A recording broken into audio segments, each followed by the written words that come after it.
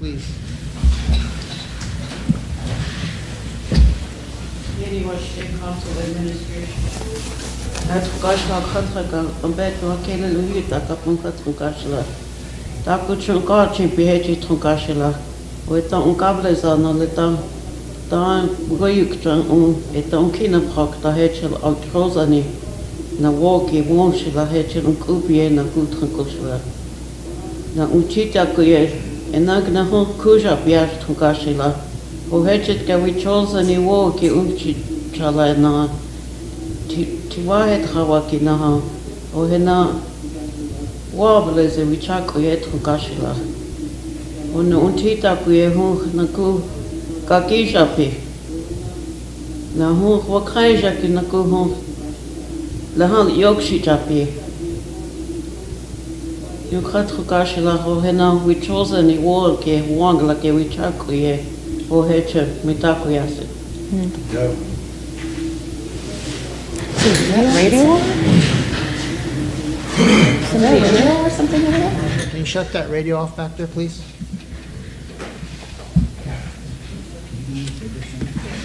Okay, we have a few that need to be excused today. We have Dwight, he needs to be excused. Wayne's gonna be here at noon. Dara needs to be excused. Charles needs to be excused. Shara needs to be excused. Lila needs to be excused. And Lisa's gonna be late. Is there anybody else that needs to leave today? Bill?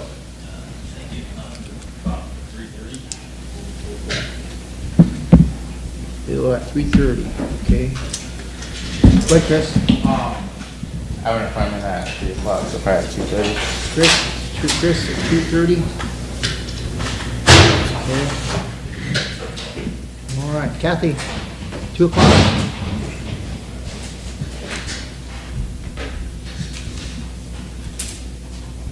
Okay, we need a motion to approve the excuses. Fremont, second by Ray, question by Chris. All in favor? 1, 2, 3, 4, 5, 6, 7, 8, 9, 10, 11, 12. Opposed? 0. Not voting? 0. Motion carried. Okay, last week we ended on the treasurer's report. We deviated to do transportation, and we're now back on the treasurer's report. Do you have any more, treasurer? Thank you, Chairman. Good morning, Council. I hope you had a good night's sleep so we can all be holding hands and get business done today. I don't have a whole lot. Mostly I just I want to give you an update on what's going on with some stuff. First of all, I'll start with the audit. As everybody was aware, our last audit was late and had a few problems. So the issues with the audit I've addressed with BIA, and we're okay there. With IHS, there are some issues with the audit, primarily being that there were some repeats in the last 3 audits. The last 3 audits had the same findings, so they're really concerned about that. So with IHS, I have to go in more detail on the corrective action plan. So I'm currently working on that, and I think we should have that agreed upon in the next couple of weeks. But we're okay there. As far as the audit from last year, we're on track to have it done by May. All the CFA, all reports that have been in, we've had our initial meetings with the auditors, and so we should have it done in May, which is a month earlier than what we have to have it done by. So that part of it is good. Are there any questions on the audit? Go ahead, Michelle. Good morning. Did we get Redco's audit done yet? No, it's still going that.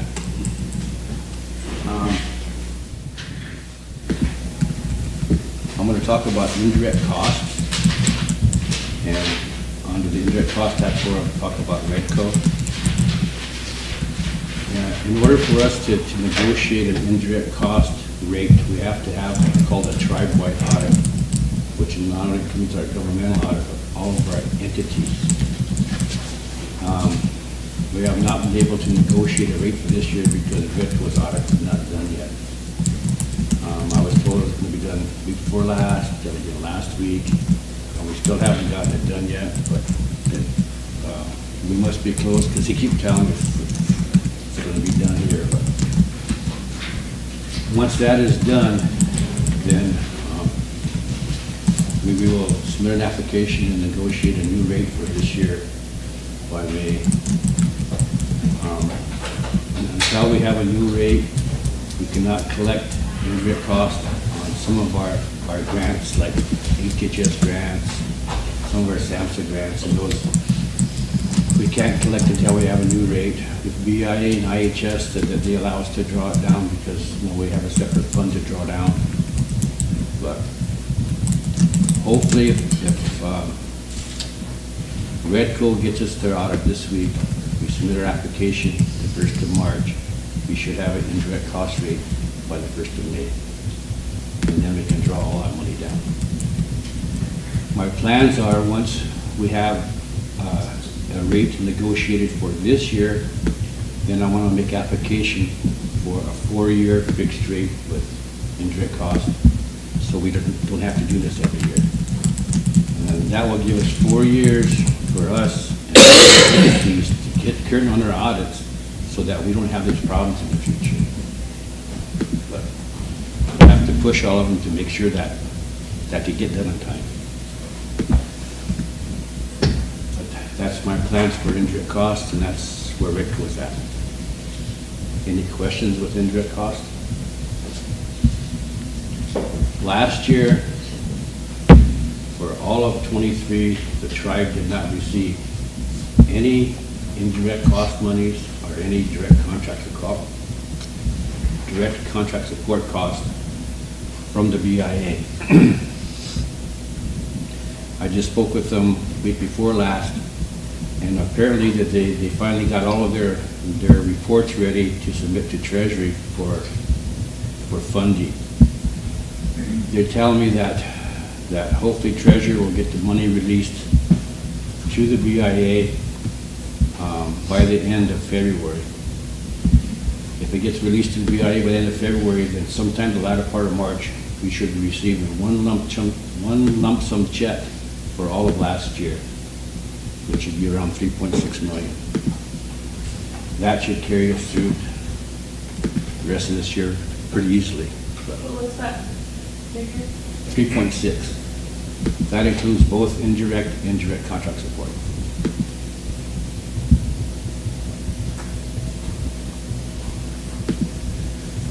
They've assured me that they've corrected all the problems we've had in getting the money out for this year, so we should start receiving our indirect costs for this year. However, we've only received one small amount, and at the beginning haven't received any since. So hopefully they got those issues resolved, so we'll start receiving that every quarter like we used to, or even up front like we used to. But indirect cost is what we use to operate our government. So that's very important. Without that, then we struggle. It's all got to come out of general account if we don't get that money. Anybody have any questions on indirect cost or rate code? The other thing I want to give you a heads up on is every year we've been negotiating a line of credit with Wells Fargo and with Bank of the West. It's called the Bank of Montreal now. And what we use that line of credit for is to advance funds for those programs that are on a cost reimbursement, or those programs where funding is coming late or whatever. And we use that to advance funds, and when the funds get here, then we pay that line of credit back. It never used to be a problem when interest rates are low, but now interest rates are high. It's getting really expensive for us to operate that line of credit. So what I'm going to do is, those lines of credit are backed with CDs. So rather than us borrow the money, I've asked LJ and our staff back here to put together some policy on us administering our own line of credit utilizing those CDs. So we would just take those CDs, put them into a separate account, and operate it similar to the way we're operating our TELP program. where if a program needs advance, then we would do that internally back here and won't have to pay any interest. So that, I'm working on that, and we should hopefully institute that sometime in March. Because our lines of credit end in the end of March. The other issue is with those lines of credit, every time the tribe borrows money, they have to put up collateral. And we always put up the CDs as collateral, but recently the banks are getting more restrictive, whatever, and they want us to pledge certain assets when they like to take a first on our general account monies and this kind of stuff. And I think that's an overreach. I don't feel that we should have to do that. So that's another reason why I don't want to negotiate these lines of credit. Because there's no reason for us to have to 100% back up these with a CD, plus give them a first on our general account revenues. It's just asking too much.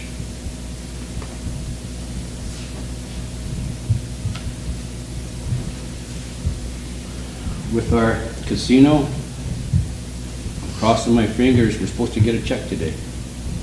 And that check gets here today, then the first thing we'll do is we'll get it out to communities. And then hopefully every month thereafter, things will go smooth, we'll get a check every month. However, if we don't, then I'm gonna come back here and ask you, the council, to appropriate 1 month funds to get these communities by until that does happen, 1 month at a time. For the communities alone, it's about, 60,000 or so a month. But that's my plan. So, but hopefully the casino will start producing money. We don't have to do that. We're currently advertising for a general manager out there. I think you guys have interview scheduled here in the next couple of weeks. We have interviews scheduled for Friday. The first one's going to start at 1 o'clock. I had the secretary send out a notice that we're going to start our council meeting at 8:30 in the morning because we have TUC applicants that we need to select too. So we'll have a long day. It's very important that we get a very well-qualified person in that position to help us get some stability out there. That's needed desperately right now.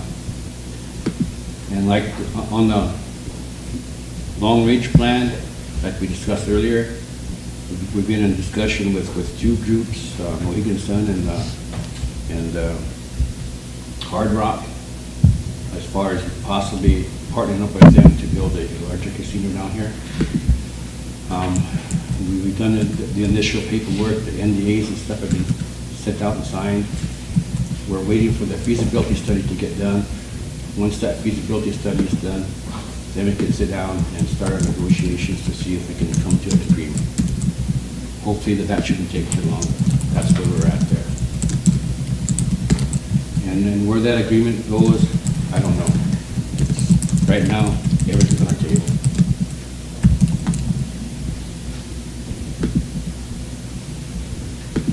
Our TUC commission, I think I explained to you a little bit last time, the way that the TUC office has been invoicing the credits from Terry Todd was not accurate. They were only invoicing their share of the credits when they should be invoicing all of the credits, and then that's how we fund the TUC, and there should have been extra money for the tribe. So LJ and I have been working on that, and as soon as you guys hire a director, we can sit down with that director and show him how to invoice these on a monthly basis. And once he gets that going, there should not be any problem with funding. Additionally, the tribe granted some rights-of-ways to Lumen to put some fiber in down by the casino, and Lumen owes us some rights-of-way payments. I plan on invoicing that in the next week or so, and once that money gets here, that money is also supposed to be used to fund the TUC office. That's going to become a very important office here relatively shortly because of all the controversy that's going on with the broadband. That's another discussion in itself, but that's going to get real tense here real soon. And this council is going to have to make some real hard decisions here, I'd say the next month or two. Real difficult decisions. And I don't want to talk a lot about it on the air because I'm sure they're listening, but just let you know that's getting real tense. So, and that position is going to be key in how we deal with this in the future. Because the ordinance that you guys have passed a long time ago gives that authority to the Tribal Utility Commission to negotiate all rights of ways. Because there hasn't been a lot of action over there, it's been going on here, but that's where it's supposed to be.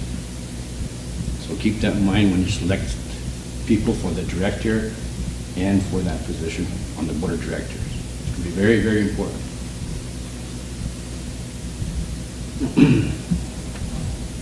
RESCO. The Tribal Utilities Commission does the regulatory side of energy on a reservation. The tribe enacted an ordinance, enacted laws, and the TUC Commission enforces the laws.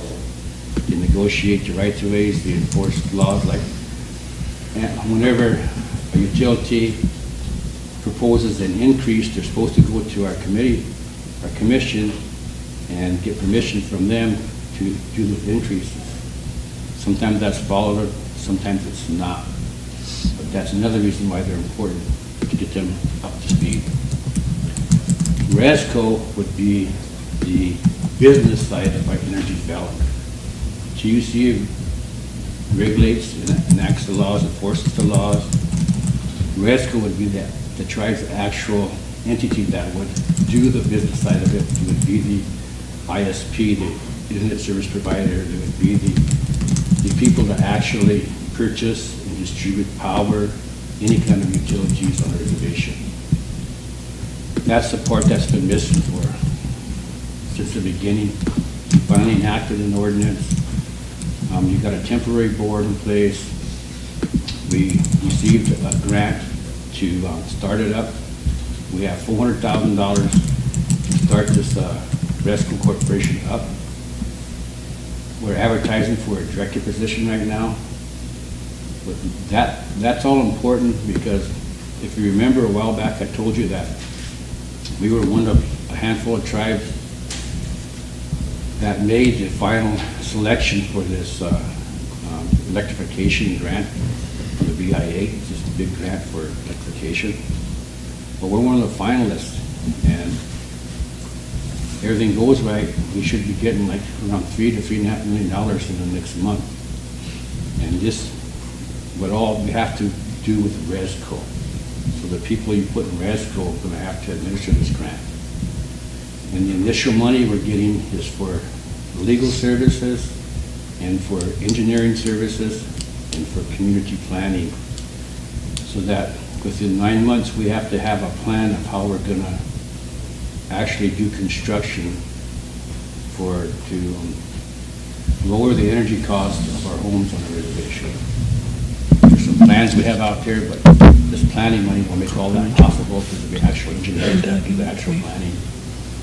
We have to do some legal work with WAPA and those as far as the legal side, but that's what this money is used for, and that should be here next month. So that is, again, RESCO people are going to be critical because they're going to be the ones charged with administering that grant. Go ahead, Emily. I just had a small question. What's the timeline from having the temporary board to filling like a permanent board for RESCO? It's all up to you guys. Thank you. The RESCO board, when the Tribal Council enacted that resolution, they just temporarily put, I think it's the Economic Development Committee and some members of the Tribal Utilities Commission as temporary board members to that committee. But I believe you guys are advertising now for those positions, so that's up to you as when you want to make that permanent. And again, what you guys pass is just just a minimum of what you need to get started, that there needs to be a lot of work done to developing that whole office. I mean, again, that's another discussion. It would take 2-3 hours to discuss it, but you guys need to get up to date on that and stay up to date.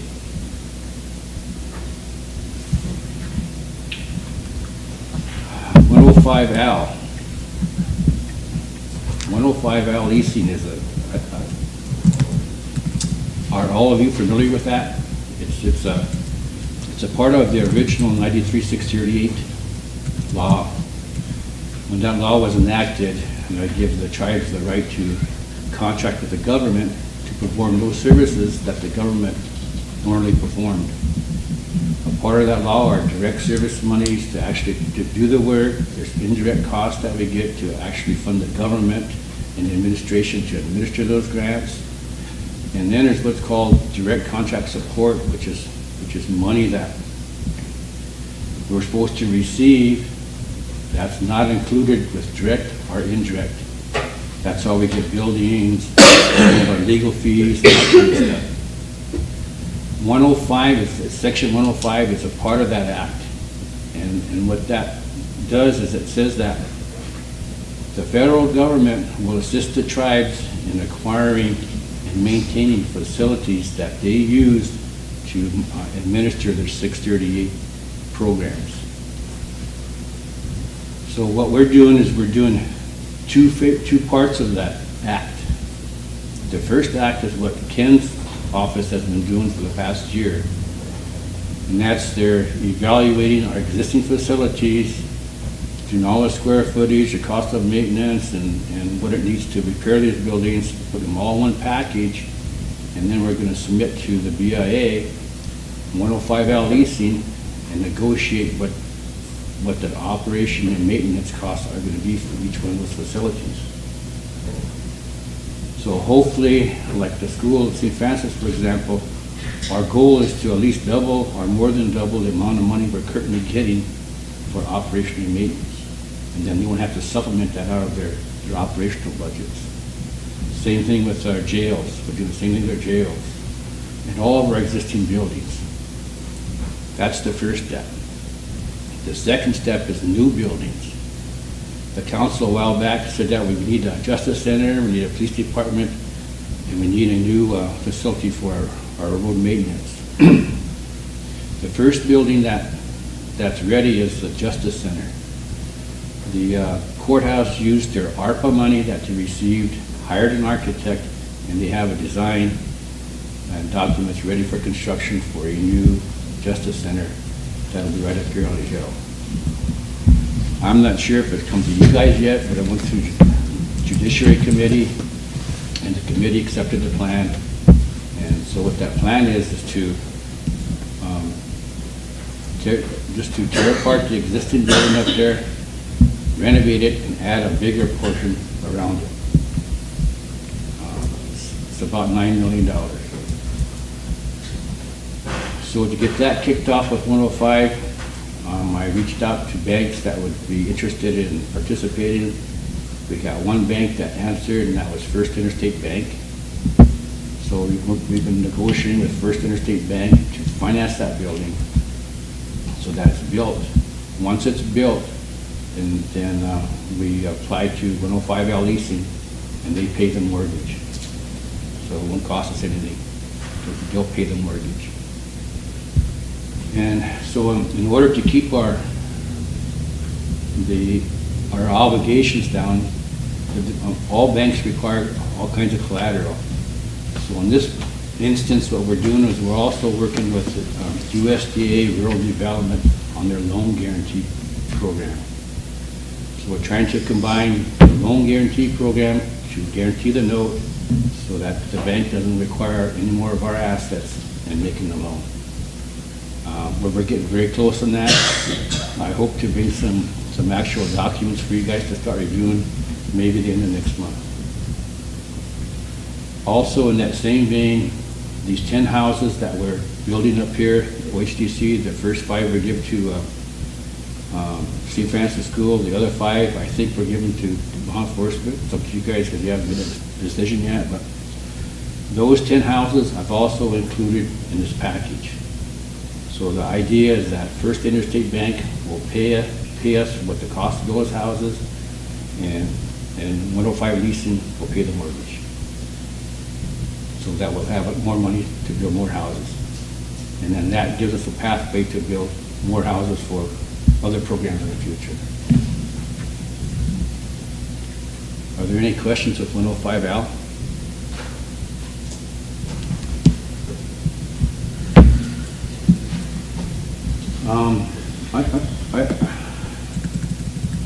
I'm not sure. I mean, some of this stuff here, I'm just going to give you a really, really brief report, because a lot of it shouldn't be on the air. But just to let you know that the child care building up there has had some very difficult problems for the last 4 or 5 years. It's to the point now where I'm not, all the players involved, I don't think that there's a capability there for the existing contractor to complete that building. So we've been negotiating with another contractor. Child care is building 3 buildings. This first one we're having problems with. The second one they bid out, and we're going to start construction this spring. With all the problems we're having with the first building, we've been negotiating with the contractor that got the second building to see if we could modify their contract that would include finishing that first building. So once that is done, if that's even, we're just now started, so there's no guarantee it's going to happen, but if that happens, then we'll come back here, get your approval, modify the contract, and complete both buildings. But that's going to mean additional funds, and we won't know what that amount is until these agreements are done. And then we have to go back to the funding agency and convince the funding agency to give us additional funds to finish that building. But that's where we're at there. There's a lot more to it, but that's the basis of it. Any other questions on that? We have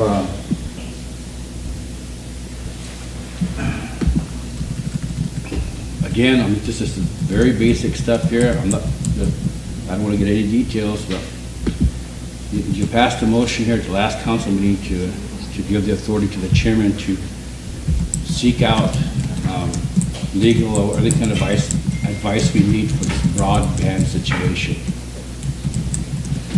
This broadband situation is going to come to a head here really quick. They're talking about clawing back the existing grant and all this other stuff. And we're ready to start construction next month, so I think this next month's going to be very tense and very critical. There's some law firms that they've put us in contact with. We haven't talked to them yet or negotiated an agreement. But when that happens, we're going to have to put up money. It's going to cost us money. I'm not sure how much, whatever. Just letting you know that's coming. It's coming. There's another issue. I'm not going to say other than a couple of sentences, but there's another issue with some lands in Rapid City. That's coming to a head. That's going to cost us money. I'm just letting you guys know that there's some big deals out there. And not talking about money, I'm talking a lot of money, but letting you know what's coming up. Ben, you have a comment? Morning, Council. I am wondering, I know we discussed this before too, I'm not going to say too much about it, I guess, but I know, can we, is there some way where we can anticipate how much that would be for those legal fees, and then put some money aside for that? Because again, if we have to keep coming here to look for money to help, I guess, defend us, or even help support us as we move forward in some of these cases, is there something out there somewhere that we can try to look for that so we can anticipate that? Because again, we can't just say, well, yeah, we're going to put these legal cases in place and we're going to expect to pay them. I expect a payment, but we just make sure that we have the funding to do it and then where we're going to get it from. So I would like for the, I guess treasurer to look for the funding for that and possibly anticipate it for legal fees is what I would say. So, because that's something we need to discuss anyways here, because you're gonna be coming back again too to say, well, because we're moving forward on some of these cases, we need to have funding to help support our legal piece. So is there somewhere in there like that? I have an idea of where we can get the money to do this. I don't want to see right now, but there are a couple of different pots that we would have access to do this. But don't quote me on this, but I just want to throw some numbers out to you. If these problems we're talking about are all resolved without going to litigation, maybe we're talking $150,000 just to get us to that point. If we have to go into litigation, then I don't know. We're talking $500,000, $1 million or more. So just letting you guys know that the phase we're going into now, the negotiation phase, we need to have all our players on board to try and get it resolved before it goes to litigation.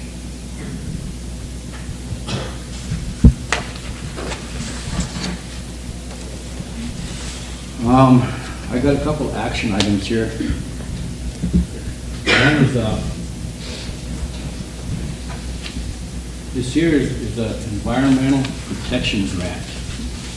I think Sherry and John Sams and I even worked on this. This grant was awarded to the tribe back in July. I was not made aware of it until a couple weeks ago. So the money's been sitting back here since July, but now the tribe needs to accept this grant, approve of the budget. And what this grant is the EPA is going to offer some big monies out later this summer, like in July or August. And it's for the Climate Reduction Control Act, whatever, CRP. But what this grant does is it helps us do the two prerequisites to being eligible for this grant in these reports. One is due the 1st of April, and the other due, I think, is the 1st of June. And I can't remember the names of the reports, but this grant would allow us to contract with some people to complete those two reports. Once those reports are submitted to the EPA and they're accepted, then we're eligible to apply for the big money. And some of the things they're talking about doing, there are many, but to give you an example, we're talking about buying some electric buses for our transportation system, putting in some charging stations and things like that. But we're not eligible to apply for that big funding until we do these mandatory reports here first. Like I said, the first one's due the end of March, so, and I was just made aware of this a couple weeks ago. So what I'm asking you to do today is accept this grant and approve of the budget. As you can see, the majority of the budget is contractual, and I would just we could hire a person to help us complete those reports that are required.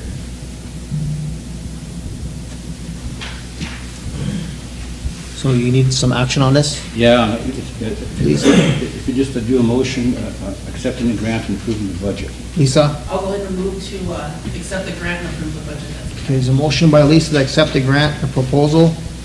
I need a second. Micah? Question? I have a question. Go ahead, Emily. Thank you. I know that the board, every time we're going to make sure that it goes through proper personnel or whatever needs to happen, or that would that be the next step? Right now, there aren't any positions in there. It's all under contractual, so they're hoping to just hire some contractors. So the personnel is all going to be contracted, 200 and some thousand? Yeah, we all contractors. And they get fringe benefits on contract? Usually it's all negotiated contract, but usually they don't. Okay, because there's like 40-some thousand in there for personnel fringe benefit. No, that will probably need to be modified out. And again, I apologize for not being up to date, but I only found out about this a couple weeks ago. Okay, we need a question. One more question. Go ahead, Emily. Deciding the type of projects for this, is that a next step or is that within this plan here? You guys will decide. Okay. What this plan does is just get those two reports that are required to make us eligible to apply for the money. Okay, thank you. Okay, any more questions, comments? Not, we need a question. Fremont, all in favor? 1, 2, 3, 4, 5, 6, 7, 8, 9, 10, 11. Opposed? 0. Not voting? 3. Motion carried. The other action item that I remained, and I'm not sure, again, I don't attend all meetings, so I apologize if you guys have already taken care of this. But there was a letter sent out to the tribe in January, latter part of January, and it talks about a replacement heating facility for the hospital. The hospital is in need of a new furnace or whatever, a heat plant. So they're asking the tribe whether or not they want to 638 it, or they want the tribe, or want the BIA to do it. Did we already take action on that, Scott? No, they haven't.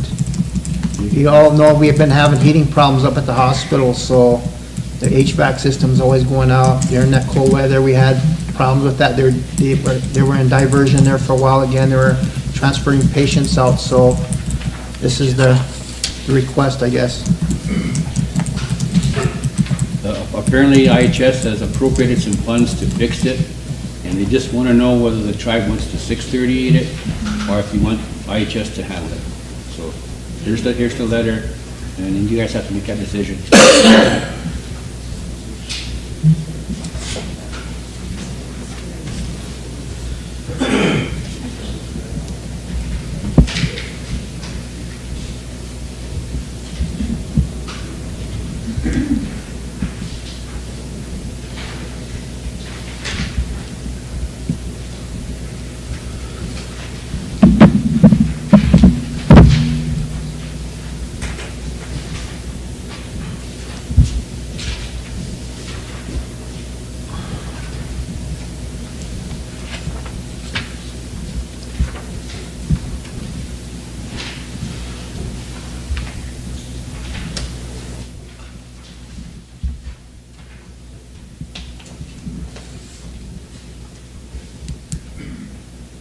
It's a fairly straightforward letter, just explaining to you what money's been appropriated, what they want to do with the money, and they just want to know whether you want to 638 or not.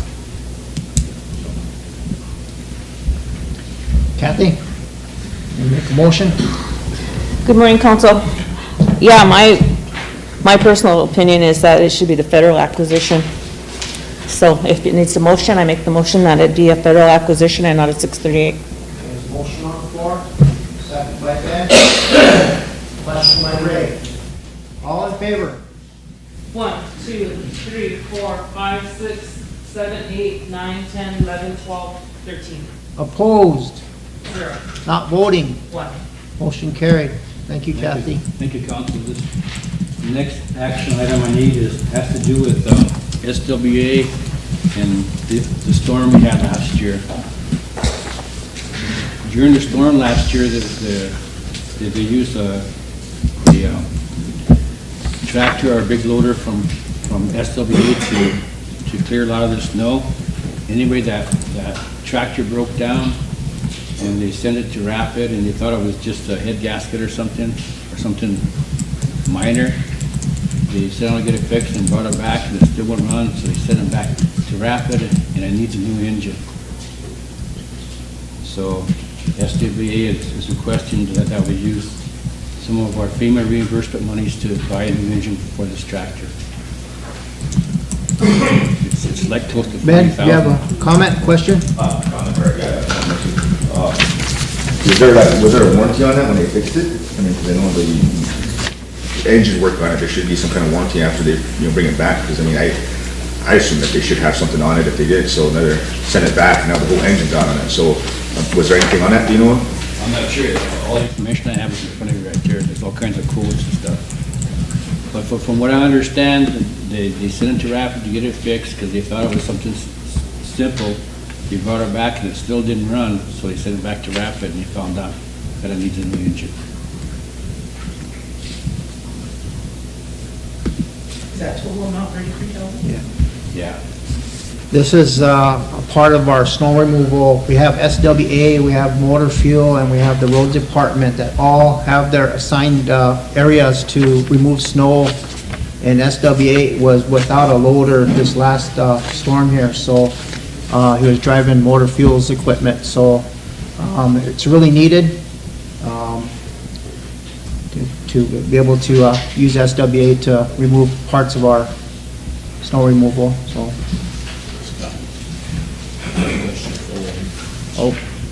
Willie, Vice President has a question, Treasurer. Wayne, does housing own that loader? Or As far as I lease know, it? they own it. They own it? Yeah. That's what I was told. You know, I always wonder about things like this. They're saying they took it up there and worked on it. They should have known it wasn't running right before they sent it back down here. But the second thought that comes to my mind is, does it need a motor, an engine? We don't know. They know up there, I guess. And if they wanted to be a little unscrupulous about it, they sure could take us for a ride on that. Take housing for a ride. I don't know how you verify it that it does need an engine, for sure.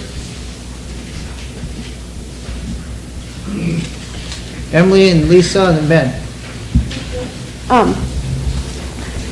I just wanted to make sure, like, I don't know a lot about the price of equipment, but the cost that's associated with replacing this engine, is there still enough, like, life left in the vehicle or whatever it is? Or would it, would we be better going after a new buy versus trying to put this back in? Do we know for sure this is the only fix that's needed to get it back running? I can't tell you for sure, but I don't know. All I know is when a vehicle like this moves, like a fighting truck, it's $200,000. Thank you. Lisa? Is this equipment used to only clear snow around the SWA units? No, it's used to their other spots. Like I said, they have all, when you activate EPP, they all have their areas that they do their snow removal on. And theirs is part of SWA, but also part of some of their route is not SWA as well, so. Like home sites or? Yeah, so. And then how much of this amount are they asking the tribe to pay for? All of it. All of it? How much do we have left in that FEMA reimbursement? Quite a bit. I mean, we've got like 900,000 reimbursement, I think we spent 150 or so. But you still have to fund that EPO office or EPA office out of that. Yeah, there's $500,000 for that. Oh, for Andrew's office? Yeah. I'll go ahead and make a motion to pay this amount out of the FEMA reimbursement. There's a motion on the floor, need a second. Michelle?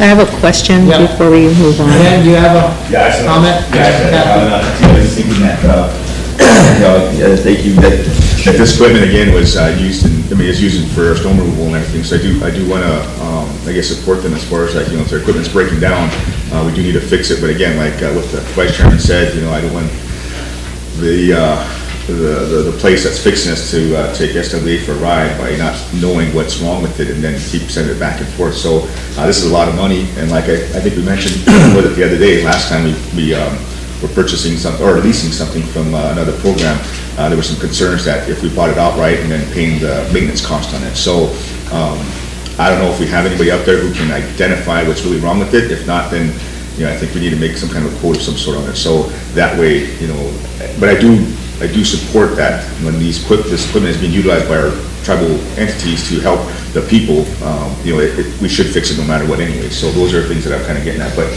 just to make sure that if a vehicle, just like my car, if it breaks down, I got to make sure what's wrong with it before I take it in, before they say something else is wrong with it. So I'm just kind of concerned that, it was twice. First it was the gaskets, that's part of the engine part of it. And then of course, when it comes back, it's not working. So we send it back up there. Now they say it's the whole engine. So that's a concern to me. Do we really know what's actually wrong with it before we actually pay for it? So those are some current concerns of mine, of what I have about paying for this equipment. So that's just what I wanted to bring up to make sure that we know what's wrong with it. But I do believe that we need to pay for it because it is part of that, our group to help support it. If you want, we could hold everything. SWA's come down here at 11:30. Maybe some of these questions you could ask them. But if you're gonna hold off on that. Kathy, and then Ray. Looking at the estimate, there's a lot of other things besides just the engine repair on here. So I had similar concerns as Ben, and just out of curiosity, did SWA get any type of funds for FEMA, or is it just us as a tribe?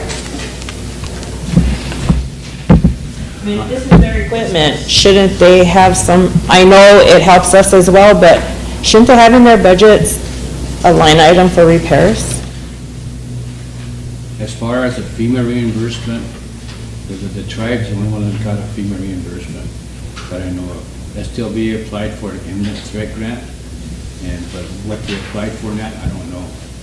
A part of the imminent threat grant that they applied for was our 25%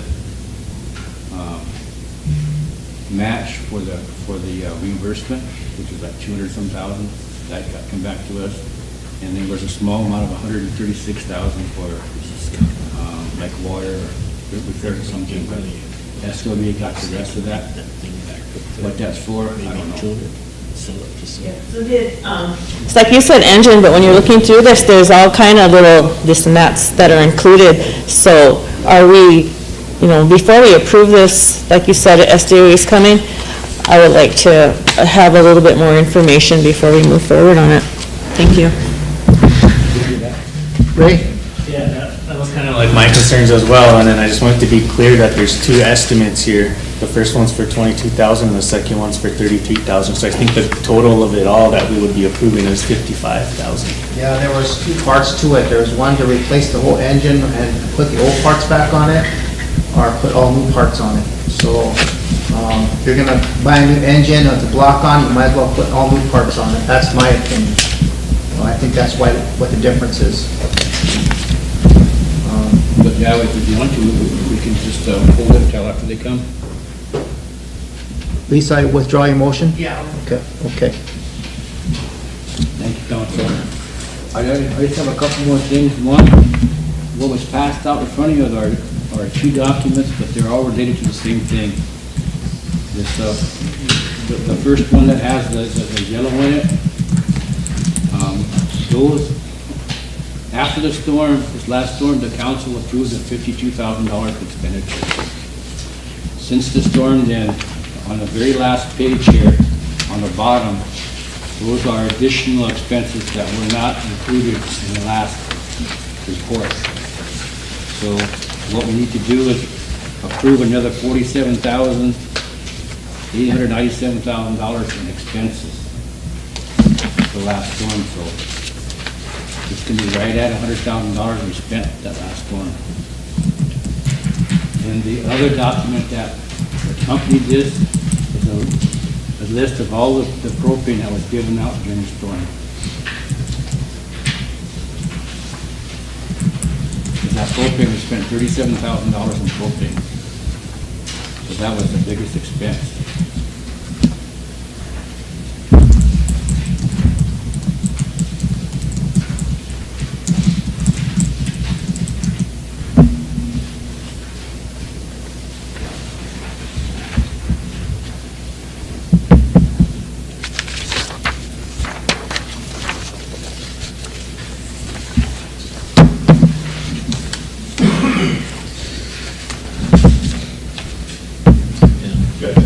Go ahead, Ben. This is just to request additional funding to pay for the rest of that. Yeah, this year would be all the expenses that we incurred. We already threw the 52, there's another 47, so we're close to 100,000. Okay. All right. Lisa? I'll go ahead and move to approve this $42,897.14. Second by And Ben. paid by the FEMA. Question by Ray. All in favor? 1, 2, 3, 4, 5, 6, 7, 8, 9, 10, 11, 12, 13, 14. Opposed? 0. Not voting? 0. Motion carried. This is that reward, letter, council, we have another thing that we need to deal with. Back in last year, during the summertime, we had a missing person that was a reward was put out for any information that leaded to find this person. So we need to make that available. We did have somebody call in and let us know that they found something, and it led to the finding of Brian Whitehouse. So the reward needs to be paid out, but we need to make it available. So the president has approved and directed to take $3,000 out of loss of revenue general and $2,000 from the Office of Emergency Management to a total of $5,000 to advertise as a reward for information leading up to location. So that's the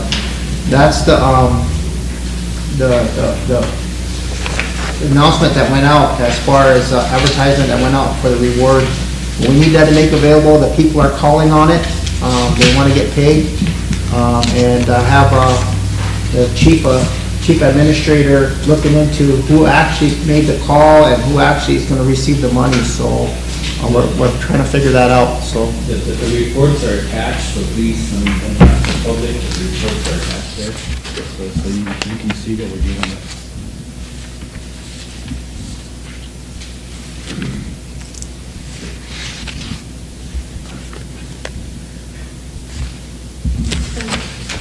go ahead, Emily.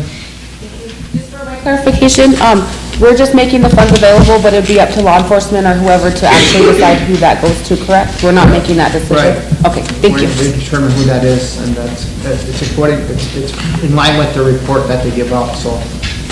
Thank you. Ben? I'll make that motion, Mr. Chairman, to approve that. Okay, motion by Ben, second by Chris, question by Jordan. All in favor? 1, 2, 3, 4, 5, 6, 7, 8, 9, 10, 11, 12, 13, 14. Opposed? 0. Not voting? 0. Motion carried.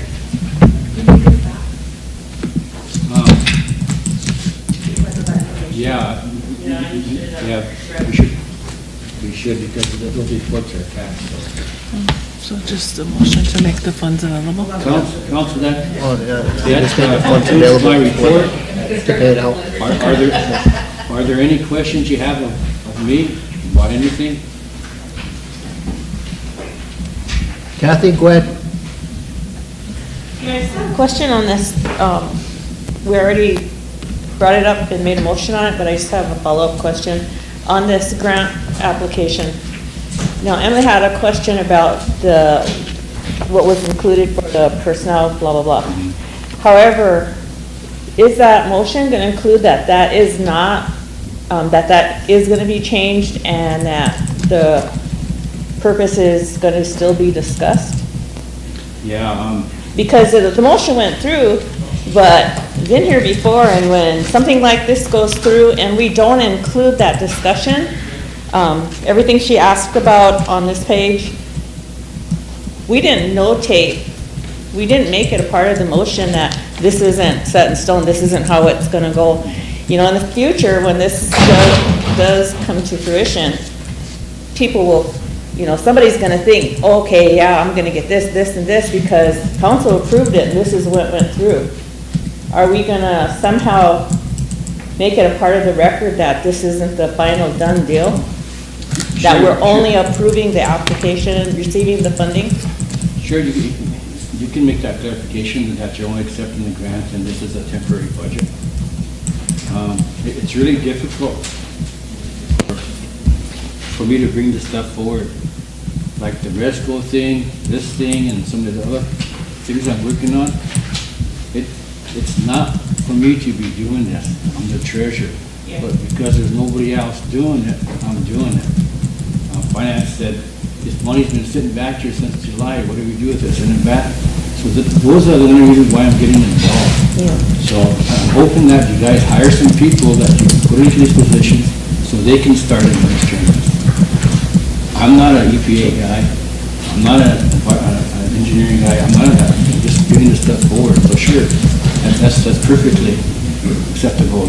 Just amend your motion, say that you accept the grant with the attached temporary budget. Well, in the past, whenever we had any type of grant that had been submitted, before being submitted, always came here, the council discussed it. It would go budget finance, because it's over that threshold, it would come here for council to do a discussion. At that point in time, any of these type of questions are discussed at that point in time before it's even submitted to the grant funding agency, because they have specifications you have to follow. You have to make sure that whatever the scope of work of this grant is, whatever is involved in this grant, before it's even given to them, that's all agreed upon. I was the director of the grant writing program for many years, and I am very well, have a lot of knowledge on what goes into a grant, how grant management functions, and if we don't make sure that we're doing that before we even submit it, we can put ourselves in jeopardy with funding. So anytime any grant comes to this council, we need to thoroughly discuss it and make sure that we don't have things like this that are included, that there's some uncertainty of, no, that's not a part of it. Because once this goes to a funding agency, the funding agency looks at it. It takes time to do a modification to make changes, especially when it's to the budget. Budget modifications aren't that easy when you're going through federal or state or any type of grant funding agencies. So that's why I didn't vote when this came up, because I had questions as well as a few others. But I just wanted to clarify that, it'd be a part of the record. Sure.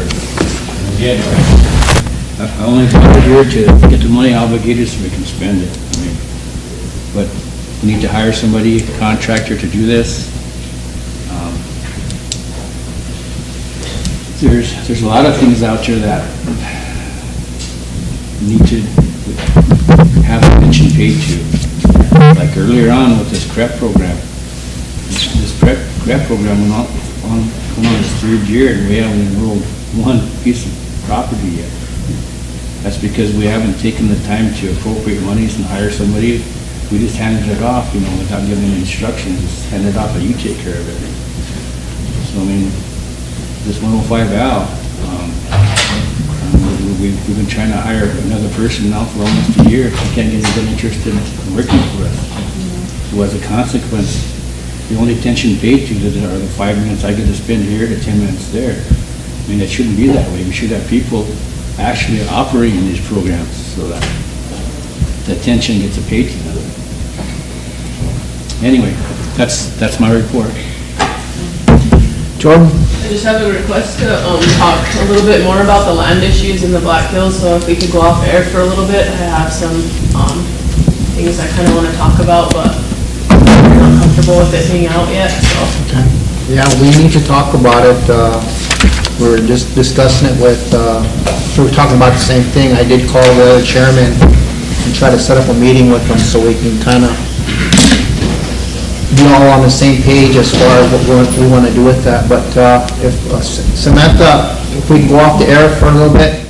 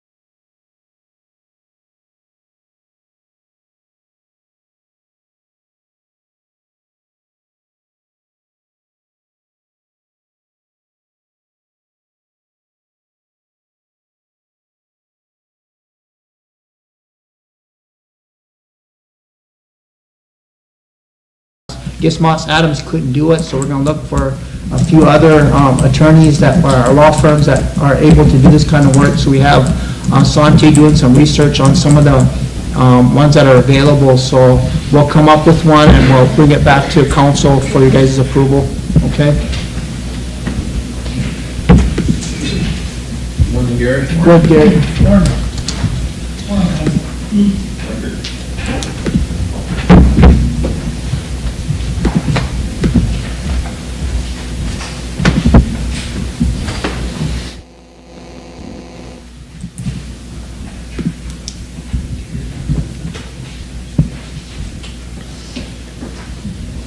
Did make a report for vacant units, address vacant minutes. Actually, the board, the housing board asked for this almost a year ago, so I did update it.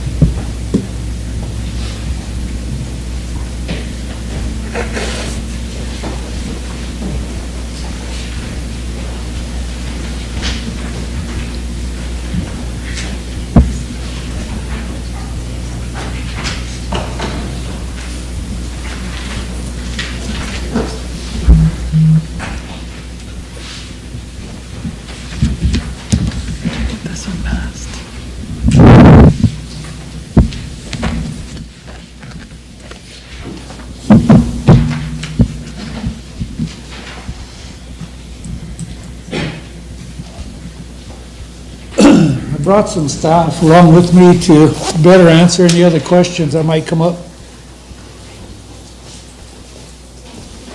during this report. Our CFO is out sick today, but I'm pretty sure he can answer some questions there on any of our grants.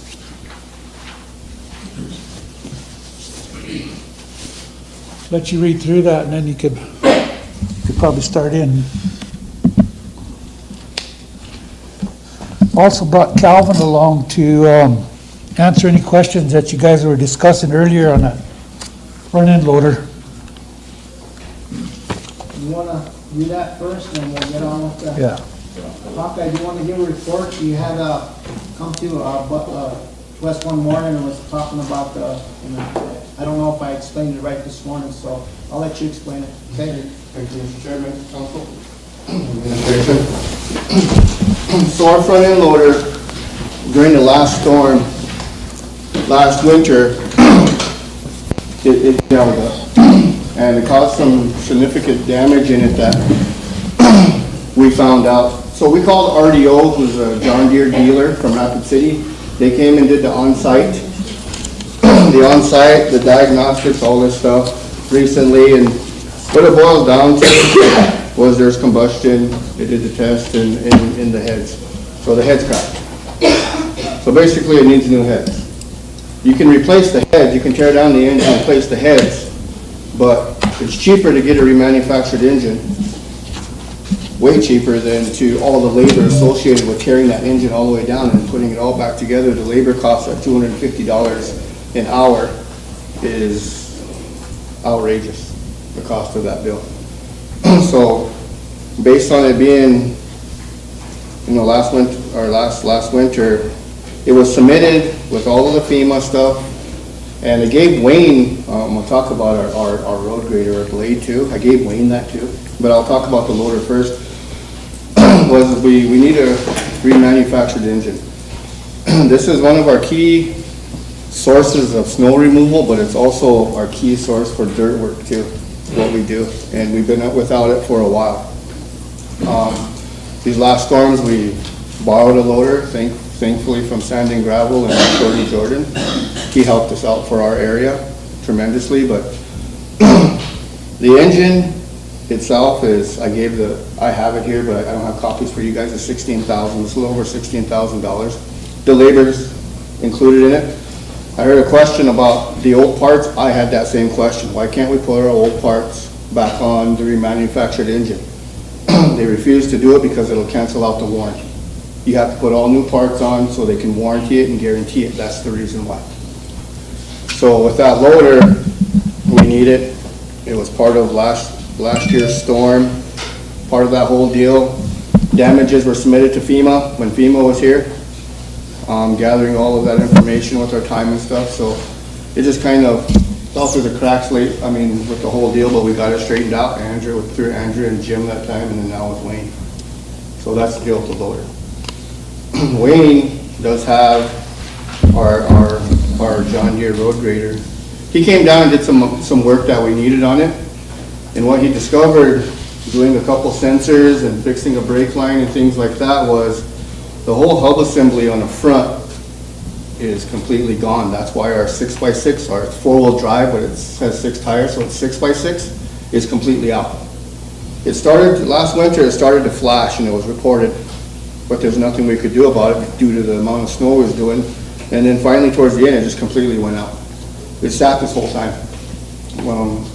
It sat till, a month ago until we found out all the information on it. 2 parts of this hub assembly is $17,000. And what happened was the only thing they could say was, based on it being used in just the snow and everything compacting in it, it froze. And then when you put it in gear and go, it was froze, and it caused the damage. So it's kind of what I gave it to Wayne. Wayne said he was going to present the blade to Budget and Finance too, but we didn't have that meeting. But we're asking, based on last year's agreement, that any damages that happened during that storm for any heavy equipment would be covered. And we need these 2 equipment. And it's late. The loader fell through the cracks, but we just discovered the blade. The blade sat for so long that we had to buy new batteries for it, because the batteries, we didn't use it because we really couldn't use it. So it sat for this long. So we just finally got it going again, and RDO made it down to fix what we got fixed, but diagnose the whole hub assembly on the front on it. Ben, you got a question? Oh, yeah. Great. Thank you guys for coming down. Appreciate it. We want to make sure we get a lot of this information correct, I think. But this morning, what we were, presented to us was just that the front loader came, it broke down during the storm, right?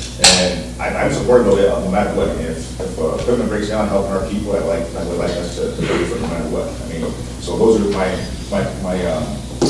thoughts behind that. The other thing is, we were told that it was set up there because I guess the gaskets. So I know Wayne, I know you guys are not that familiar with it, but it was up there and then it came back down, and all of a sudden it needs the engine. So we were concerned that if it went up there once and then it came back, it was supposed to be fixed, and we had to send back up there again. So those are concerns. Of course, the payment of it, I think, is what we had an issue with too, also. But to me, I would like to, we were asking if you guys were budgeted for those types of things that they were to break down.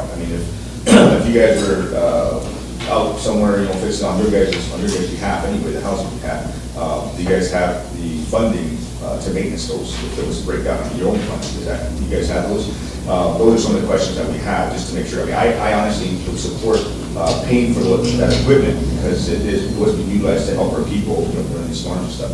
And at the same time too, it is still helping us as far as we move forward. But again, your guys' own entity, there's budgeting proposals for maintenances. We just had an issue with, not an issue, but I guess a concern from the road department on their vehicles. We were leasing those, but is it easy for us to buy those outright and then, just, I guess, eat the cost of those maintenance? So I guess one of the questions I brought up too is that the front end loader, is that your guys' or your guys' your guys'? So those are the things, I guess, that we would have to look at, even with the road department. They'll probably come in at the same situation as we move forward. So we just want to make sure that, for me, as far as I'm concerned, the way it was being used to help our people, I would want to make sure that we do fix it so that it is operational before either the next storm, or if you guys have been enough to give us that equipment to utilize during these storms. So I would like us to make sure that we pay that people back. So, but anyway, I just want to make sure those are some of the questions that were brought up here. I'll let CEO answer the funding part of it, but I can answer your questions. As far as our budget, we do have a maintenance line item for heavy equipment in there, but last couple of years, that eating up pretty fast, because that entails, just the tires, regular maintenance, oil changes, and everything's pretty, costly. You know, the costs have been going up on all this stuff, just like everything else. So, we do budget it, but we kind of ran through all of that money, and so that's why we're trying to fall back on this one, this time. Thank you. Good morning, everybody from SWA. I just have a question, Hawkeye. Do you have a different quote than this? And the reason that I wanted to hear more is, okay, we're talking about an engine replacement, but when you go through everything that we were handed, there's wipers on here, there's corks, there's screws, gaskets, O-rings, different types of accessories. What is the actual amount, and what is it that you actually need to replace? I mean, I'm like Van, I have no problem in approving it, but when you start looking at this, there's all these, you kind of don't know what it is, because there's, as you go through each page, you've got a seal, you got Cool Guard, you got transmission, there's one place that has engine, and then right below it has another engine. Just something that's more specifically for what it is that you need repaired on that equipment for us to approve. Because when you look at this, there's all kind of additives on here that really isn't engine. So, I'm not a diesel mechanic, but he explained this, because I had the same questions. Everything pertains to reinstalling a new engine, the gaskets. Wipers? You're talking, I don't think those are windshield wipers on there. That's just Okay. it's not windshield wipers, but every part it goes with it, for the gaskets, the O-rings, every single thing, hoses. Joystick controller, video Oh, that's an games. old, no, that's the old, yeah, that was for, I provided that's an old quote. Yeah, that's why I'm saying, do you have something that's I do. more specific? I do, I gave it to Wayne, but I gave Wayne the old quote to show that it happened last year. Yeah, so I think that's why a lot of our questions have arisen, is because when you're looking at this, it's not specifically what you're asking for. Like, you know, we do appreciate all the work that we can do together for the people, for the tribe, but just want to be more down to detail with what it is that we're going to be using FEMA money for. So I think that if we can have the accurate information, then we can go ahead and move forward with the motion to approve of that. I'm sorry, the 3-2, the March 2nd, 2023, that's the quote that proves that it was They all say that, diagnosed okay. and all that kind of stuff. So what's your invoice number? Is it that last? On that invoice number, for that one, is you got estimate number for that one's gonna be 011705. It's dated for 3/2/2023. The second one is the actual engine quote with this year's date on it. So there's two of them. The 3-2 was just for proof that it did happen last year. That's when we got it diagnosed and all that stuff. And then, yeah, I have that. The engine one's on this one. Yeah, so this is the old one. Okay. So this is when it was all broke down and whatever, so it's. The recent one that was submitted is dated 2/5/2020. Yeah, that's Basically just that last page, front and back, correct? Yes. Okay, thank you. That's for the engine, the other one was just for documentation for proof purposes. Hawkeye, what's the total on that? 33, for that one was 33, $33,469. yeah. And then that one for the blade was 27,000. Wayne, I have that one. Yeah, Mr. Chairman, I just want to see also, that was just for the front end work, what that was. And you said you got the blade one too, that still needs to be repaired. You have got the quote for that one too? Yeah, I do. I don't have enough copies, but I gave the administration one, but the quote on that one. So this one here, we're asking for the full amount for the loader. The other one here, for what I explained about the blade, I'm asking for a purchase order. they can make copies, but the last page is a large amount. But he said that there's still parts in there that they may not have to replace and that could change the amount pretty good. So if you guys approve that one, we're asking for, Like reduce the amount? it would reduce the amount if they use, he won't know until he gets it to Rapid City and takes it apart. So that's why if you guys approve that one, we're asking for a purchase order, not a check, so that way we'll get a different amount once they invoice it, once they're done, to do it that way. But the loader, we do need a check. He can get that done in 4 days because, you know, nice weather out there, but I don't think winter's over yet, and we sure need that piece of equipment back. Any other questions? Michelle and then Lisa. So this machine that you're replacing the engine on is owned by SWA? So how often do you get a maintenance? We always, let's just say, they get maintenance and we bring them in, say we know 2 days in advance that there's a storm coming, we bring in all of our equipment, we grease them, we check all the fluid, we do everything before we take them out. Once they're done, we bring them back in because your buckets start creaking and stuff just because of the cold weather and grease, and then we do it all over again. You know, Daryl did it, we did it, we have a grease gun for every equipment that's inside our equipment, so, you know, we grease them, we do all that stuff.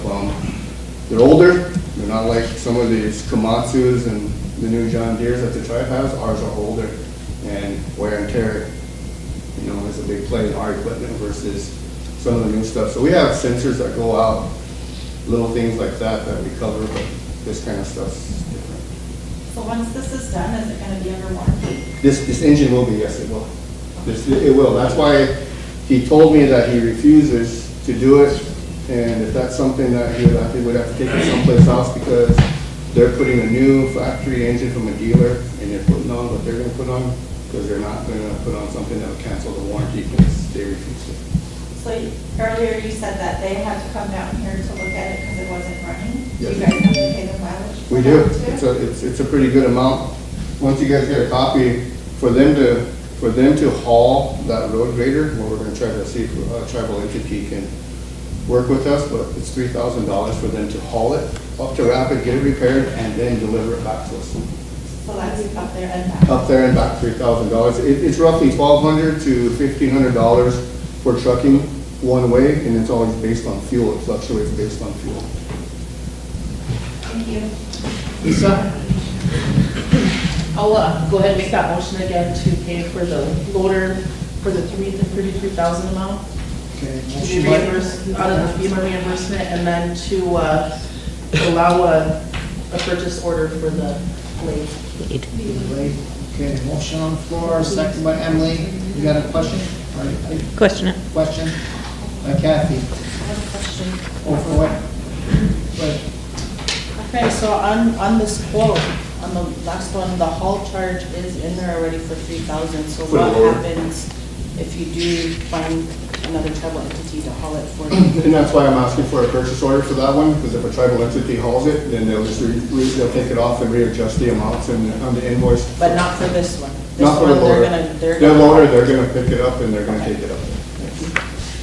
Okay, any more comments, questions? Not Kathy, question? All in favor? 1, 2, 3, 4, 5, 6, 7, 8, 9, 10, 11, 12, 13, 14. Opposed? 0. Not voting? 0. Motion carried. Thank you, guys. Thank you.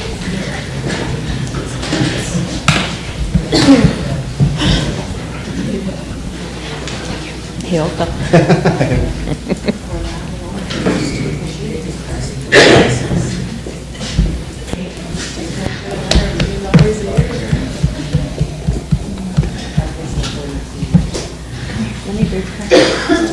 Okay, All right, run free. finish our house work. Gary, are you ready to go over your report? Yeah, Okay, go ahead. like I said, the board asked for this similar report here almost a year back, and I think it was in April. So I gave them a report pretty similar to this, but I updated it because since then we've had a grant that closed and stuff. when I first got on board here, you know, I could immediately see that our budget wasn't allowing us to fully address all the vacant units. And what I didn't really go into in here is some of the reasons why. I'll start giving you those right now. And, well, let me go through the report first. And so I see, you know, the only way we could get extra money in here is to start going after some grants to address all these vacant units. Our budget just wouldn't allow us to get to all of them. And so as we, first of all, we was kind of hampered by some grant audits, but we started taking care of those audits, started getting some favorable audits, which allowed us to start getting grants. So, so that's where we started getting into this, like I'm talking about this first one here on this first page, the 33, the renovations, they're all highlighted, these different grants, of what we put in those grants. It's among other things that were added into those grants also, but this one here is mainly the 333 renovations. So we've got that one going. The second grant we applied for was ICDBG Cares Homeless Grant, and that's the one where we got the 14 mobile homes. 10 of them were for the homeless families that the council directed us to give SWA units to. So we did the grant and we got these one-bedroom mobile homes because most of them were single people. And so we can get a return on our SWA rental units back. That second page, the third grant was IHBG ARPA grant, and we're doing 5 new home ownerships, scattered sites, and those are getting near completion now. And the fourth grant we applied for is ICDBG ARPA grant, and that's rehabilitate 23 housing rental units. And the fifth grant was IHB competitive grant, and it was initially slated for 18 scattered site homes for homeownership, but this was first tried for that first year we got in a competitive grant, which we didn't get back then. And but now the cost of housing went up so much that we could probably do 12 or 13 of them out of that grant. We did receive that grant late last year, and so we're making progress. We got all of our environmentals done on these sites, so we're going to go out to bid here shortly. But giving you, that's just the update. You know, some of the struggles we have as far as those 33 renovations, and there's 23 renovations, trying to get contractors to bid those. It's getting better now. We just rebid them again, and we had a lot more bidders than we had 2-3 years ago. We've been bidding them constantly, but we haven't hardly had any bidders. One of the reasons, I think, is bonding. That we don't know the reasons why, but bonding sure seems to be harder to get for these contractors. That's a different story on the part of the banking's stance on that part of it. But another one, you know, another one is our crews constantly doing renovations too. On the last page of this report,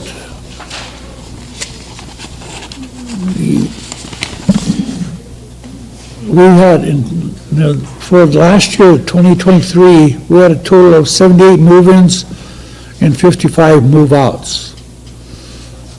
Now, that's the first year that we outnumbered move-ins more than move-outs. It's generally the other way around. There's so February 8th, there were 175 vacant units. 26 of those units are vacant due to fire damage. We got a crisis here on fire, burning these SWA units. 81 of these units have been tested positive for meth contamination. That's roughly half, but just noticing over the years since I first got here in 2018, the percentage rate was probably right around 50%. Every vacant unit would come up positive. Now it's probably up to 75, 80% every time you move somebody out, whether it's relinquishment or court ordered.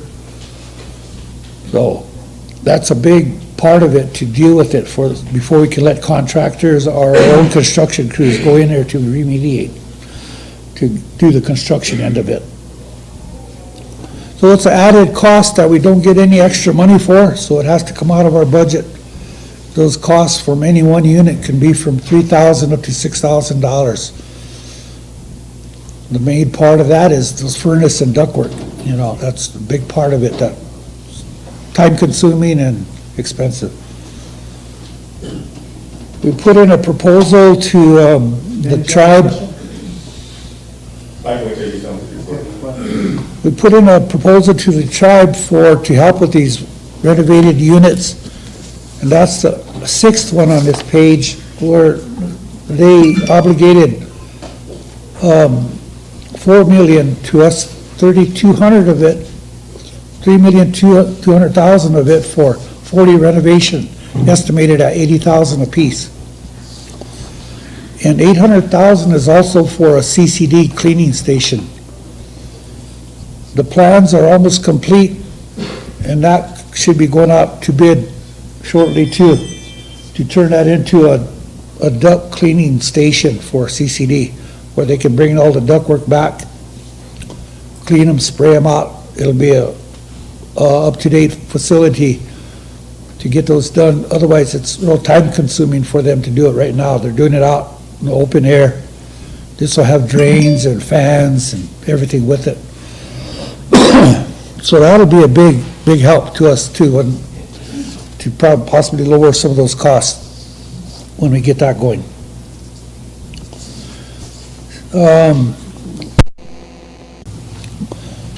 So we'll be moving on with those too, doing some awarding some contracts.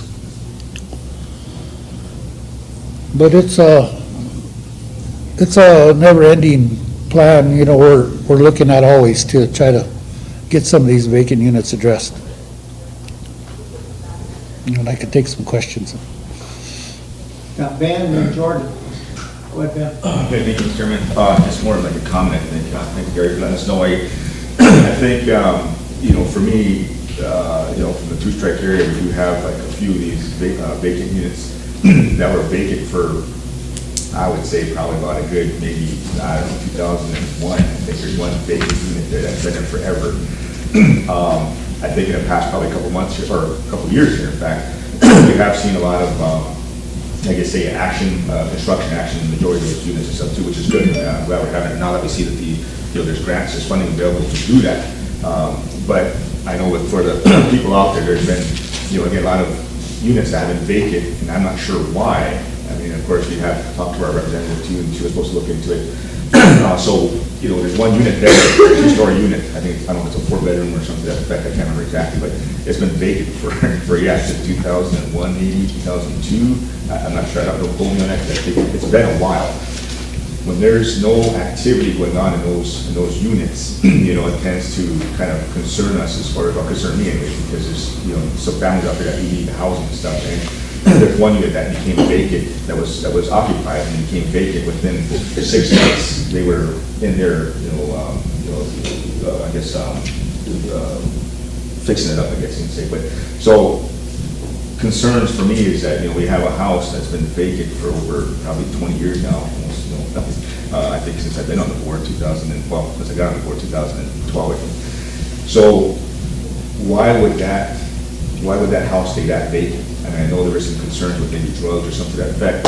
To have a house stay that vacant for that long, I mean, what would be the reasons for those types, for that house to be vacant that long? And then, I haven't seen any activity there yet. I went in there and seen it a few times. So a lot of our people do see these houses that are vacant, or they're working on them, or, you know, things to that effect. So those are just my concerns on it. Because again, I know we have these grants, we haven't been able to get it in there.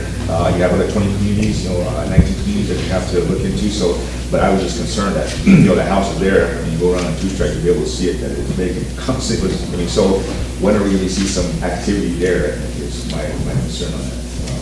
How long we did have, and also one of the apartments. So there is some, I guess, families that do need the houses there at Two-Strike.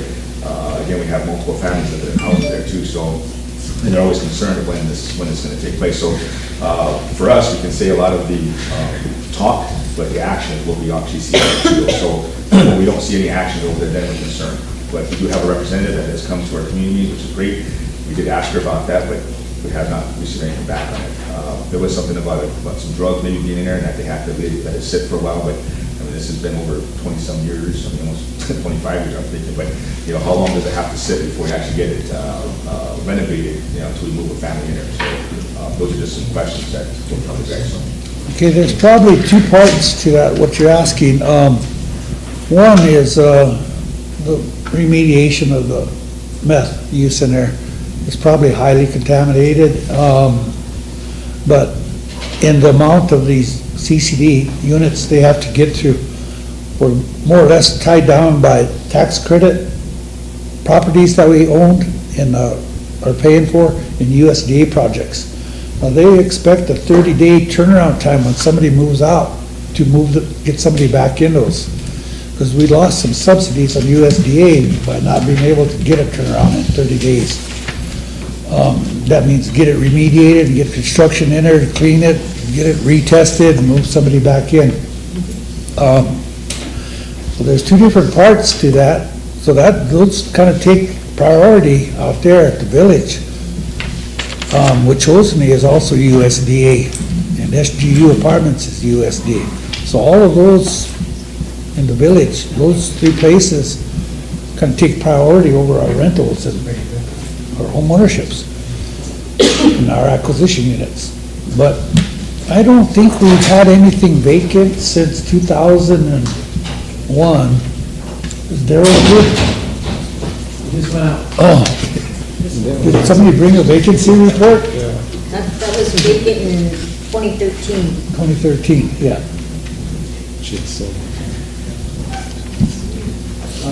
Jordan and Kathy. Thank you. So, thank you for coming here. Thank you. I guess my main question is about the home repairs for our ARPA money. I still have several people that call me almost every day about theirs, and then I talked to about one, and remember he said he could find his own contractor to do it, and I guess he's never heard back. Another family's been waiting for a furnace since September of '23. So I'm just kind of curious to see if, I know that when I was on the board, we had a list, I remember that, and we were doing 60 at a time. Yeah. Right? We did inspections, yeah. Yeah, so I guess I just kind of wanted an update on that. And then maybe after the meeting, I can tell you the names of them. Okay. As far as that goes, we're kicking it off. We've got materials in for the first 8 families right now. We don't have a lot of space in our warehouses because we're also storing windows for ARPA too. So we're kind of short on warehouse space right now. But we got materials in, so we're going to find the contractors. Only one person out of those 8 has a family member or somebody in mind to do the work. So we got to meet with TechRo, we're going to find some contractors. And ARPA's given us some contractors too, who could do some of that work, because they've had a lot to do with this stuff. They started theirs out earlier. But we're getting going, and we give him another scope of work to order the next probably 10 people's homes, materials to get them going next. We'll get contractors going on these first 8, and then we'll take off the next 10. As ARPA uses their windows up, we'll have more space in the warehouse to store more materials too. So But, and they've got, they only ordered windows for, I think, 20 of their 40. So, once they get low down, they're gonna order more windows too. They want someplace to store them out of the weather, to keep them from getting damaged. Yeah, I guess, after we finish here, then I'll get you the names of who they are, and maybe, I remember I had the list of how far they were down, I don't think I think they were after the top 30, so. Okay.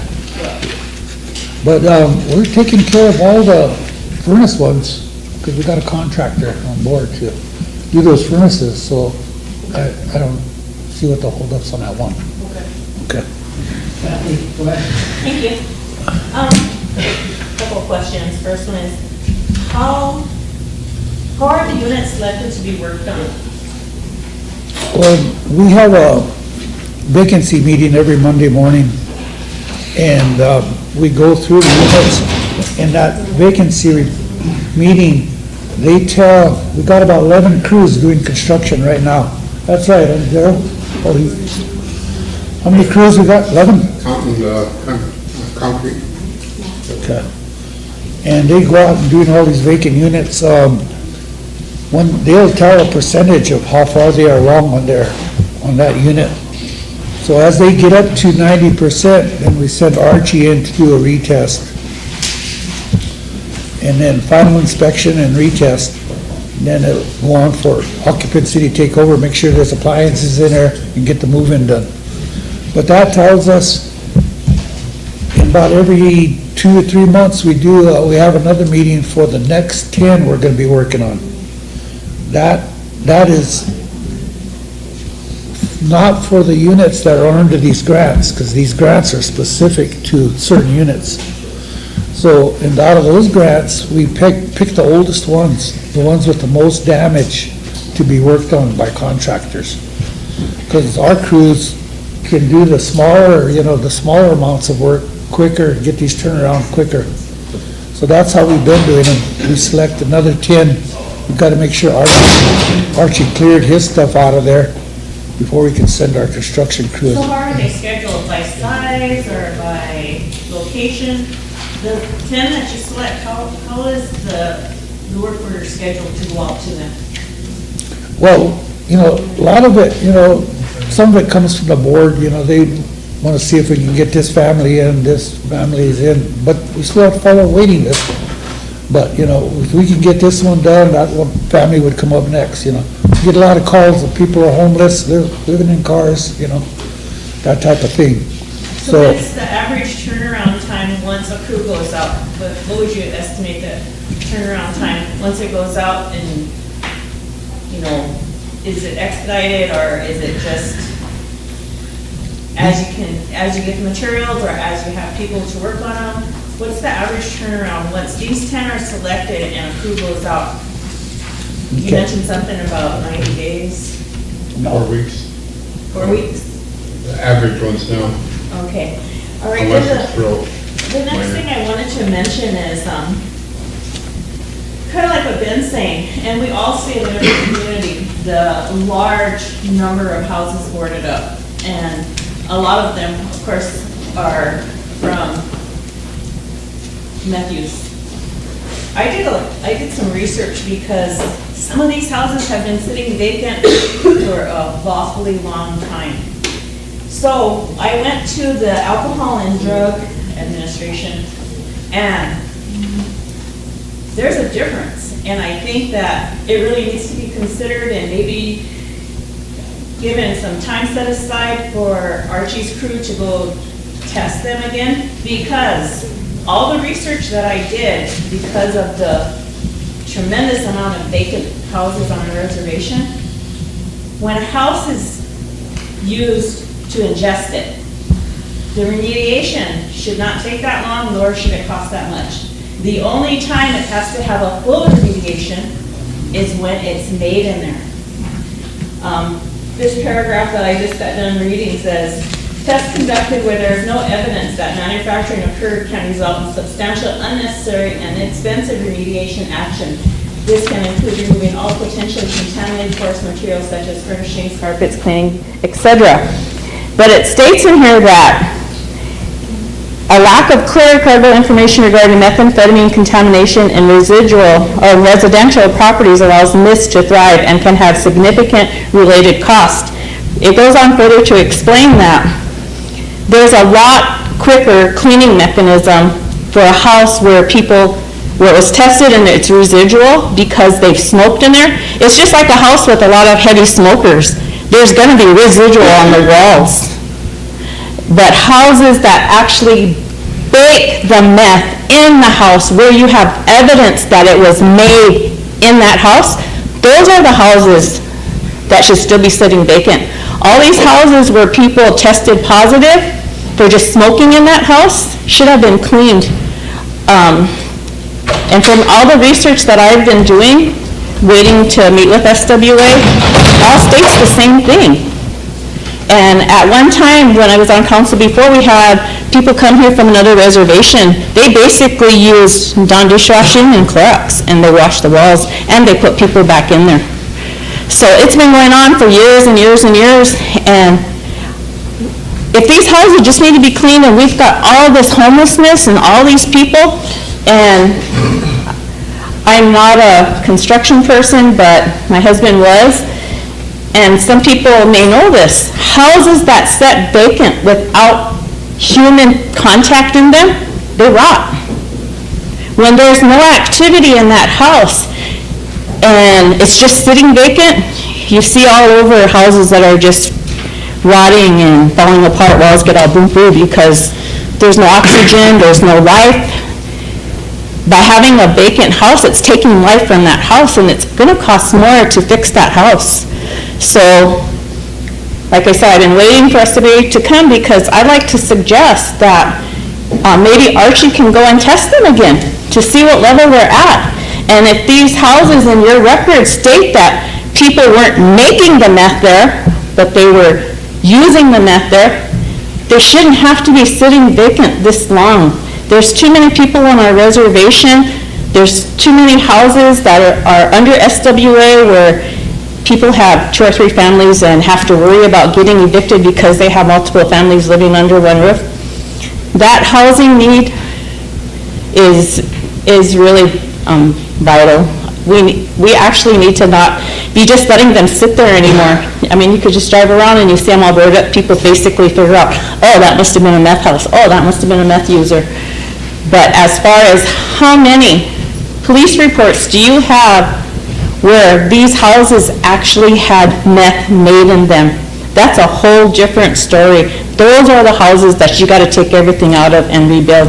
The houses where people just smoked in them or whatever, those need to just be cleaned and then tested again.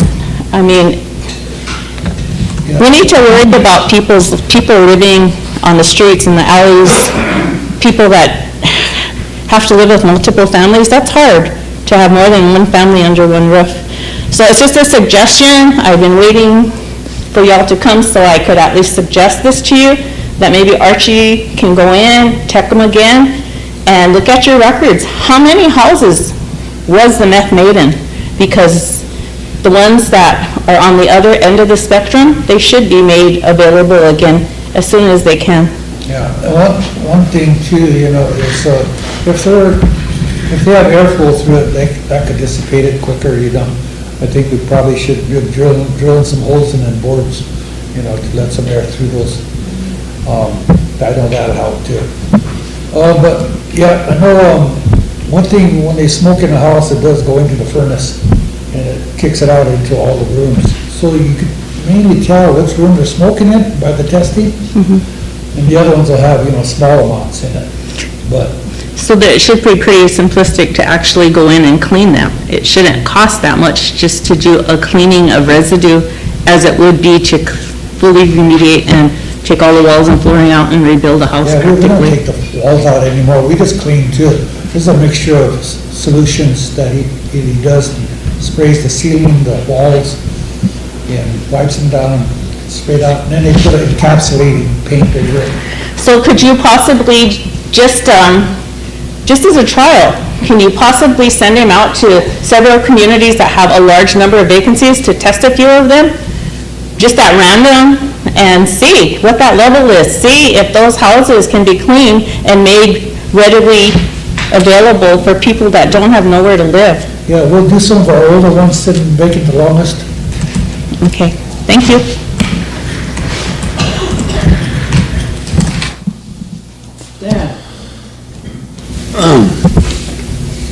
I noticed in one of your grants, you had one-bedroom trailers for the homeless. Yeah. And the question I had is, the people that move in, do they have to pay a rent for them? Or- No, those are just given to, we give them to the tribe, and the tribe's just turning it over to them. So who does the maintenance if something, court's recommended furnace or? Well, that's gonna be up to the tribe. We sign them over to the tribe. If they wanna do a maintenance, that's up to them. That's why we signed them over.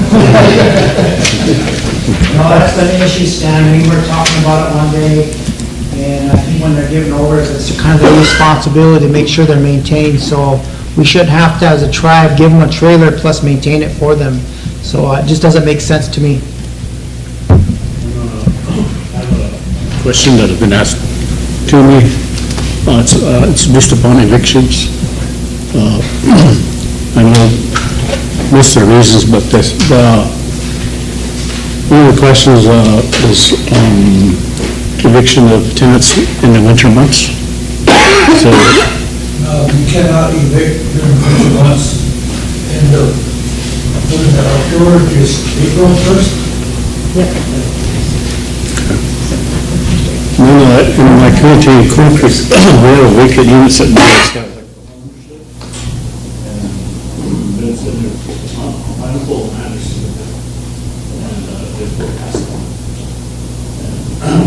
Either the windows, there's no windows on the first one, and I think I asked about that last time we was here, I think I was told that the house was not being paid, it was still not just going to be paid. And then Sophia was told that it was conveyed, but there's only something can be done for the house. Do you guys know what unit he's talking about? It used to be a bridge there on the north side, and then my uncle made Leslie one night, Ruth one night, used to live there. Are they near your house? I don't know. It's kind of like a modular cell in a full basement. What's his name? This be Leslie was new. His wife was. Daryl thinks it's a hip unit. That's been probably there for, well, I think it's been there since the 1980s, I'd say. Yeah, the HIP units, they don't pay rent, they just give them to them. So,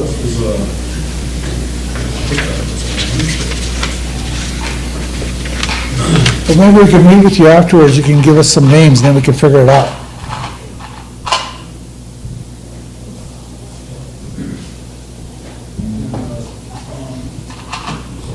Houses that are being built here, and you see, I know, guys wires from that, 50,000. I noticed that all of them homes go to the village.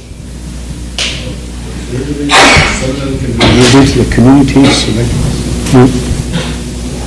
rather than taking them all, taking them out to one location. Well, one of the major costs for putting up a house is the infrastructure for it, which is water and sewer lines, telephone lines. So, by doing a lump of, what do you call it, you're gonna have to develop all the infrastructure for it, there's a lot of other requirements for tax credit unit too. It's called a DELORA, and you have inspections every year, and you can't have, siding, piece of siding missing. They're real stringent inspections. So, and it's kind of hard to do that if you set them in the low rent area, because, other than, we got a place out there with probably about 30 more spots. Infrastructure's all there.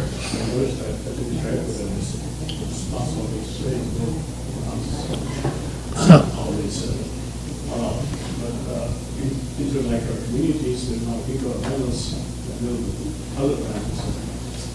I don't know, even if, you know, there's such thing doing another grant for the better treasures. Yeah, we've got a lot of grants on our hands that you can see on the last page that we're trying to start closing some of these out. We closed one out, we're getting close to closing another one out. So our staff is pretty well tied up with the grants we do have on hand. So, you know, we're trying to get some of these closed out, get some of them started, the competitive grants started, before we tackle anything other. We do have the IT grant too, that we're waiting on some information from the tribe yet too. Oh, that's right. Yeah. So, but, you know, we're plugging away, we're trying to, we've got like almost 100 houses here, the money's sitting here waiting for work to be done.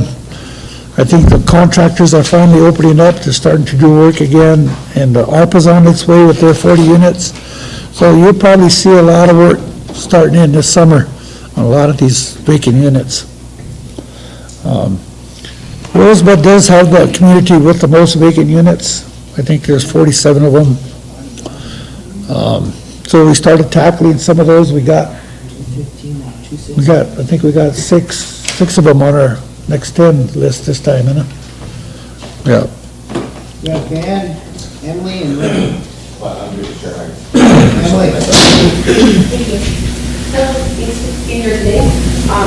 So I have a few questions. I'll probably just start with one, since you hear a lot of my questions at the board meetings anyway.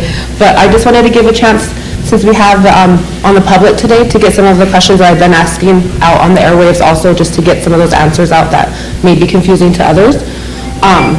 But the first one that I wanted to start with, that kind of a lot of my questions revolve around is the idea of how often, if you guys do you do assessments as far as what the total need is for housing? And I'm asking because I have a couple follow-up questions revolving around true need. I heard you say, you're doing grants and things like that, so I appreciate that, but I also heard you say that your staff's kind of tapped out. So I'm wondering at what level or when that would be possible to get kind of a full need of what our tribal housing needs are, and understanding what SWA's capacity is right now in fulfilling those, identifying what other programs we have within the tribe that can fulfill those, and then identifying what that remaining gap is so that we can then fill that. The reason why I'm asking is we have lots of potential to do this, but if we don't have staff to carry that out, experienced trained staff, then we're going to have to train them and do all that. So I also have questions about outreach and education opportunities for, renters, for homeowners, for just our community in general, as far as all of the stuff that's required of being, SWA renter.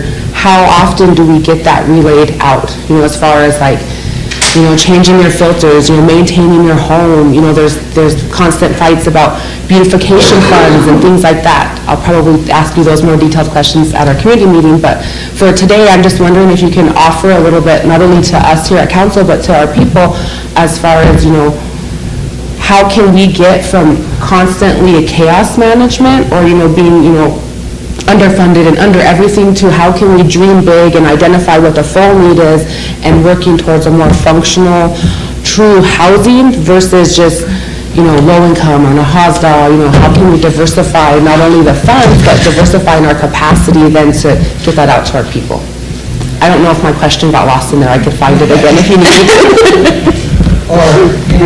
Just last month, they had a delegation went to DC to try to address the housing needs.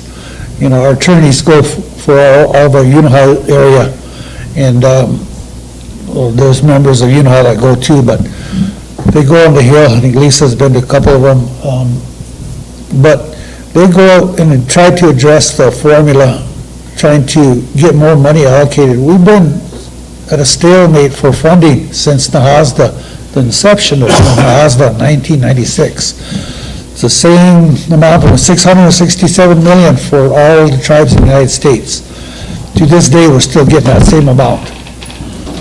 Some years we get a little bit more than that, added on at the end, only because some big tribes didn't use all their money. They recapture it and they hand it out, they separate it out. So basically our formula dollars, our allocation is stuck very low. You know, the inflation rate has risen more than probably 20 times since that time. And we're still having to work with the same amount of money as we did get back in 1996. So that's one of the major problems, and the delegation is there trying to address some of that with senators up there. And there was a good chance the reauthorization bill was going to happen this year, and here that got shot down with all these other needs that came up, Ukraine, and the border, all this stuff. And so now we're back almost out of the picture again, as far as that reauthorization bill for this year and probably next year too. Ray, do you have a comment? Question. Go ahead. Hi, Gary. Still trying to understand the vacant unit part of it. So February 9th is 175 vacant units. 26 are due to fire, 81 is for meth. So the other 68, are those like ready to be moved in? No, this report tells you, we've got the money sitting there for 33 renovations. I think 12 of those been done, so it's probably down to 21, yeah. And this other one, this other one has 23 on it. RST ARPA has 40 on it. So there's money sitting there for these units to get done. Okay. Yeah. And then my other question was, I know at our community meeting, there was issues of them not being maintained by SWA. So is there like a possibility for turning the rental into a home ownership? What you do is take away allocation or allocation amount. Whenever we lose a unit, whether it's burned down and not rebuilt, or we convey it to a family, then we don't get no more maintenance dollars out of it. So, which means that family has to take care of it themselves, Well, they kind of already are anyway. Yeah. Because SWA isn't doing that. And the other concern was jumping the housing list. We had several issues in St. Francis where it was individuals that went to the top and other ones. Well, we got a board in place, right, the last board, 2 boards, that pretty stringent on watching that waiting list, so. The only time we've ever done it was when a tribe asked for a fire burnout person who was not in a SW unit to be put into one of our units. Find no place, So it's up to the board? Yeah, it's up to the board to, we have a waiting list, and they see it every meeting, the waiting list, of who's gonna go on, who's gonna go in there. I just wanted to cover that, Michelle, and then Michelle. Hi, Gary. Hi. Thanks for coming today. I just have a couple of questions on, because your list shows how many vacant units you have, but it doesn't tell how many you renovated and filled in the last year. Yeah, it does. Right beside it, there's the move-ins, 78 move-ins. Oh, the move-ins. Yeah. So those were all Those are all repaired and moved in? repaired and moved in. So what happens to the burned units? Well, those go to insurance, then we gotta do an estimate, and they send out an estimator too. And we have to, they compare those and see what we're gonna get back for that unit. Then we have to decide whether we're gonna rebuild it or not. Depends on how much money we get back. So fortunately, we've been trying to rebuild everything we can. There hasn't been one we haven't yet. That you haven't rebuilt? Yeah, since I've been in there. And then a question on evictions. If somebody gets evicted, do they have an opportunity to apply again after a certain amount of time, or are they just done? It's a court order, then they got a certain time, and they could take care of their delinquencies or whatever, because that's usually in the court order to repay whatever. Some of them are in the 20,000, So or that's 30,000. usually the reason why they're evicted is because they're not paying, or? No, we haven't been evicting for rents. we need to address it soon, but, you know, that's another reason why we don't have a lot of extra money. Not everybody pays their rent. A lot of them do, but majority of them don't, you know. So that should be going back into our maintenance dollars, you know. So that would be a great help if everybody paid, but. it don't happen. Does Yeah. the rent monies that do get reported to credits too, or not? To credit No. programs? It doesn't? On the lending side. On the lending, yeah. Okay, thank you. Emily, you got a question? I have two quick things. One, I just wanted to respond to something that she was saying about, the board has been having some conversations recently about the value of our housing and just the whole process and how everything is and just the value of, you know, housing in general. And so a lot of our low rent units are zero rent. And so we've kind of been discussing the idea of what would that mean to lower that even, or up that to even $25 or something that's still low enough to be considered low, but it would provide a sense of value to that home and that somebody can say, I am paying my rent, I am contributing something, which could hopefully change the narrative and how we value a lot of our services that we provide our people, rather than being enabling, to be moving more towards supportive. And so those are some of the conversations that we're hoping can happen within our communities and within our homes, is how can we, you know, restructure our resources and our support so that they're not being abused, so that they're not going to the same people, and that they're more evenly and fairly distributed and meeting a true need. So that's why when I'm mentioning things like assessments and things like that, yes, housing needs to do that, but we as communities and people also need to be able to assess what our true needs are, what our priorities are, and how we can, you know, work together to fix that. So I guess one thing I also wanted to comment quickly is something that Ray said about the lists. So I'm very new to the housing stuff. Early on, when I first got on, I had so many questions. They actually had to have like a special training with just me and the lawyer, because there was so much whatever, which I really appreciated, by the way.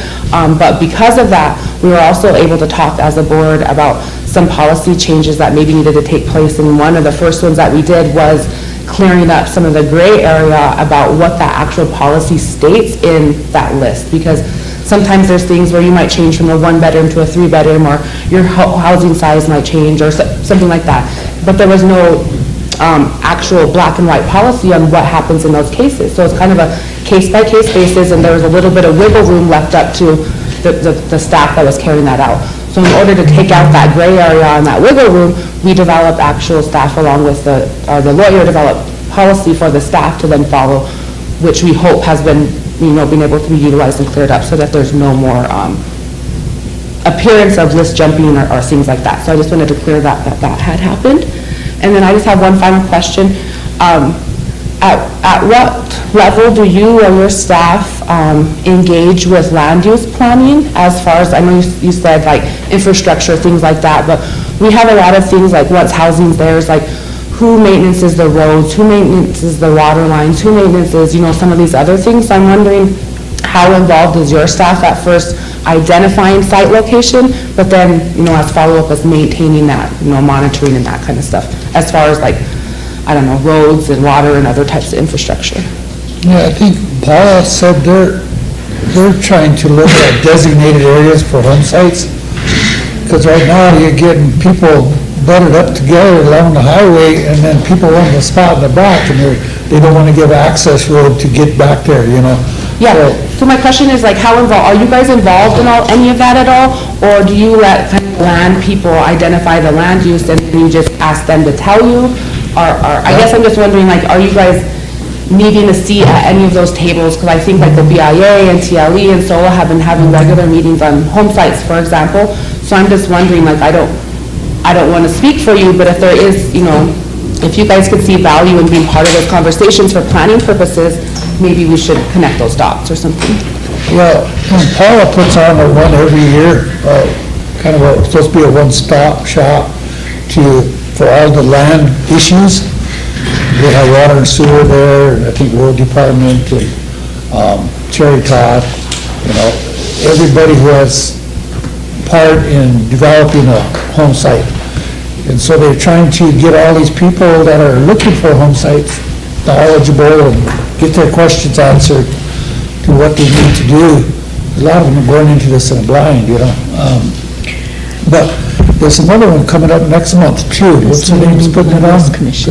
Club? Charlotte Club, yeah, she's got one coming up too, and we're gonna be there along with all these, some land, solar, and then it's gonna be all there too. So it's another educational round for anybody looking to that area. We have Jordan and Lisa.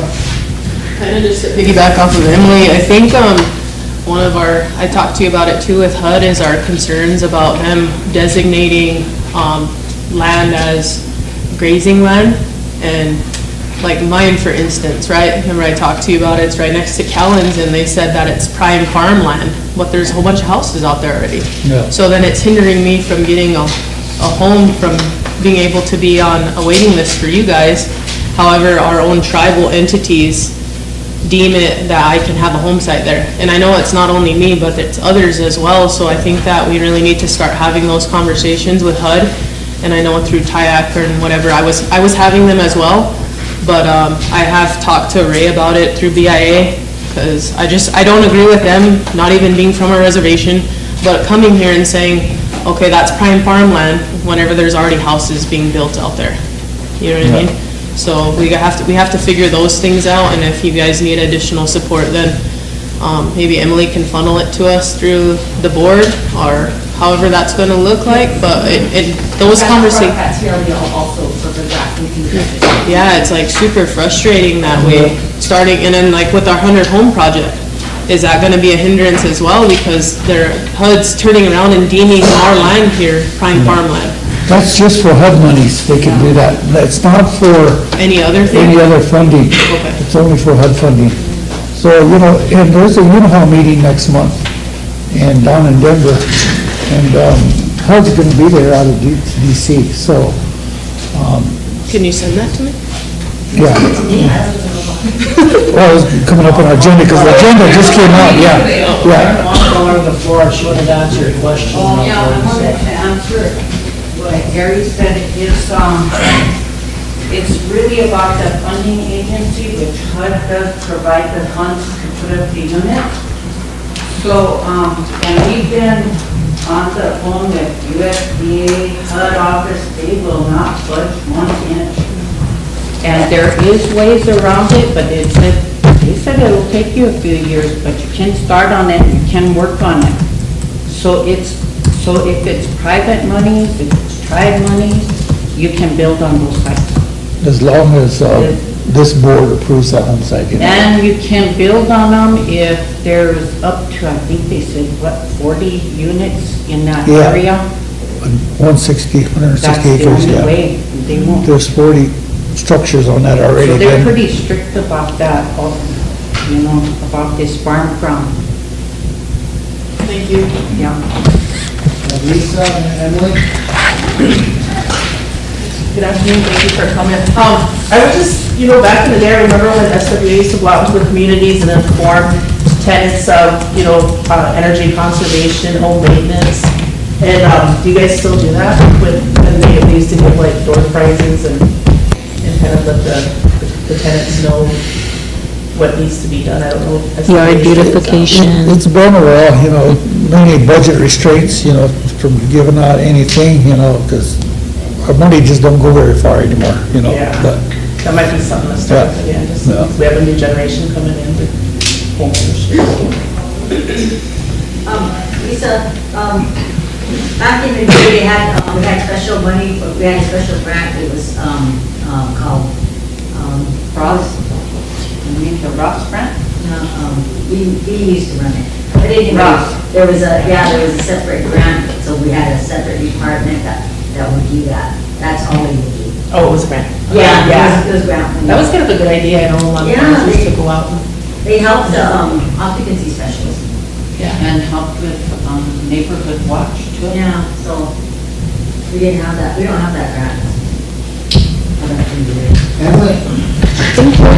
I just didn't want the issue that Jordan brought up, I don't want it to get lost in all of this, so I'm wondering if maybe a motion needs to be made or some kind of follow-up action as far as getting some people together, and I don't know if BIA is the appropriate head or your office president would do that, but I'm wondering if we could get something to kind of get what our options together are, or at least get our voice together and then present that, because it's one thing for USDA to say, these are our regs and you have to follow them, but it's quite another for us to say, well, these are ours and this is what we would like, because it is an issue. I know it's HUD specific, but it's also with any kind of financing, it gets to the point where they get their home, they get to pick things out, and then when it goes to move to the land, then they stop it at that point, and that becomes, this longer, drawn-out process. And it's already got brought up twice at TLE, so I'm just wondering if there's some follow-up that we could do in between there, so that doesn't get lost, and that we do have some follow-through on that, or at least, generating some type of language around that. Yeah, Hattie Frechette's supposed to be down in Denver next month too, at that meeting, that Hall meeting. And, she's a higher up that could probably try to get something started in that area. I think there was some consultation once back on ERs here not too long ago.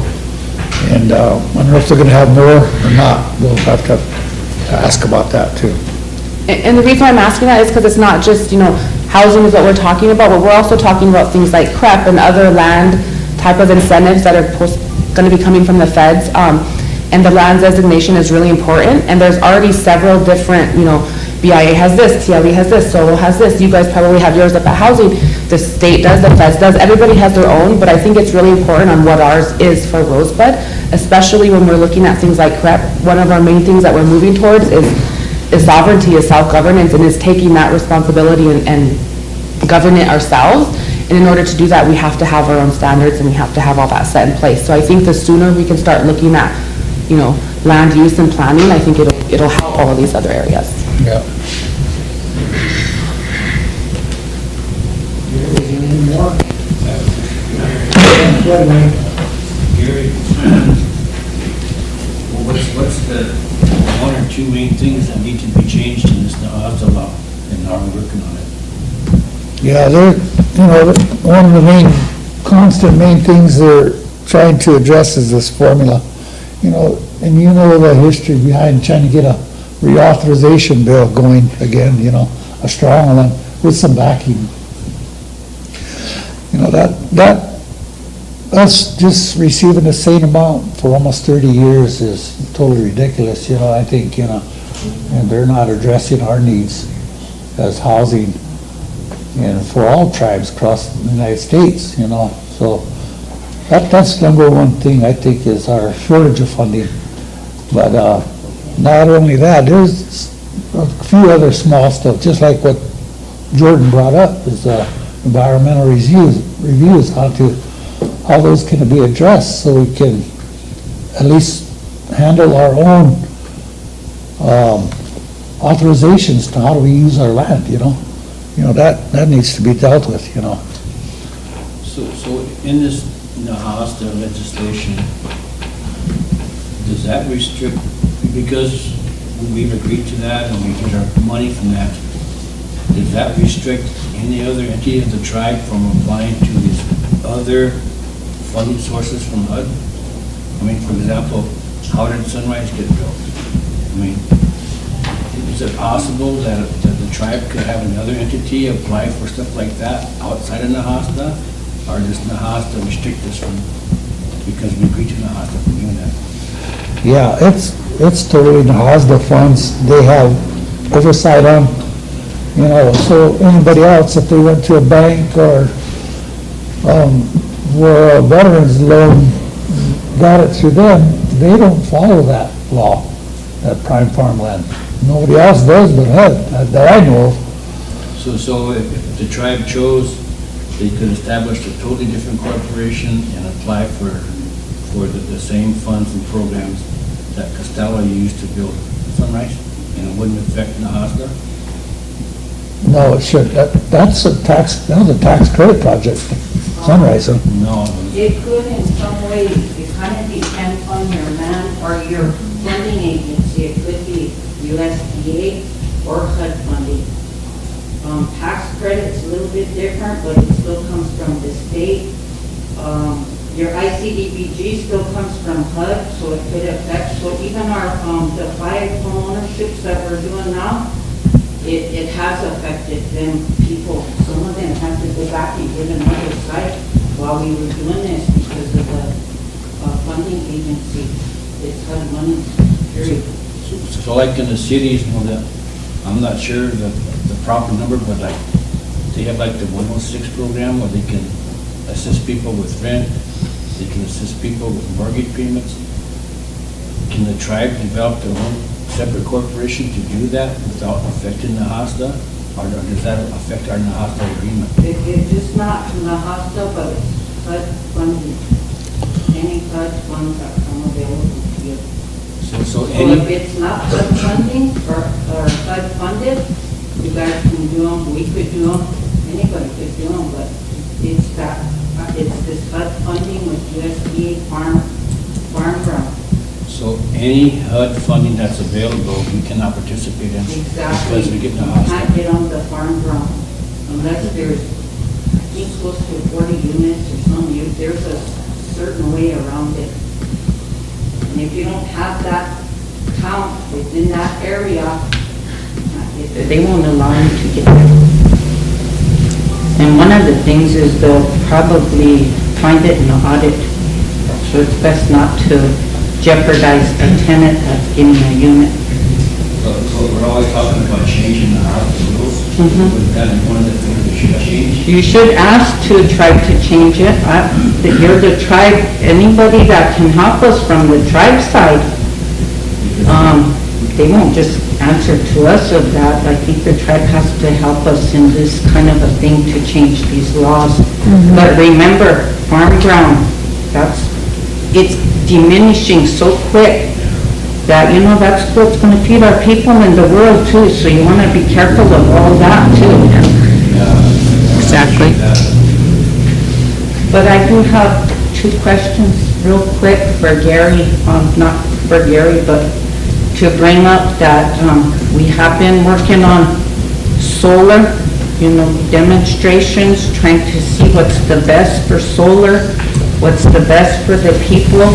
So when you get your res pull up, that would be good because he has applied for intent of a letter to work on some solar panels or solar field on the ground. And the tribe has to be involved in it, and they're looking at $10 million to $20 million. That's through HUD? No, EPA. And he already applied for that. It is going to be, and then we need to get together, we need people that are going to be very conscientious about moving this project because there's 14 other tribes involved. So that's one good thing that, you know, we ain't doing all bad. And as far as housing, 33 units we put up. We did 12 of them, 33 during the whole pandemic with labor and cost. You know, it took us almost a year just to get to that far, just to get those 12 up and running. And then the 21 units of that 33, we put them out to bid, it was over $4 million. No way, we didn't even have that kind of money that's over half our grant block, HOSTA. The other 23 units, it was over $2 million, the other 23. So that would have right there been $6 million that we don't have, and the grant don't provide that because all the materials costs went up. We were having trouble with labor and still today have trouble with that, although they're coming on board slowly. But that's a cost that, geez, that's very effective to our housing authority. It's almost impossible, so we can only inch along with what funds we get. Now we're putting it down to 10 units and we'll see how we go on that 23 because we just can't. Our 5 units that are out there are home ownership. We couldn't afford to build a 5-bedroom, so we built 4. We built 1 3 for 4 bedrooms for the bigger families, and that's over $2.2 million right now. 5 units, water, sewer, we're still waiting water, sewer. They should have been moved in this January, but now we're waiting on that. I don't know what the problem is, never got a letter. I keep hearing typo and this and that, so that's one thing to help us, if you guys can help get those going. Well, they're all finally on the work order list now. I heard only 2 were. They're all on there. Okay, well, that's good to hear. Okay, we have Ray, Emily, and Lisa. I think it's back to the rental units. So you get money for maintenance dollars and then they pay your rent. So is that house allocated that amount of money, or is it just going to a big pot and you guys? Goes into a big pot, and as work orders come in, you know. Okay. All in there, stuff. Okay, because I know there's like some rental units that need furnaces, water heater, and then over the years they settled and there's even cracking now happening. But they are not getting maintenance, they're not getting checks. So that's why I was wondering like where, if that money is kind of allocated towards that specific unit, so that way they can be addressed. Well, you know, we address the ones that get called in, you know. But a lot of times we don't hear about it until the floor joist is ready to fall, the bathtub's ready to fall through. We have constant water leaks, we don't report it. The floor joists go bad and, you know, they're sinking way down. And it's a major item to fix too next, but we address them. Okay.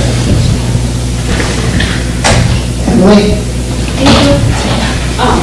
Let me speak with something, and I just want to say thank you to Monica also for providing that information, because although it's not good to hear that it's not funding everything, I think it's good to hear that there are plans in existence, that, you know, that you are working towards these plans, so I like hearing that, thank you. But my question is, do you guys have any suggestions or ideas about how to possibly lower building costs? Like, you know, working with people, like, I've asked that Land and Natural, and forestry told me, you know, they're working on getting to get, you know, their own treated wood and getting all that, so I don't remember the words, but whatever it takes to get those kind of building product material output.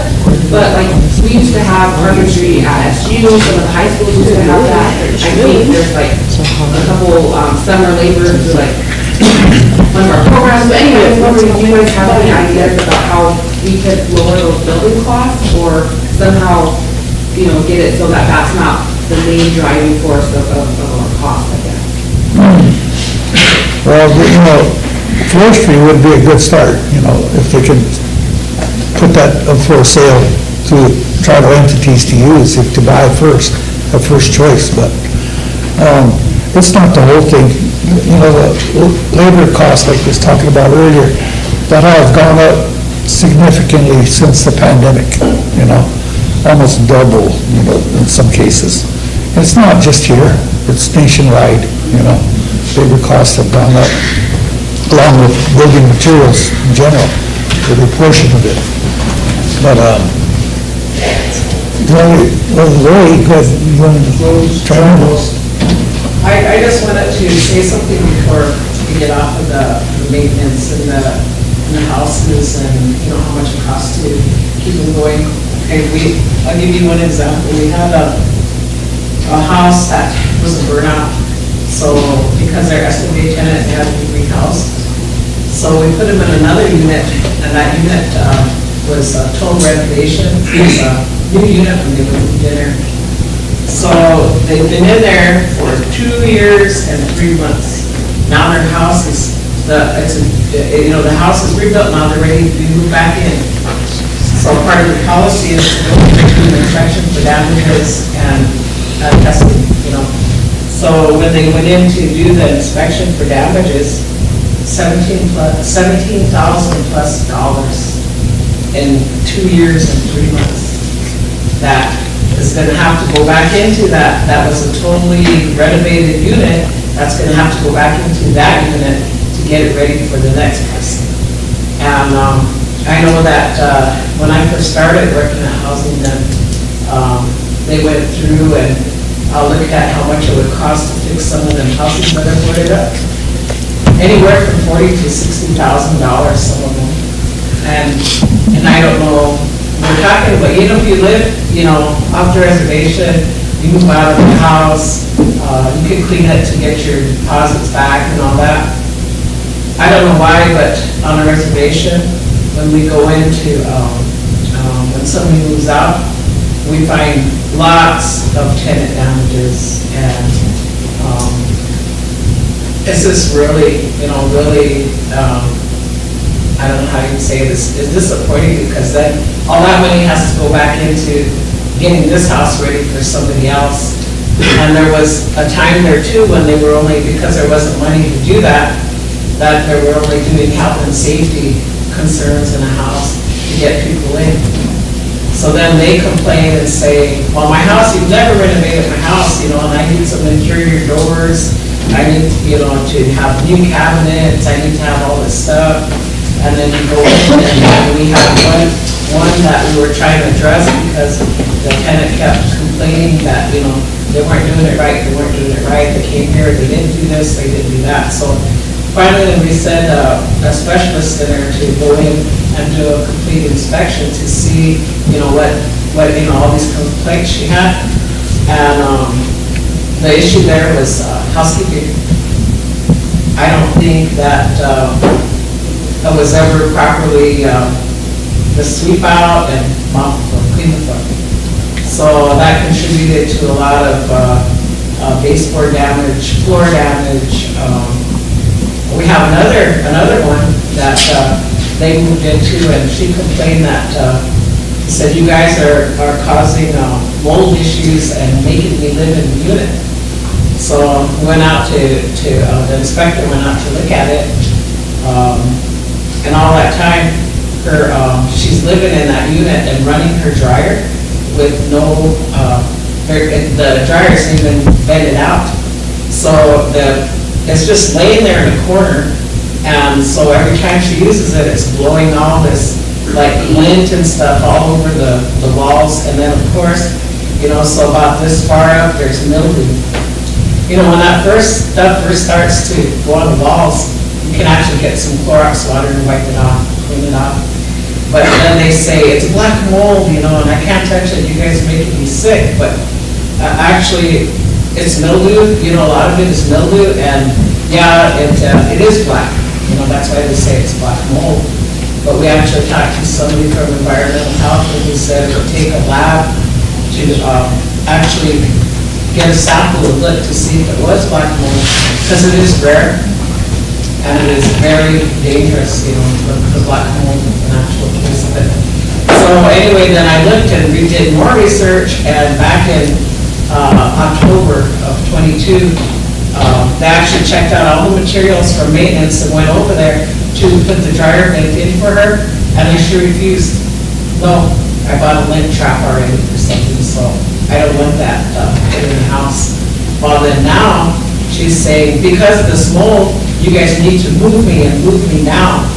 I'm going to go see the board, I'm going to go see my council rep, I'm going to see all these people, so you guys can have to move me out of there. So then what happens to that waiting list that you guys are talking about, that the ones that never had an opportunity to live in a house and have their own place, So we've been working on, and we have an employee that's been working on this great big packet of tenant, education as far as pictures of actual houses that we've taken, and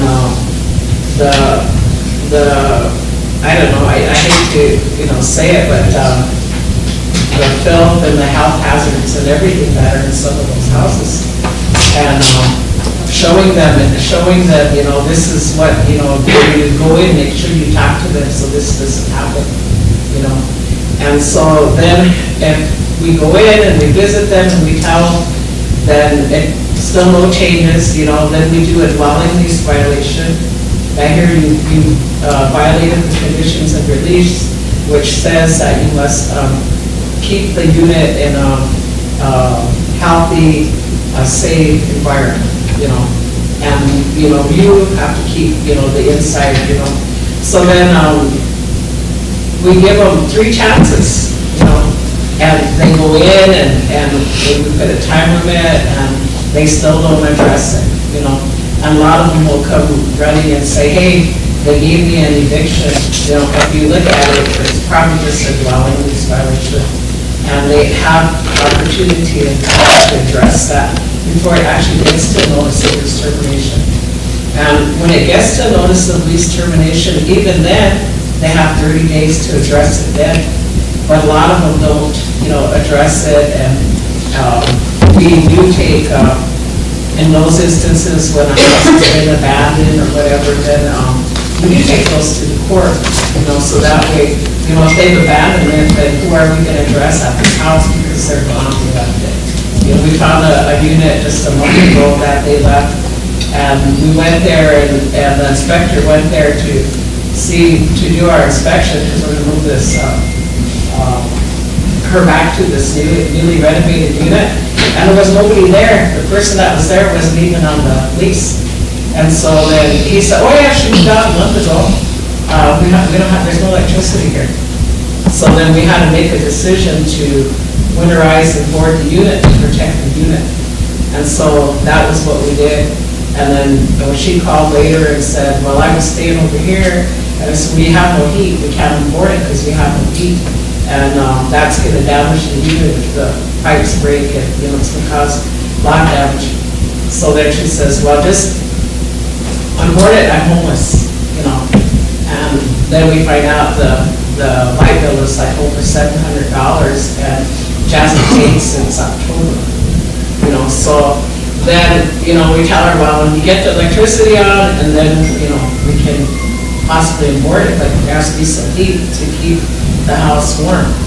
So then finally, she got somebody to pay for, the whole bill.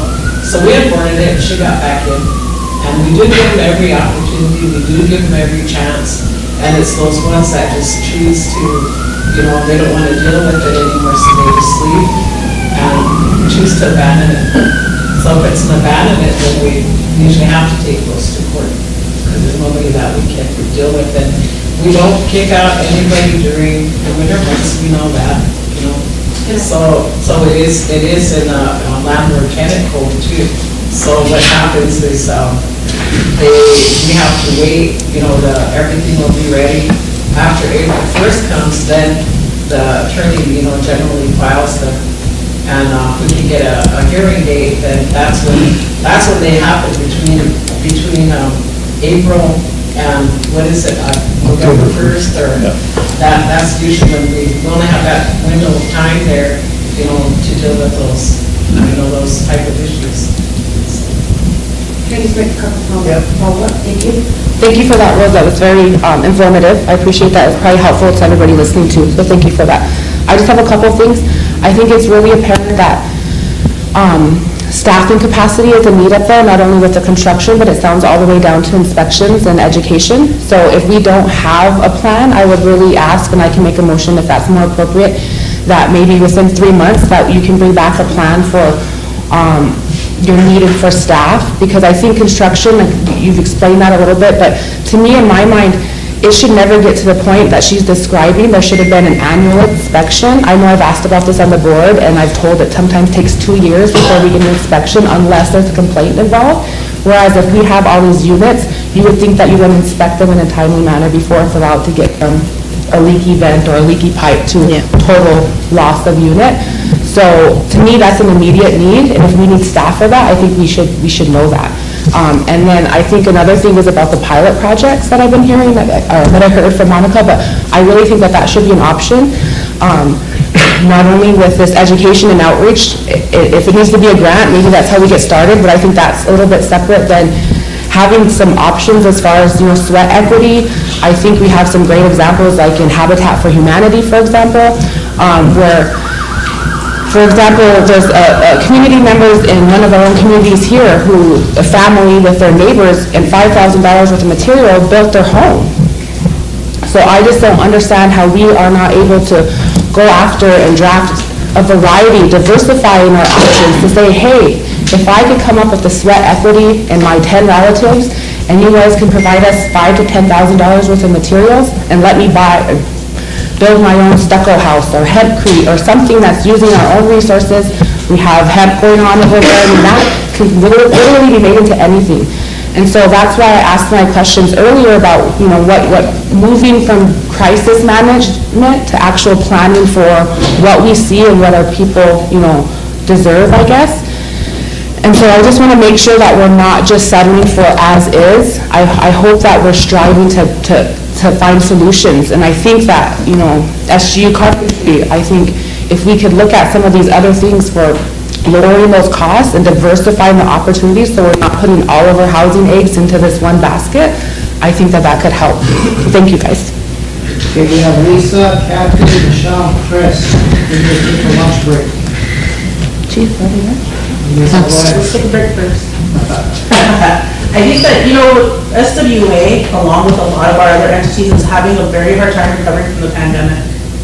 And that includes, with the material, and higher cost of material, and then the inflation bringing up the labor costs. Can you kind of give us a percentage of how much that material cost went up, just so that we kind of know what you're dealing with? Because once those costs hit that peak, they never came back down.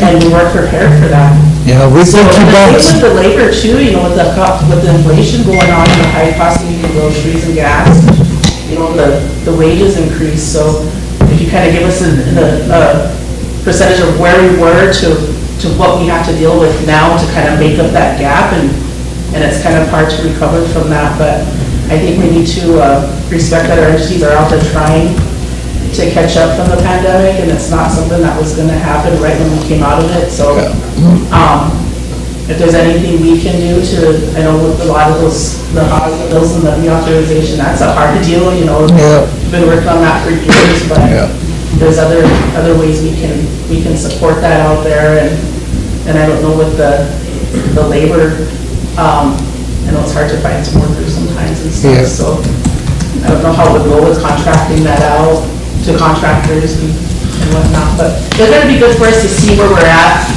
from where we were to where we are now, just so we can see what kind of costs we're looking at. So that was something Some of the materials started coming down, but, you see it fluctuate back up again, and then it's going up and down right now. And it's really hard to see where we're going to go end up, but I don't think they're going to drop too much further, though. We have all of our own construction that we have to keep changing.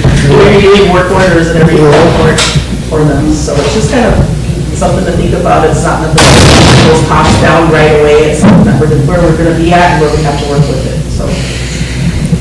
And just like concrete, that said, about doubled almost, concrete, Kathy, Michelle, Chris.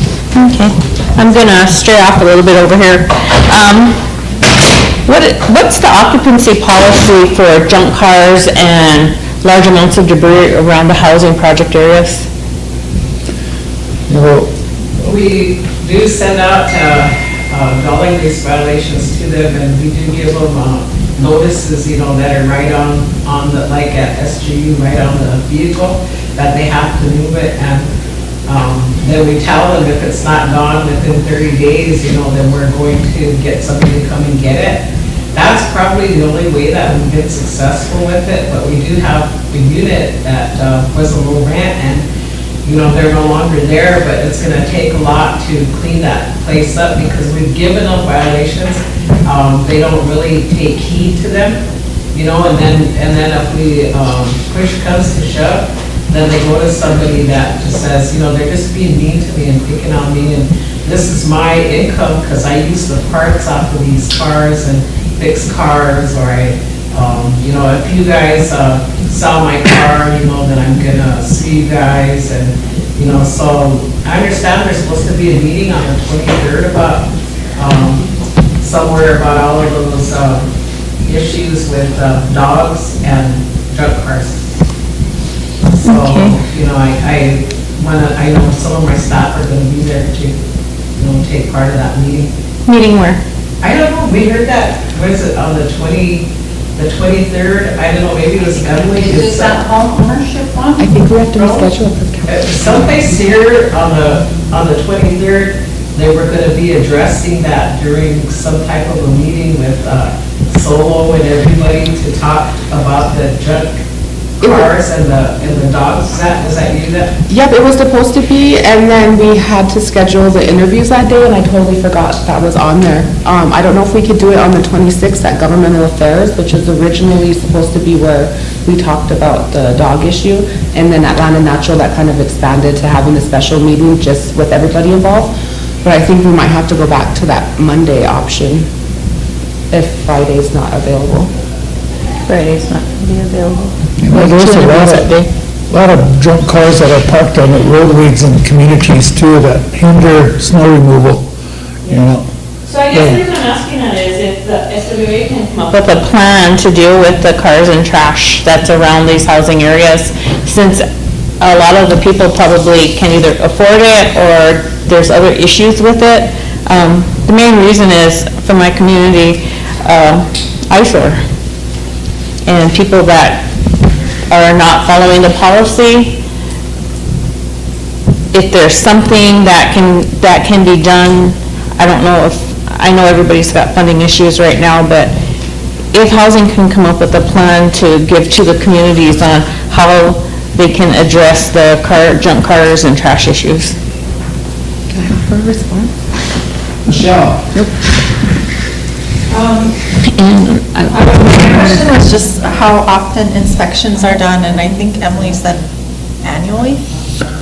During the pandemic, they moved it back to 2 years, but, and there was people that wouldn't even let us in. They said, you might have COVID and all that stuff, but they, we're starting the annual, board made a motion to do it annually again, so. You have staff to do it annually? Have they been addressing those inspections then? Yeah, the inspections, we, during the pandemic time and then until, I think it was officially the national, they lifted the moratorium that was set on, going into homes. I think that was, when was that? This is past May or? Yeah, this is past May. So until that, we couldn't get into the homes, and so like some of our tax credit units, even we have to go in and do those inspections all the time. And we had a big surprise when we went in after 2+ years, but we couldn't access the home. And we have to remember that there's a fair housing law out there that, that we have to pay attention to too. So, but yeah, so what we do now on the majority of what, they schedule, and we're short-staffed too, but they schedule it's biannual inspection. And what they've been doing is we've been doing a lot of health and safety inspections. So we just have to give a 48-hour notice, and if there's issues at a home, then we can go in, give a 48-hour notice, and they do go in and take all the pictures. And what we do when we do an inspection is we write it up, we take the pictures, and then we do a referral over to maintenance with pictures. So that way they know what we're talking about. This is what they reported, that their ceiling is falling in. Here's a picture of that ceiling. Do they have to pay for that, or is that part of their rent? The inspections? No, the damages after you do your inspection. If it's a tenant damage, then they're supposed to pay for it. We really have issues though with collecting the rent too, and then we haven't been able to address that, so a lot of the issues we're talking about now, like giving them just 30 days flat out and that's it, like the personal property issue too. We do have some people that were in units and we actually got the units back. Our hands are tied as far as going in there and getting to work on it because, they won't remove their personal property. And then the attorney said that you guys can't, you have to, because they had an attorney, she was gonna work with their attorney. Well, they still haven't removed their property. So now we are gonna work on, the issues with the policy changes and 30 days and that's it. And so we just had our first one and we developed a form on the personal property and she just had 30 days. And 30 days came and went, can I have an extension? No extension, it says 30 days, this is it. So then what happened, she still didn't move her stuff, and so then there's a break-in, and then now she's saying, you guys won't let me in to get my stuff, and so all we told you have to do is just call us and we'll make arrangements for somebody to open the door so you get your stuff. And that's why we have on there that we're not liable for your personal possessions. After 30 days, you have to come and get it. We can't not be a storage, facility where somebody needs to, be able to move into that house. So, but we're doing a lot of health and safety inspections right now. And when the summer starts up, then they'll start in with their whole regular big blown out inspection with all the communities. So what does the health and safety inspection entail? Do you see the damages when you go in, or what? We go in through the whole house, check all the appliances, and we check to see if there's pest control. And we currently get a lot of calls on mice. What are you guys gonna do? Are you gonna come to my house? It's your house, and I got mice in it. So we have to tell them, you're probably gonna have to find, the mouse hole wherever they're coming in, which means you might have to move your stove back, and then you'll have to, fill the hole. So that way, a lot of that they can do on their own if they would. Mr. Chairman, you have to be mindful of the time. You got a time limit when you talk. Thank you. Okay. Remind you that you're supposed to stand when you're speaking, unless you can't speak. You can't sit, you can't stand, so. But, Chris, go ahead. Yeah, real quick. Thank you guys all for coming. So you stated that in your guys' housing agreement, the tenants that no one should be evicted until April 1st, after the winter, correct? So no one should be evicted until after April 1st, is that correct? I think there's a part in there that does say if there's the extreme, like somebody doing something very dangerous, there is something in there. Okay, and then how, going into that, do you guys have to wait until the end, or just from the hearsay? We don't go by hearsay. Okay, so then you have to wait until it's actually court ordered in the paper, black and white, for you guys to go to that part. Yeah, if they're contesting it, yeah, we have to go to court. Okay, and then with that same regard, they shouldn't be evicted until after April 1st, correct? Yeah. Okay, and then to my next one, even though that we're on live and whatnot with community outreach, there are some communities that don't have access to the radio station just yet, or have access to internet. And do you guys, when invited out to communities, do you guys, go out? Yep, going to one Palmer tonight. Okay, because my community actually asked for SWA to come down, but we were told that they don't come down after working hours, they don't work after working hours. No. Which community? Blackfire. And actually we have, we sent down the request too, and that's what we were told by the housing department. No, they went to Corn Creek, you know? The request has to go to Gary. Yeah, I never seen that request from Black Pipe. Yeah, we sent them, but the pay got lost in the sauce. So I guess I'll just have my community send one to you directly then? Yeah. Okay. And then I guess my last question is, who's in charge when you're not there? The old kid Thompson. Okay. I think that's all. Thank you, Kathy? Quick question.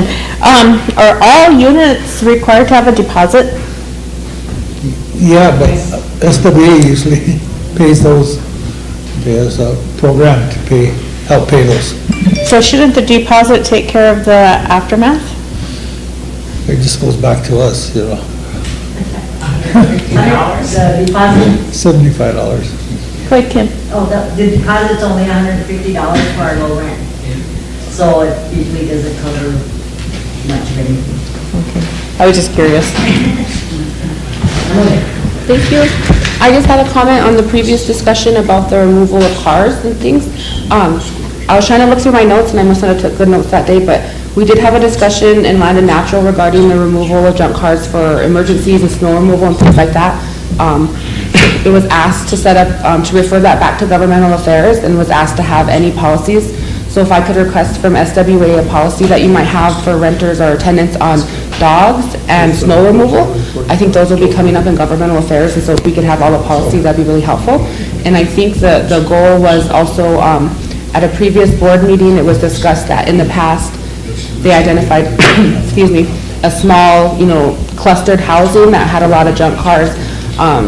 They worked with somebody that did like scrap metal or something, and so they were able to pay the tenants for them to remove the vehicle, so it was like a win-win. The only thing is there was a form involved where that tenant had to sign the waiver agreeing, here's my VIN number, I'm giving you ownership or whatever. And I think, I don't remember off the top of my head, it was like 11 units and 10 of them, got their cars removed, so it was a successful thing that cleared up the streets, that helped the tenants meet, because I think Kathy or somebody said, some people, if they don't have money to fix the cars, they're not gonna have money to move them, so we might actually be helping support our tribal members that way.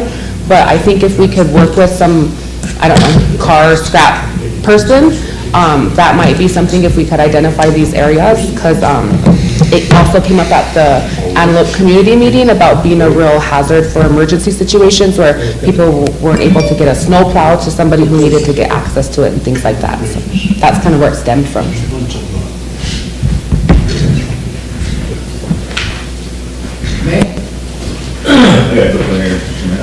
Talking about car removals and stuff, I think, Two Strike has a car out there, and it's out in the middle of nowhere for almost over a year now.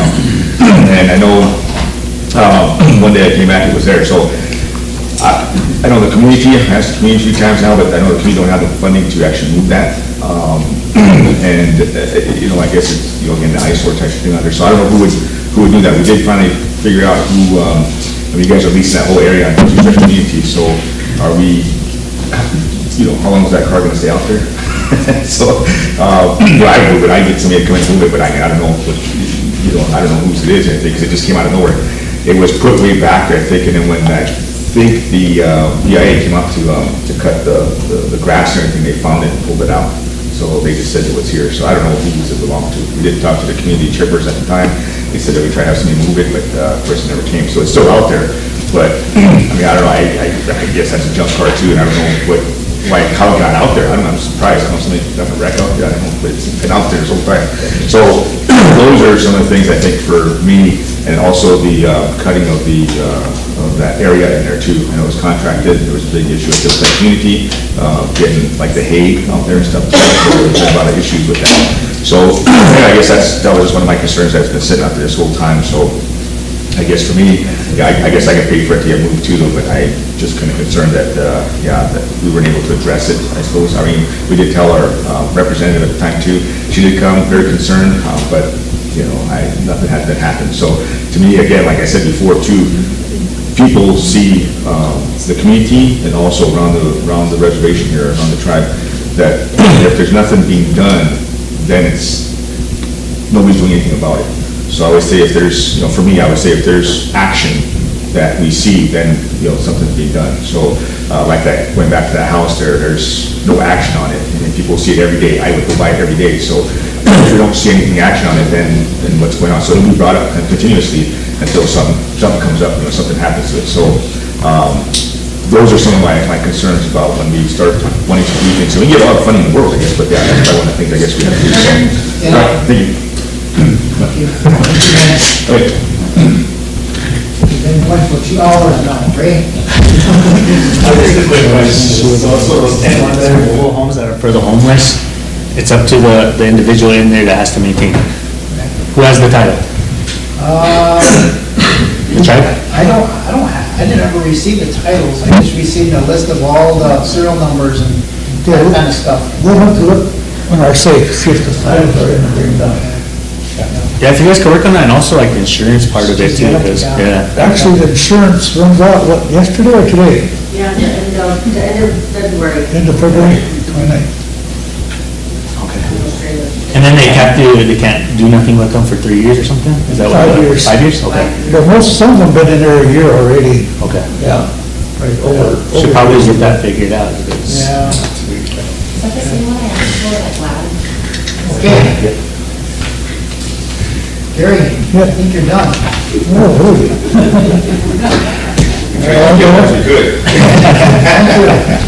Thank you for your report. Does he need a motion to Thank you, accept? Rose, thank you, Kim. Thank you, Monica. Motion to accept his report? Motion to accept SW's report, second by Chris. Question by Emily. All in favor? 1, 2, 3, 4, 5, 6, 7. 9, 7, 8, 9, 10.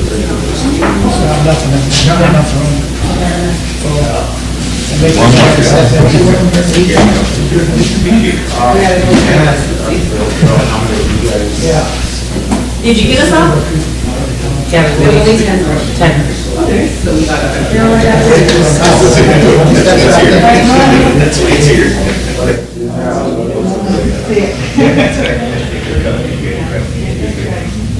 Thank you. It was a good meeting. Are you gonna break them? Huh? Are you gonna break? Yeah.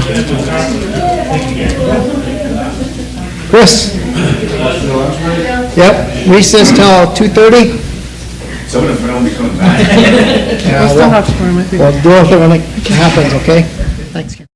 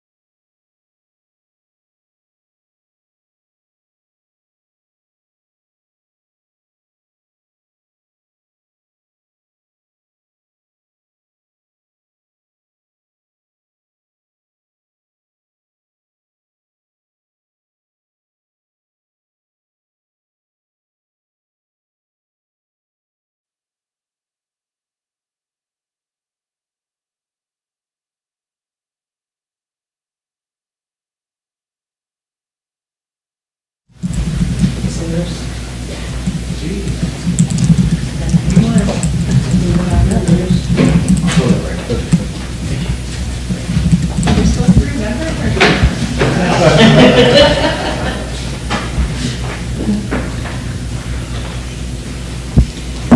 many missed calls, Ray?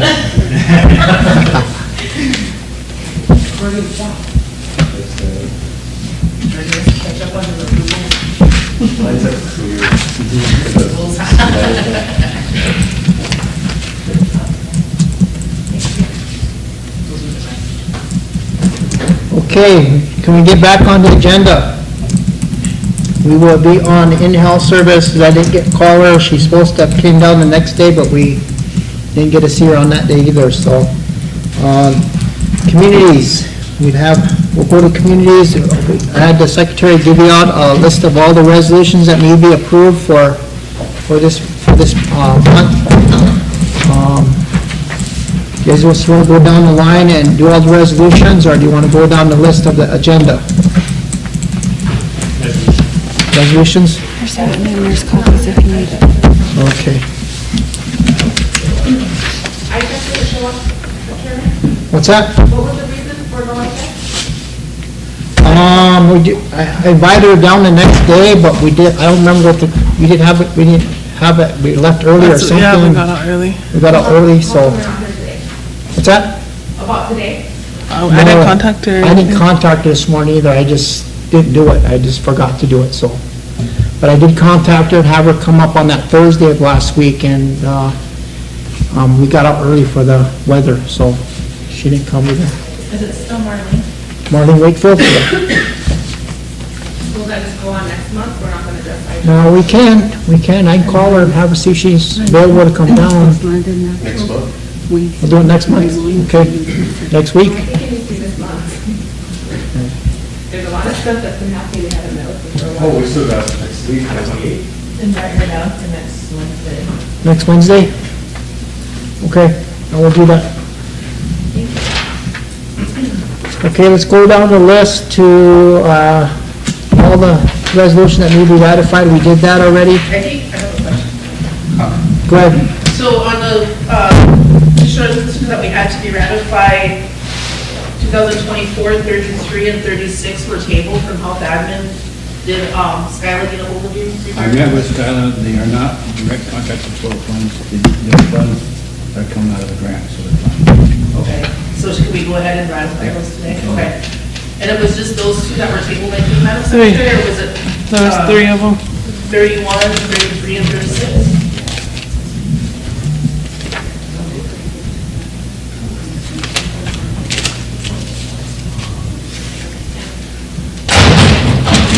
Those are the three numbers I had in my notes, for 2031, 33, and 36. Yeah.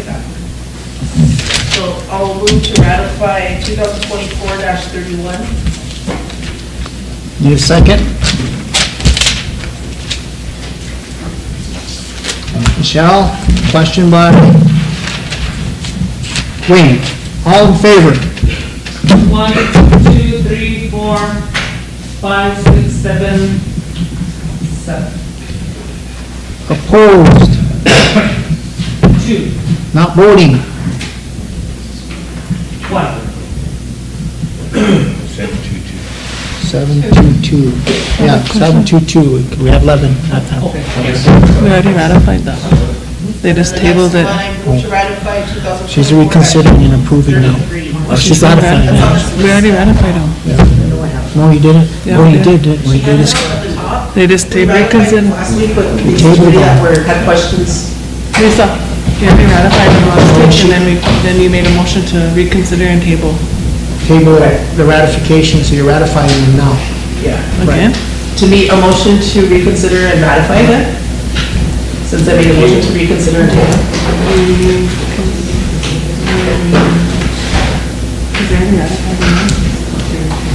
Basically, we didn't take no action on it because we tabled it.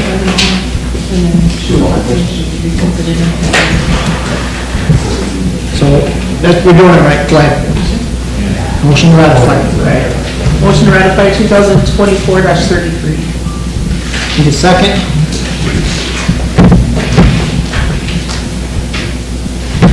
Fremont. Question by Michelle. All in favor? 1, 2, 3, 4, 5, 6, 7, 8, 8. Opposed? 1, Not voting? 2. Motion carried. Motion to ratify 2024-36. Second. Fremont. Question. What? This, was 36 the one that we tabled because we wanted to see the budget? One of them was, I don't remember which one.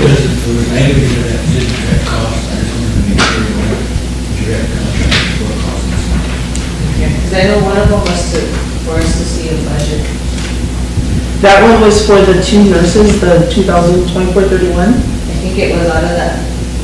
There was another, so we approved the tribal opioid settlement, and then there was another resolution that was paying for positions out of that. Yeah, that was at number 31 here. That, for the two nurses positions.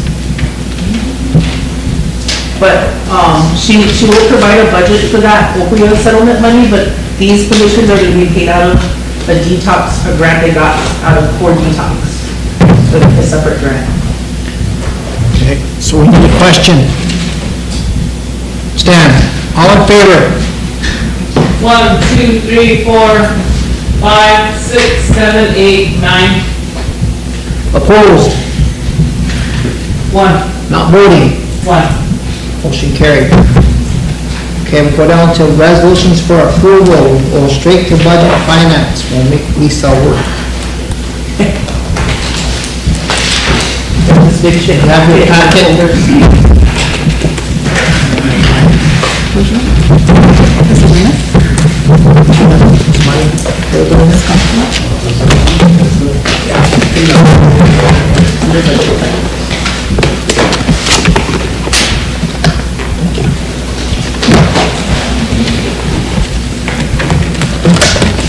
Motion approved 2024-4. Need a second. Ray, go ahead. I'll start at the fourth whereas. Whereas the Township of Cocoyate Head Start Program is requesting approval for a supplemental grant in the amount of $76,541 for the center renovations of the Arrowhead Start in White River, South Dakota. And whereas a quote was submitted by Rosebud Construction to include drywall repair, paint all walls, replace laminate flooring in all rooms, complete renovation of 2 children's restrooms and 1 adult restroom, new kitchen appliances, cabinetry and countertops, a plumbing allowance and several electrical light fixtures in the bathrooms. Work would also include repairs to an area of water damaged floor and joists in the crawl space. RCI will jack and level the joists, patch the subfloor, and level the house on the existing foundation. This will include all labor and materials to complete the job, plus technical fees and South Dakota contractors' excise tax. Complete on date would be approximately 60 days after the start date. And whereas the completion date would be approximately 60 working days from the date to include site photos, dimensions, and materials.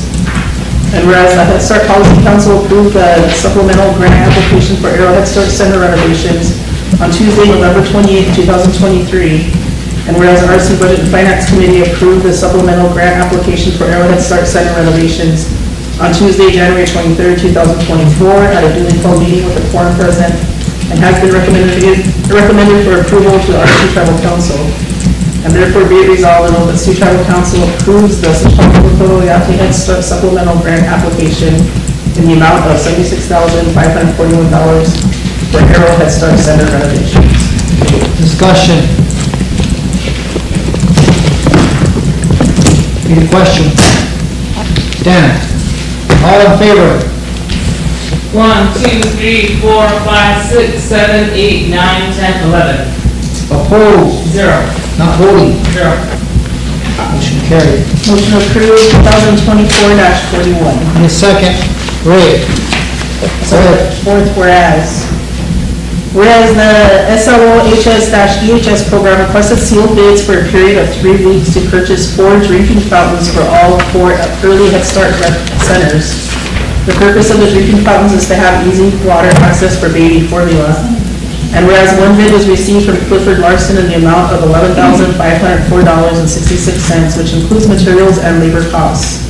Whereas this resolution was reviewed and passed by the RST Budget Finance Committee at a duly called meeting on Tuesday, January 23rd, 2024, with a quorum present, and has been recommended to the RST Tribal Council.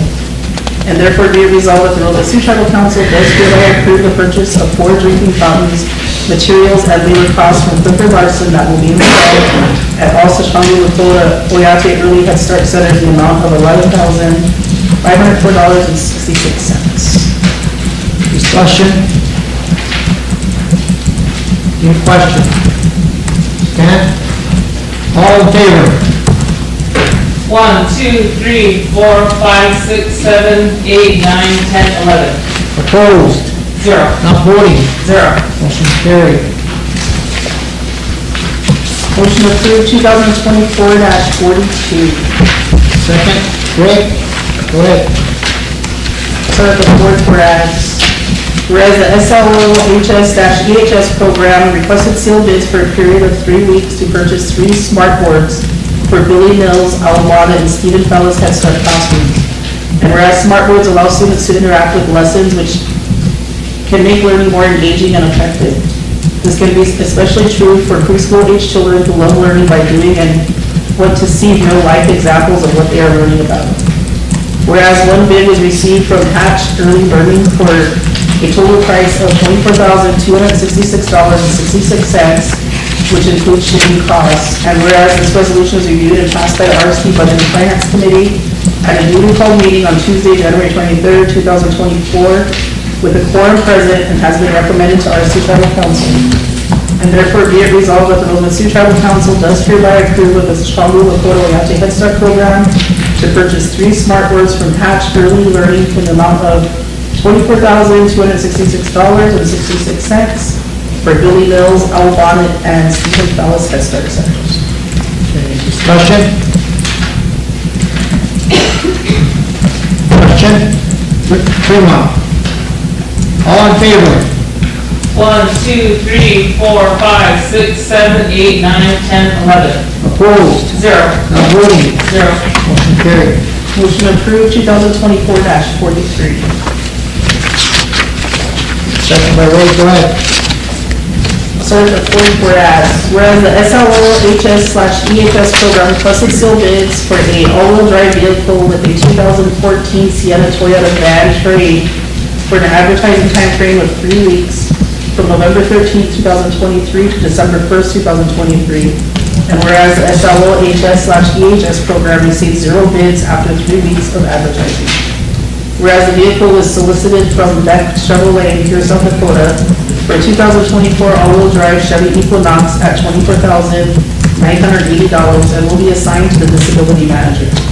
Whereas this resolution was reviewed and passed by the RST Budget and Finance Committee at a duly called meeting on Tuesday, January 23rd, 2024, with a quorum present and has been recommended to the RST Tribal Council.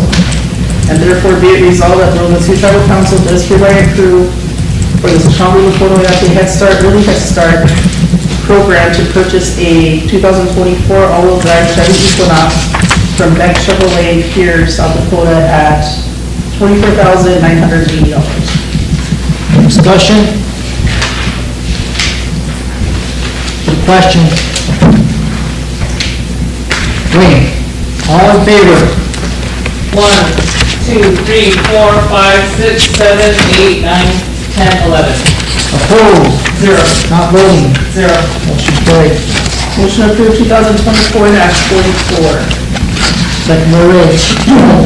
Start the fourth whereas the SLO-HS/EHS program requested sealed bids for a camera security system for the Head Start Wellness Center. The bid was advertised for 3 weeks and 0 bids were submitted. And whereas a quote was solicited from the RST IT department in the amount of $12,224.01 for 24 cameras, 10 exterior cameras, and 14 interior cameras. The wellness center is constructed in 2 large rooms with 2 smaller attached rooms. And whereas this resolution was reviewed and passed by the RST Budget and Finance Committee at a duly called meeting on Tuesday, January 23rd, 2024, with a quorum present and has been recommended to RST Tribal Council. And therefore be it resolved that the Rosebud Sioux Tribal Council does hereby approve such Head Start, Early Head Start program to purchase a camera security system for the Head Start Wellness Center from the RST IT Department in the amount of $12,224.01. Discussion? I have a quick question. Go ahead, Emily. Thank you. I just had a quick question on, does the Early Head Start have their own security department, or who oversees the security system? They will. They got their own IT people. Yeah. Thank you. Okay, need a question? Stand. All in favor? 1, 2, 3, 4, 5, 6, 7, 8, 9, 10, 11. Opposed? 0. Not voting? 0. Motion carried. Motion to approve 2024-45. Ray, for a second. Whereas the SLOHS/EHS program requested sealed bids for a camera security system for the Head Start Administration Building.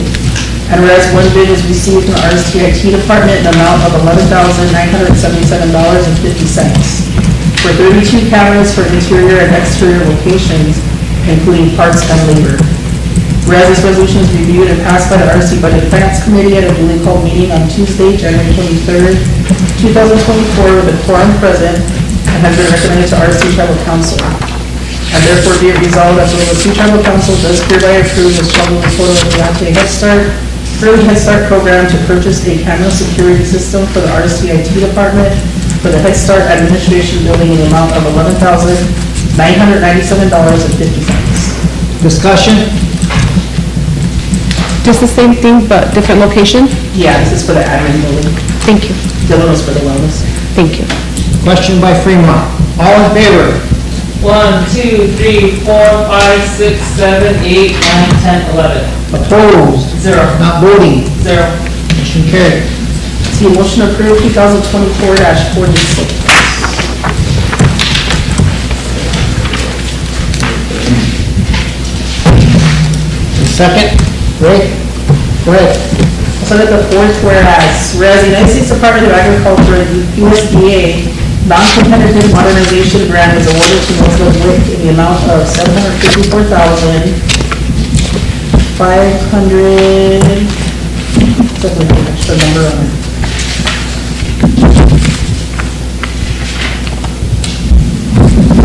$552 as amended. Take out that extra 5.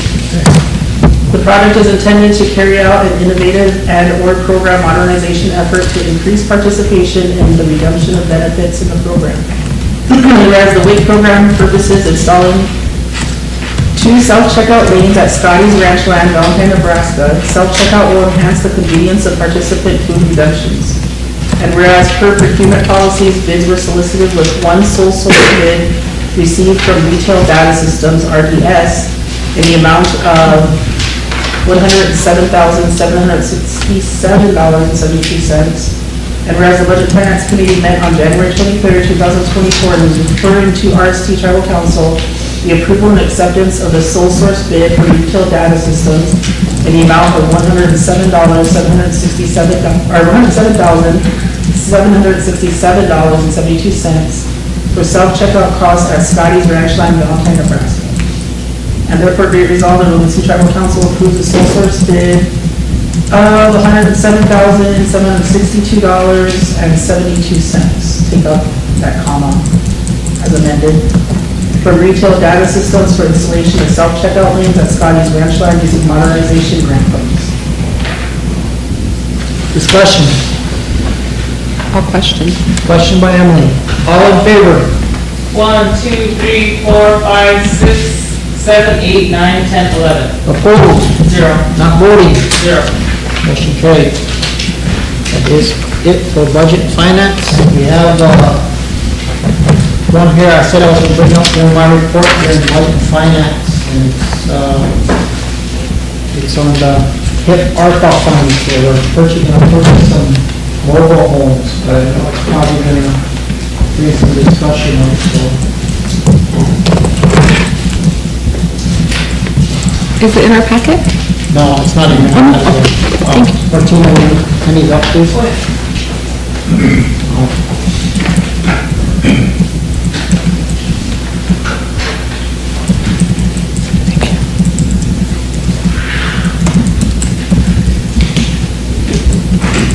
This is supposed to be run on as emergency. I was handed this by the ARPA, Gene Wright brought this down to me, and I was gonna bring it under my report, but I thought it'd be more appropriate to bring it under budget finance. I thought this was a petition. This is the, to buy homes. It was appropriated for homes, but it was for the purchase of them. That last one was to accept the funding. Was that a petition resolution? I don't remember seeing that one. We circulated petitions. Appropriate funds. And it passed? When did that get ratified? Nicole, did we ratify that? I just don't remember seeing the petition or anything. Do those go out? When was that? Was that before LNI? Yeah. Remember, it was for the HIP ARPA funds, and we thought it was coming out of our regular ARPA money, but we were informed it was coming out of the HIP money. And that was before LNI, so we ratified it in January, we did all those resolutions in one day. But this will be a new one. But this one is, so that one was accepting the money, and this one is spending it.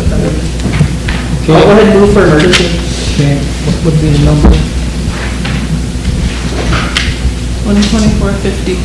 2450, need a second, Ray. Question by I have a question. We're just bringing on as emergency right now. Oh, sorry. Thank you. All in favor? 1, 2, 3, 4, 5, 6, 7, 8, 9, 10, 11. Opposed? 0. Not voting. 0. Motion to approve 2024-50. Second by Ray. Go ahead, Emily. Whereas the Sioux Tribal Council approved resolution 2021-312 to establish and operate a housing construction office, the American Rescue Plan, ARPA Construction Office, ACO, to oversee a housing opportunity project. And whereas the RST ACO is currently constructing housing units to alleviate a portion of the overcrowding that is occurring within our housing on reservation. Whereas the Sioux Tribal Council approved resolution 2023-307 with a recommendation from the Bureau of Indian Affairs, BIA, Great Plains Region, Home Improvement Program, HIT, Regional Director, to have RST ACO administer the funding, administer the remaining funding in the amount of $1,010,138.88 for PL 93-638 grant contract award A22AV00517. And that's the resolution that we did last. Petition. Whereas the Sioux Tribal Council approved resolution 2023-402 to authorize the ACO to utilize this one-time funding to provide 12 tribal members with new replacement housing by purchasing 10 two-bedroom modular homes and constructing 2 two-bedroom site-built homes consistent with applicable HIP Category C guidelines. And whereas RST ACO requested and received 3 quotes for the purchase of 10 modular homes from qualified vendors and are as follows. Ivan Homes in Sioux Falls, South Dakota, $667,000. Centennial Homes of Blackhawk, South Dakota, $842,410. And Lake Chee International LLC of Blackhawk, South Dakota, $944,401.50.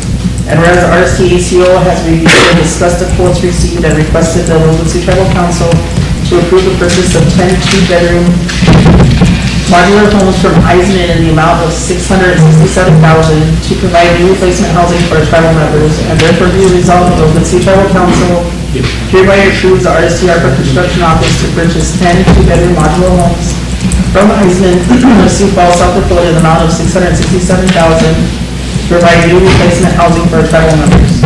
And be it further resolved that the Sioux Tribal Council hereby authorizes the tribal president or his designated official to sign and execute all documents necessary for the purchase of 10 two-bedroom modular homes from Eisman Homes. Discussion, Emily, go ahead. Thank you, Chairman. I just had a couple questions. The first one is, who are the homes going to and who identified that list? The second is, what was the process or guidelines, I guess, to get on the list? And the third one is, why wasn't it advertised more broadly? Thank you.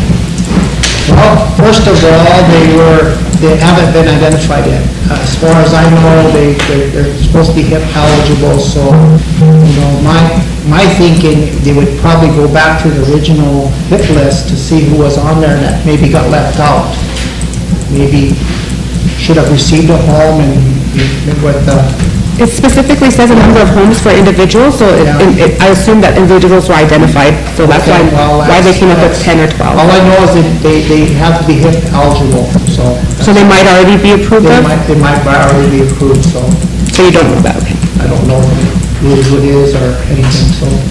Wayne? Yeah, Mr. Chair, do we have to allocate more funds for setup, or is SWA at the funds for setup? I'm not sure, I think the homes that they go to have to be, these are HIP funds that were given to the council for, the construction office to be able to use to do this. So it's not under housing anymore. Oh, okay. Well, I mean, still, so we need to, like concrete pads, prep work. Yeah. I'm sure that's included in here as far as the pillars or whatever else they're gonna use as part of their setup, so. They probably are, because they were included with our community trailers. This just says setup, but. Oh, like for the gravel and the leveling? Yeah, or concrete pads, to make sure that there's solid. Emily and then Michael. Thank you.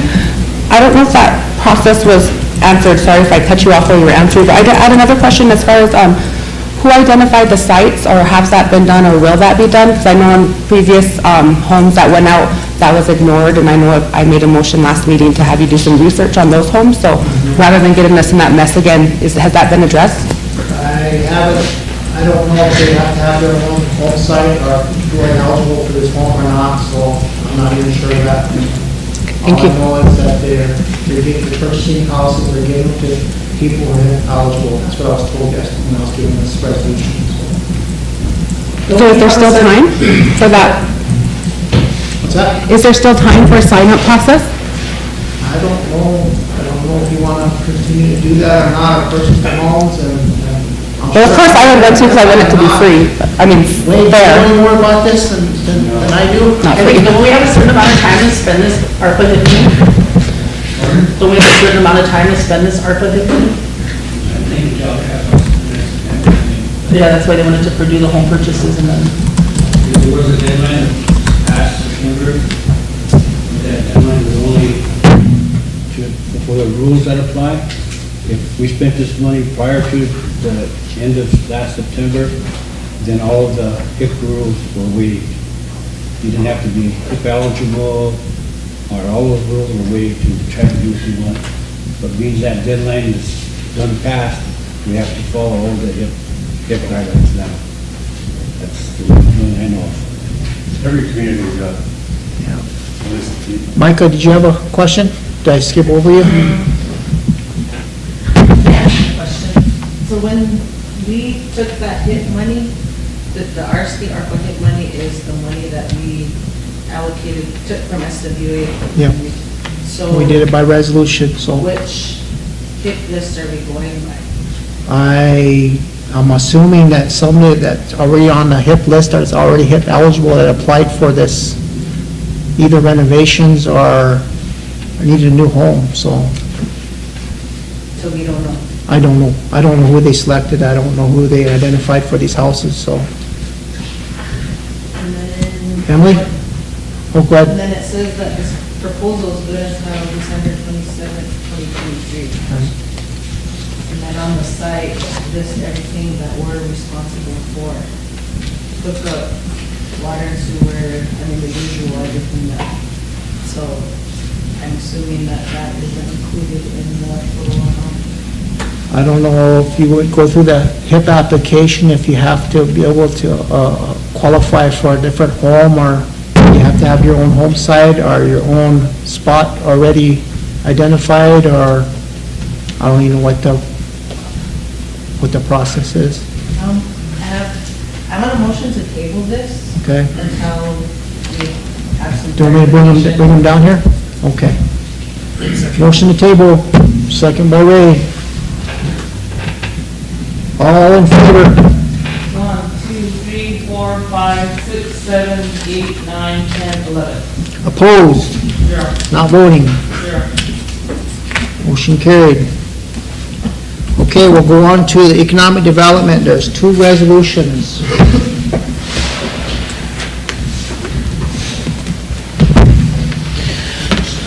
I need that one. Wayne, did you ever find the RST volunteer fire department? I got it. So I have some information on that. The committee did approve them for, was it $250,000? And so we've been going back and forth with Kenny, with Eric and I, and he's seen everything was turned in, and what we need is we need a budget and an updated quote for it. So Wayne Fredericks did email me a budget over the weekend, but it was from 2023, and it was only for $189,000 and didn't include the radios or any other equipment. So we need an updated budget. I mean, if they want $189,000, we can give them that. But I think you guys approved it for $250,000, right? The radios were a separate resolution because that was brought from. Okay, so they needed a quote for that.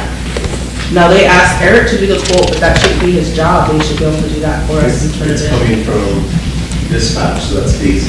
Okay, Daisy so, did that because we were finally unifying the fire and police department and dispatch all finally on the same way.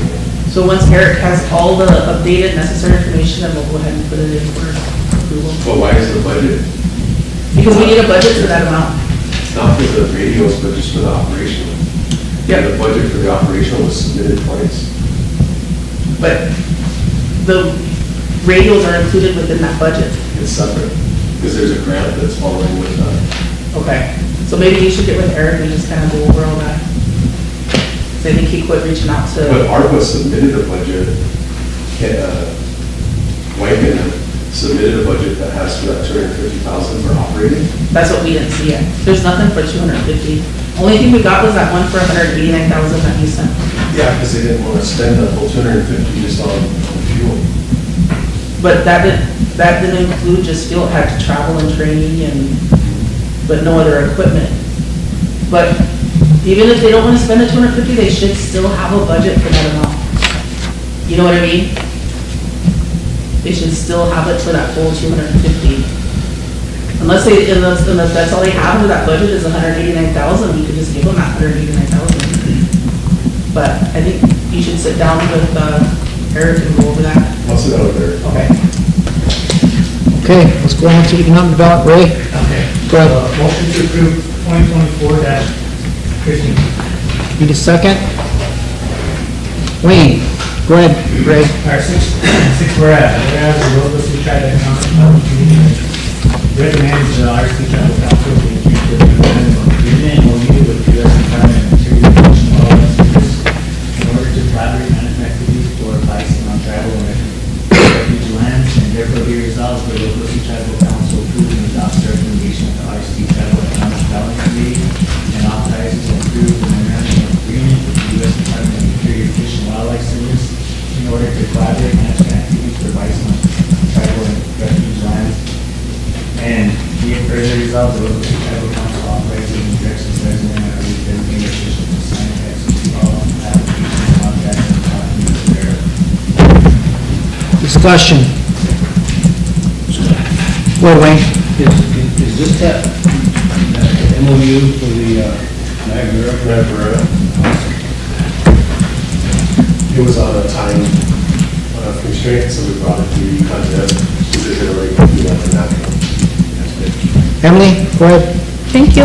I just wanted to bring up a few questions that weren't able to be answered at the Land and Natural Committee level, I don't think, because I don't remember getting answers, but do you know if they've reached out and tried to work with our Department of Natural Resources? And the reason why I'm asking is in the past, we used to have a very strong relationship with the U.S. Fish and Wildlife Service. It expanded beyond bison. It went through fisheries, it went through the land, went through the soil, went through water. So I'm just wondering if that's been talked about, because I know I've been trying to help reach out to our Director of Natural Resources and they could really use some support, and so it seemed like this would be a good fit to be able to link them in if we're gonna be talking about U.S. Fish and Wildlife Service. It seems awkward that they're not involved in the conversation, so I just wanted to make that, thank you.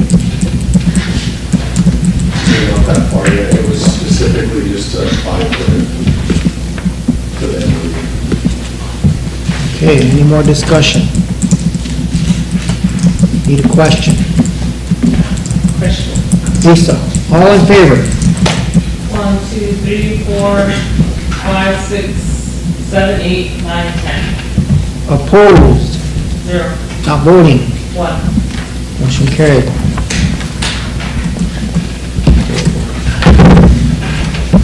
There's a CTAS one, but I don't know where's that. It's not in your packet? No. Yes, sir, CTAS, what does that stand for? Consolidated Tribal System. Oh, Right, Tina, look on the bottom. It might be, I'm not sure.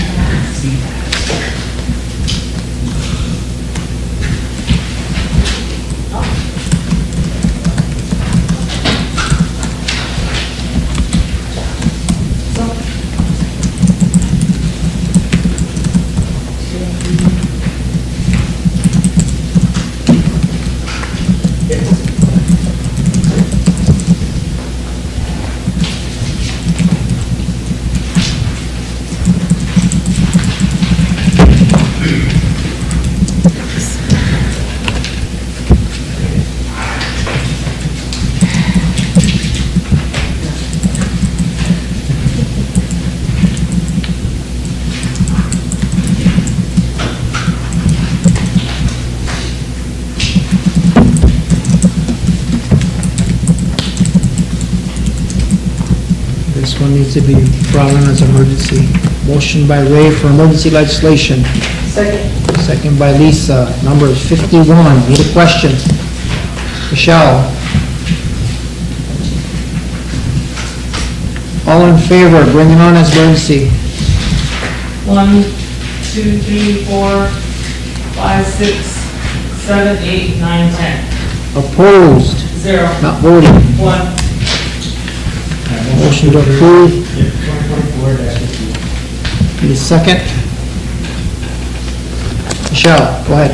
Okay, I'm sorry, 6, whereas the following U.S. Department of Justice Coordinated Tribal Assistance Solicitation CTAS grant purpose area will enhance the public safety, victim services, and youth services, perpetrator accountability within the exterior boundaries of the Rosebud Sioux Reservation. Purpose area number 1, public safety and community policing, CFDA number 16.710, the Rosebud Sioux Tribe Law Enforcement Services will request funding to increase its capacity to implement the RST task force to purchase law enforcement vehicles on the Rosebud Reservation with an expected sum of $900,000 to implement a 36-month project.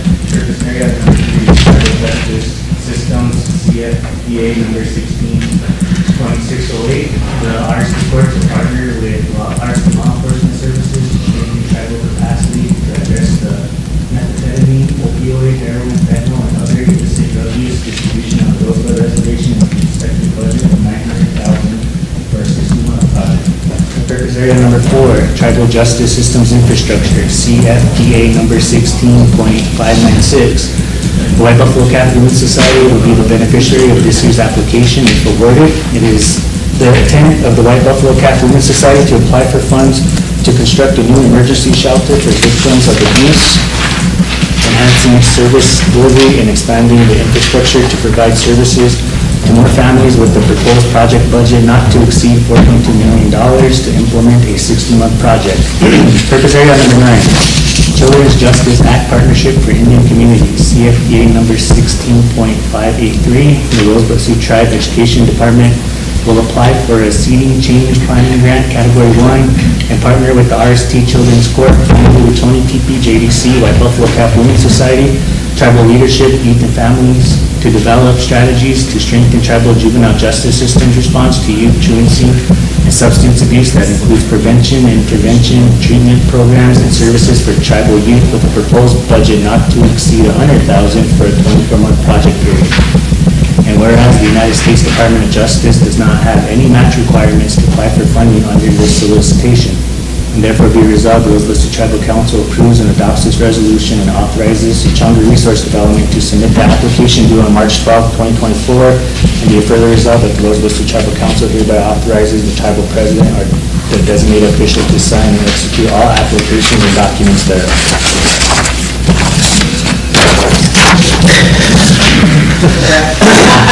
Discussion. Question by Lisa. Okay. Any question? All in favor? 1, 2, 3, 4, 5, 6, 7, 8, 9, 10, 11. Opposed? 0. Not voting? 0. Motion carried. That's it for economic development. Education, it says 0 on there. Is any education motions or business? Okay. Governmental affairs. No resolutions, or is there any business from governmental affairs? Health board. Go ahead, Lisa. I had 2 resolutions that were dropped off here for some vehicle purchases that didn't go through committee. I don't know what they're talking about, using the money from the opioid settlement, so I don't know if you want me to send them back to committee. Probably send them back to, send them back to committee. For the budget, that opioid budget. Yeah. Wait for that before we. I think that was supposed to have been done a long time ago, but it's not making its way to the floor, or I think Hal had been supposed to identify and budget that before it even came to the Rosebud, didn't it? The opioid settlement? No. It didn't have to be before we got it, but it could only be spent for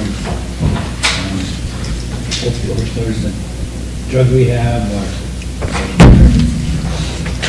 other than that, there's no restriction. These are for transportation vehicles. But I think the last time you guys talked about this, you wanted a budget for it. Yeah. It's not here yet, I haven't seen it. I'll just send it back to committee. Okay, all right. Oh, and then there's one thing I wanted to get from, since we're on the health board. I'll make a motion to have the health administrator provide us with a current expense report on all pre-award costs for the compact. Just to kind of see where we're at with that, what we've expended so far. Okay. Need a second? Fremont, question? Michelle, all in favor? 1, 2, 3, 4, 5, 6, 7, 8, 9, 10, 11. Opposed? That includes like the baby education and stuff. Opposed? 0. Voting? 0. Motion carried. Okay, down to judiciary. Says 2024-37, tribal to seek funding for construction of Justice Center. Ben is too scared to do it. Motion to approve 2024-37. Need a second? Ray, go ahead. Michelle. I'll start at the 5th whereas. Whereas the Rosebud Courthouse was constructed almost 50 years ago and is a small building that has needed major renovations for quite some time. Court programs and staff quickly outgrew the facility, and the Children's Court was moved out to the Juvenile Detention Center in 2008. The Criminal Court was moved out to the Adult Correctional Facility in approximately 2012. Only the Civil Court Administration and probation staff are currently housed in the Rosebud Courthouse. The court has needed a bigger facility for many years to bring all 3 courts back under one roof. And whereas A&E services that have recently completed for the court expansion project to be constructed at the current courthouse location, and whereas the court requests tribal council approval to proceed with seeking funding for the construction of the court expansion project and to build the Sherman J. Marshall Justice Center. And therefore, be it resolved, the Rosebud Sioux Tribal Council authorizes the Rosebud Sioux Tribal Court and the Rosebud Sioux Tribal Administration to seek funding for and the construction of the Sherman J. Marshall Justice Center. And be it further resolved that the Rosebud Sioux Tribal Council hereby authorizes the tribal president or the designated official to sign and execute all applications and all documents thereof. Discussion. Any question? Emily? All in favor? 1, 2, 3, 4, 5, 6, 7, 8, 9, 10, 11. Opposed? 0. Voting? 0. Motion carries. Go ahead, Wayne. I have a comment on the building. We were currently looking on financial report, but one of the things that we could include is the environmental assessment. I'm not sure if you could ask the board for you to do that, or the kids that would be great, if not, we need to identify somebody to do that. The environmental assessment, we should have the land description. Okay. Okay, we have Land and Natural Committee. What happened to I'm not sure. we're gonna bring up some next week. Oh, you're Yeah. So we We doing, have these fishing, yeah, game fishing park schedules that need to be approved. Oh, this one's? Yeah. 2024 fall hunting season, or? Yeah, those are those two down there. I thought there was gonna be some more talk about it.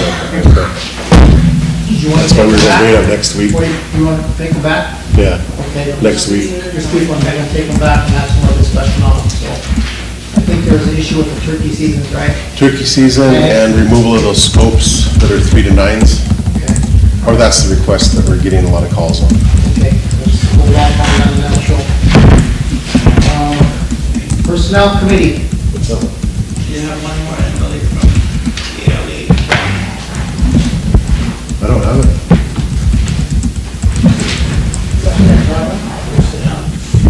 I think there's one in here for Kelly, but, we had a meeting yesterday.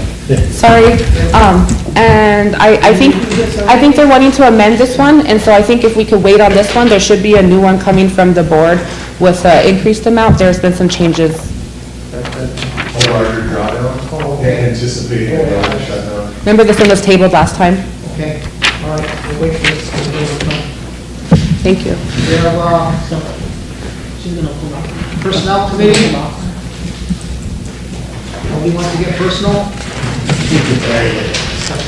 Ready to take another shot at that? That might have necessary. Social Service Committee, we have one. Reconsider and amend. 133, 2020 it says on here.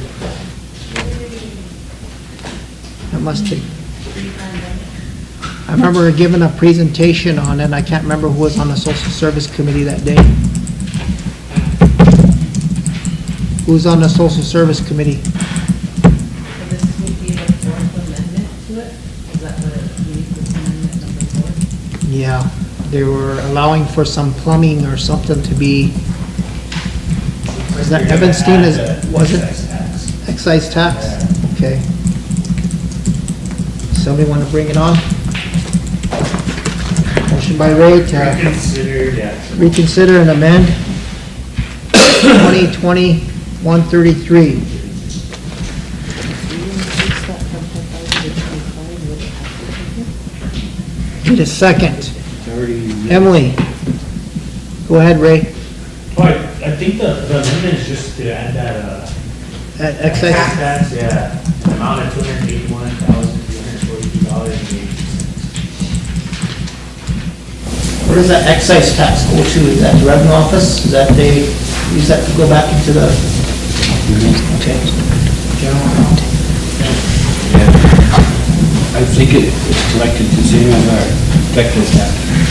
Okay, is there any discussion on this one?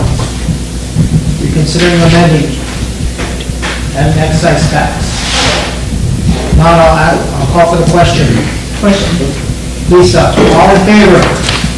1, 2, 3, 4, 5, 6, 7, 8, 9, 10, 11. Opposed? Not voting? Motion carried. Okay, we have, Transportation Committee.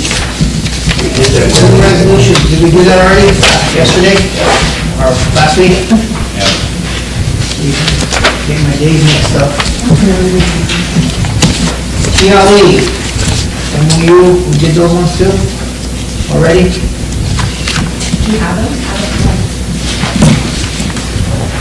I don't have anything in my packet. I think I have them here. I'll check my packet. I don't get it.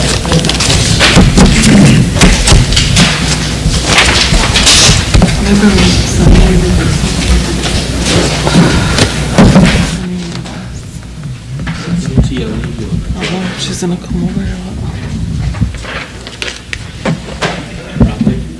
Oh, they're, MOU, mutual aid support, trust land process here.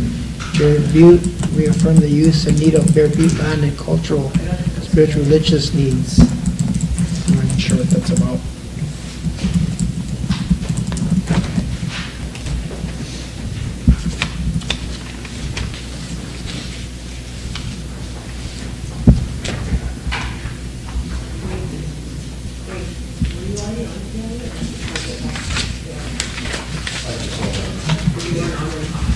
TLE board, who's on the TLE board? Emily? Sure, Okay. apologies, I'm new as of December, so I wasn't there at this meeting, so I might not be able to answer the questions, but I'll try.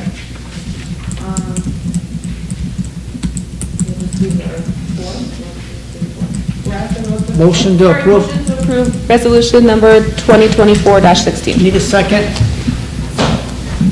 Wayne, go ahead. Whereas the Rosebud Sioux Tribe has purchased the land and premises of the Bear Butte Lodge, see Exhibit A, and whereas Bear Butte is a sacred site of the Ochedi Shakoni, 7 council fires of the Lakota Oyate, and an essential part of the permanent home of the Great Sioux Nation under 1851 and 1868 Sioux Nation treaties with the United States of America, and whereas the Rosebud Sioux Tribe is a constituent tribe of the Great Sioux Nation and a signatory of the 1851 and 1868 treaties, whereas Bear Butte is a site for Lakota gatherings, including the 1857 Sioux Nation Council, including Red Cloud, Spotted Tail, Crazy Horse, and Sitting Bull, convened to protect the Oyate from the incursion of the Americans and the U.S. Army. Whereas Bear Butte is a site for sacred ceremonies, including the Hamblacha Vision Quest and Inipi Sweat Lodge, and our traditional leaders, including Leonard Crodog, Frank Schoolstroll, Horn Chips, and Crazy Horse, have gone to Bear Butte to practice their ceremonies. And Bear Butte, our sacred places, our sacred ceremonies are essential to our Lakota culture and history and the heart of our Lakota people, now and in the future. Whereas for the future of the Rosebud Sioux Tribe and our Lakota people, the recovery of Bear Butte as Indian lands and the Bear Butte Lodge as local lodging and a site for our Lakota people engaged in sacred ceremonies, cultural and language activities, education forums, and youth activities is essential to nation, spiritual, cultural, mental, and physical well-being. Whereas, as a condition of statehood, the people of South Dakota recognize that America retains authority over Indian affairs, agreed never to claim our Indian lands, and agreed to honor congressional acts to authorize recovery of Indian lands, such as Section 5 of the Indian Reorganization Act, Constitution of the State of South Dakota, Article 22. Whereas the Rosebud Sioux Tribe has filed an application with the Secretary of the Interior to take the said Bear Butte in trust, and whereas Bear Butte is a sacred site and the tribe has provided that alcohol and illegal drugs shall be prohibited at Bear Butte, and whereas to protect and manage the Indian land at Bear Butte, the tribe offers the City of Sturgis and Meade County Sheriff, South Dakota, the attached Memorandum of Understanding on Mutual Aid to protect persons and property at aforesaid Bear Butte land, see Exhibit B. Whereas the aforesaid memoranda of understanding on mutual aid are intended to and shall apply in Meade County, South Dakota, and shall not apply to other Indian lands.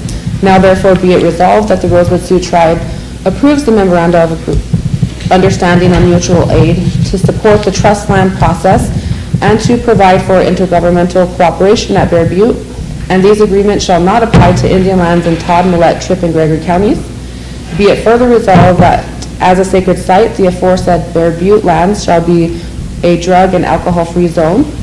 Be it further resolved that pursuant to memoranda of understanding on mutual aid, the Rosebud Sioux Tribe shall rely on the Bureau of Indian Affairs Public Law 93-638 contract, and the Federal Tort Claims Act shall protect such tribal police and BIA Special Law Enforcement commissioned officers. And be it further resolved that the Rosebud Sioux Tribe reserves all its inherent sovereign and treaty rights over all its Indian trust lands, including the lands at Bear Butte, when said lands are taken into Indian trust status for the Rosebud Sioux Tribe by the Secretary of Interior. And be it further resolved that the Rosebud Sioux Tribal Council authorizes the tribal president or tribal vice president and tribal secretary of the Rosebud Sioux Tribe to sign any and all documents required to finalize the memoranda of understanding on mutual aid between the Meade County Sheriff's Office and the City of Sturgis.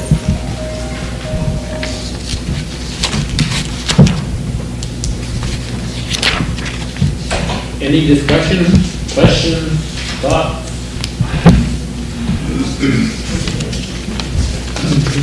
This agreement here has been talked about with the city of Sturgis for a couple of years now.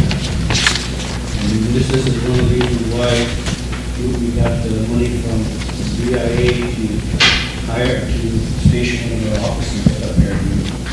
So this agreement will just allow us to work any disputes or anything that arise on our lands that we're with the county or the city up there. I have a question. In the resolution, it says Exhibit A, and I don't see an Exhibit A attached. Has that part already gone through the appropriate channels to get the MOU language approved, like went through Eric and everybody? What was that? RB, Exhibit B? Oh, A and B, oh. Neither one are attached, so I'm just wondering, has anybody seen them or approved of those? I'm sure Eric has. At the board? Yeah, you could probably ask, Cleve, actual MOU. I just didn't know if we should approve of that without either having Eric legal or our own visual. That's fine, you can wait till he does explain to you that that's the purpose of this MOA. And I just want to say that we worked a long time with the mayor of Sturgis, and I'm not sure if any of you know, but he just resigned last week. He's been here for like 20 years. I'm not sure why, but I hope that the new mayor knows to go forward with this, but we spent a lot of time with this out. I have another question. Go ahead, Emily. At one of our other committee meetings, we were told that a staff person is now up there, like maybe law enforcement or something like that. So does this agreement affect what they can do?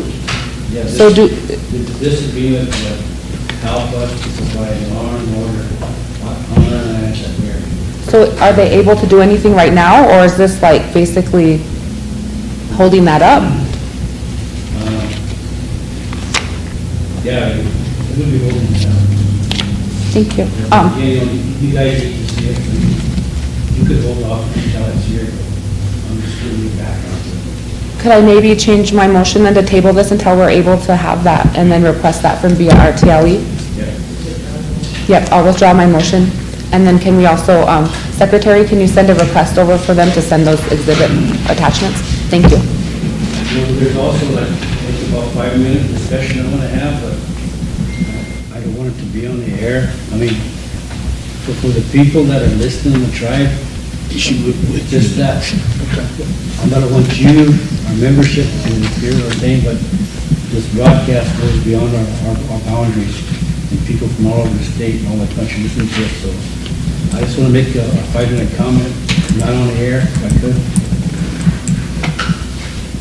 You don't have to go into executive, just go off the air for like 5 minutes. Can we do the other resolution first? Sure.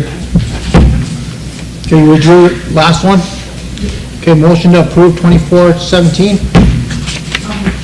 Motion by Emily, second by Wayne. Go ahead. Okay. I'll start on the fourth one. Enterprise herein referred to as TLE was established by the Rosebud Sioux Tribal Council as a subordinate organization in accordance with Article 4, Section 1N of the Constitution and bylaws and other applicable tribal law. And whereas TLE is governed by its own bylaws as adopted and amended by the Rosebud Sioux Tribal Council, And whereas pursuant to Section 19 lands of the bylaws of TLE, the tribe is authorized to enter into an agreement with TLE to manage and operate subject to approval of the Commissioner of Indian Affairs or his duly authorized representative all lands now in tribal ownership or which may come into tribal ownership from any source. And whereas the Rosebud Sioux Tribe acquired fee land in the name of the Rosebud Sioux Tribe, the fee land is generally referred to as the Bear Butte land, which is more particularly described below. The fee land is approximately 160 miles from the Rosebud Reservation boundaries. And whereas the Black Hills have always been the spiritual center of the Lakota Nation, and Bear Butte has been and continues to be a profoundly important sacred site and is vital to the spiritual, ceremonial, and religious needs of the people. And whereas the Rosebud Sioux Tribe affirms the use of the land as for cultural, spiritual, and religious needs, and whereas the insensitive state regulatory practices at Bear Butte and other sacred sites subject to state jurisdiction have led to a long history of conflict with tribal ceremonial, cultural, and spiritual activities, and clearly show that the state regulation will not prevent interference with the traditional practices of the tribe. And whereas the Tribal Land Enterprise Board of Directors has reviewed this request and recommends to Tribal Council approval of this resolution. Now therefore be it resolved that this resolution is to affirm the use and need of the land for cultural, spiritual, and religious needs of the people on the following described real estate. And it's a very long legal description describing Bear Butte. Be it further resolved that the fee to trust resolution number 2009-289 dated 10/22/2009 is a separate resolution for fee to trust purposes. Be it further resolved that this resolution is to affirm that Bear Butte is a sacred site that shall be primarily used for religious, cultural, and sacred ceremonial purposes. The land shall be protected from harm or destruction, and the sacred site shall always be available for prayer, sacred ceremonies, and traditional cultural and religious observance. And be it further resolved that the Rosebud Sioux Tribe and Tribal Land Enterprise also intend our Bear Butte lands and sacred sites to be used to promote youth and tribal member education about Lakota religion, sacred ceremonies, traditional prayer, and cultural observances, Lakota language and cultural education for Rosebud youth and tribal members, and housing for our Lakota people when they are at our sacred site through the Rosebud Sioux Tribe Bear Butte Lodge, which shall be rebuilt in the coming months. Any discussion? Question by Lisa. All in favor? 1, 2, 3, 4, 5, 6, 7, 8, 9, 10. Geez, 3, 6, 9, 10. We'll just I have to read that over.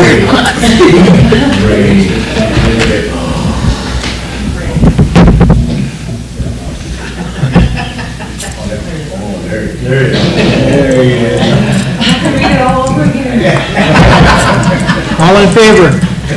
1, 2, 3, 4, 5, 6, 7, 8, 9, 10, 11. Opposed? 0. Not voting? 0. Motion carried.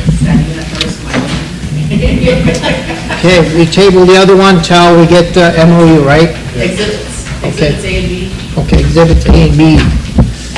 All right, looks like we're done with our agenda. Did we have any enrollment, or are we gonna wait till next month? Treasurer was requesting executive. Oh, okay. Just off air. I don't want to go to exec, just off the air, just for 5 minutes. And I, In relation to enrollment, we've had a lot of difficulty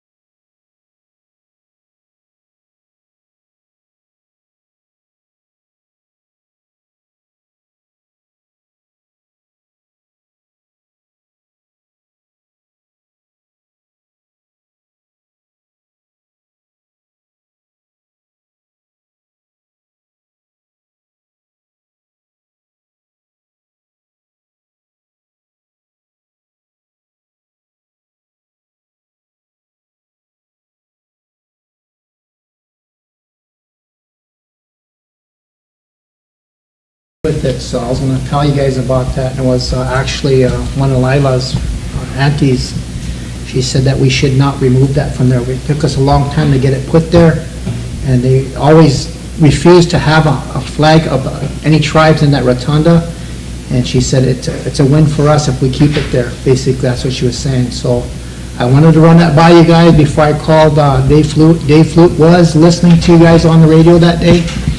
He was kind of frustrated with, when we had our meetings down there with Governor Noel when he signed that gaming compact. He thought that was a win for us. After we got that meeting, that private meeting with her staff and her, she actually got the chance to talk to her about stadium sports and that feed of trust application. And that basically he was saying that was a win for us because she withdrew the opposition for opposing it. So, and that's why we're going into, as far as stadium sports. So there's a few things that she had done for us, and he said we should have recognized that before we jumped the board. But my feeling is we're all related when it comes to something like that, and it affects every tribe when comments are made like that. So I just wanted to bring it back to you before I even called Dave Flute to have him removed. So have it removed. So I think, in my opinion, I say we still remove it, but then we need to enter into some actual conversations with the governor, because there is a multitude of things that she has done in her term that show that she doesn't even want to recognize us on a daily basis. I don't know, Wayne, do you have any comments about that meeting? I thought it was pretty productive. I'm not sticking up for her in any way. I'm just saying it was a good meeting. It was a good meeting, so. I don't know, we have a lot of lawyers out there that want to be lawyers. I was young, I wanted to be a lawyer too. But I remember back in the day, we had a regular arrest warrant for a governor for 16 years. The only thing that ever did is it became more popular, and they held up our funds for 16 years. You know, back when we were talking about the Black Hills thing, when we went to court, a lot of the young guys were war whooping and hauling around, couldn't get our land back until the judge made a decision. And once the judge made a decision, everybody was quiet. We've been quiet for 50 years. We haven't been in there 50 years. Same way with Rosebud Beacon Night. All the young guys were jumping up and down, regularly kicked the governor's ass. He has no right to take his land away from us until the judge made his decision. And then it's all quiet. Now, at one time, I was a lawyer. I still like to profess to be a lawyer.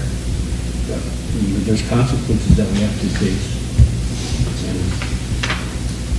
And I'm too old to get to the point where we have to be childish about things. You know, I don't necessarily agree with the governor. You know, she does a lot of things that have been detrimental to us, but yet she's in a position to help us also, and she has her constituents that she has to deal with. Scott has his constituents he has to deal with, and they don't necessarily meet like this at all. My opinion is that we need to try to get along. There's a war going on overseas that's been going on for 2,000 years, and it's for nothing.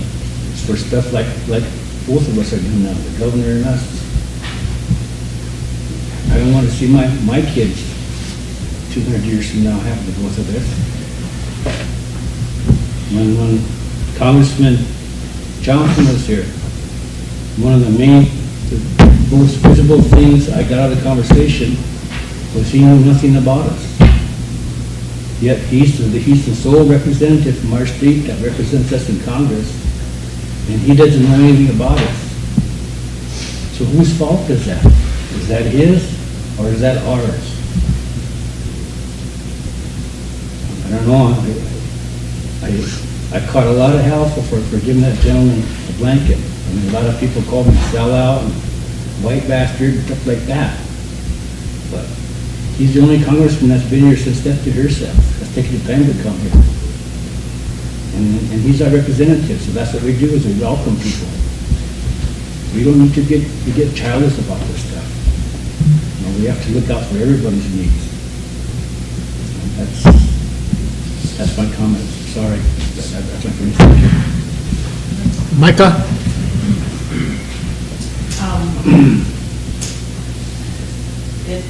My opinion on the governor all comes back to the education piece of it.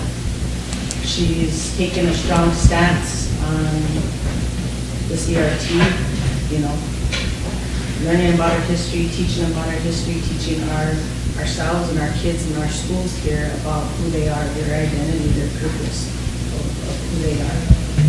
She disagrees with that. The social studies standards, you know, that's an ongoing, continuing theme. So education play is one of the important things here for our tribe. But with that, our tribe needs to take a stance with education. And so I don't like this feeling, like this talk of removing the flag from here. And the meetings that we had, that you all had with her up in here, it feels like, well, she gave us, like, she allowed us the time to meet with her. So because of that, we'll do you a favor by taking her flag and putting it in the Capitol. I mean, it feels like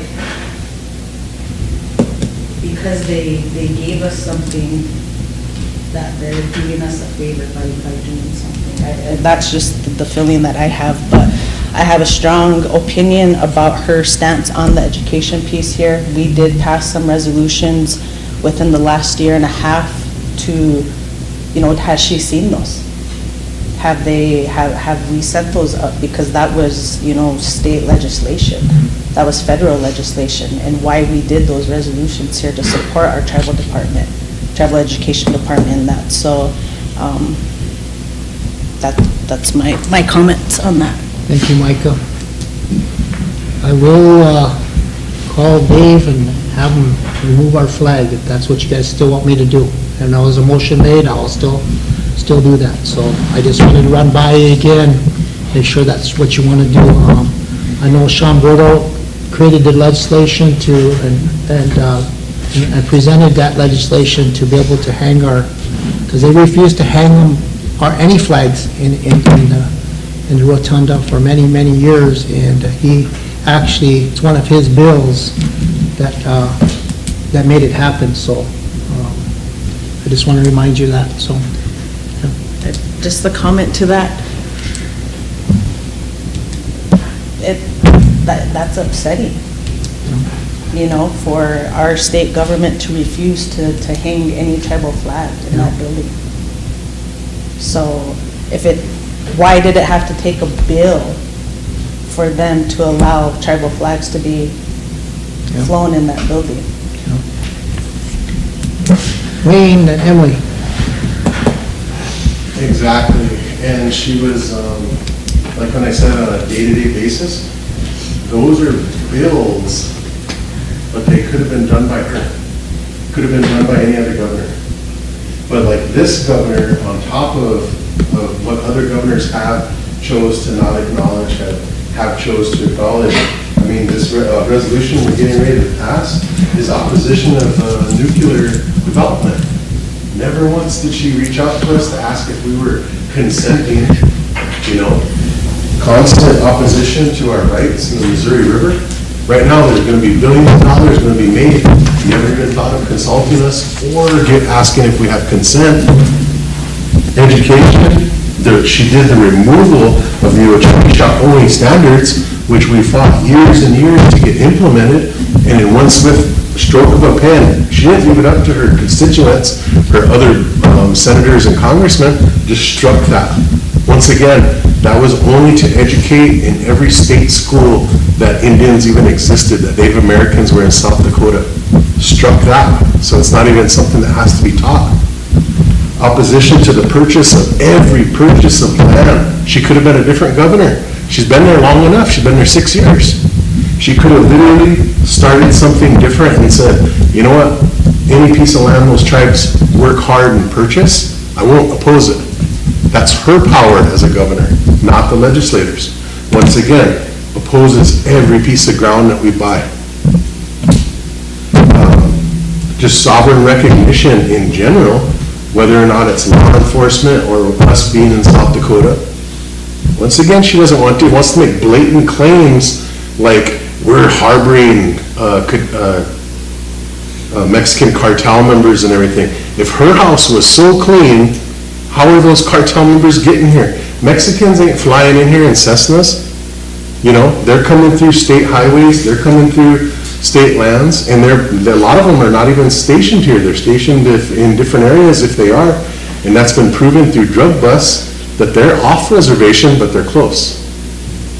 So those claims that when you put it out in the media like that, or she did put it out in the media, I take offense to that, because I'm one of the leaders of a sovereign nation. So I don't think that her asking to put flags up there, our flag she doesn't deserve to have our flag up there, in my opinion.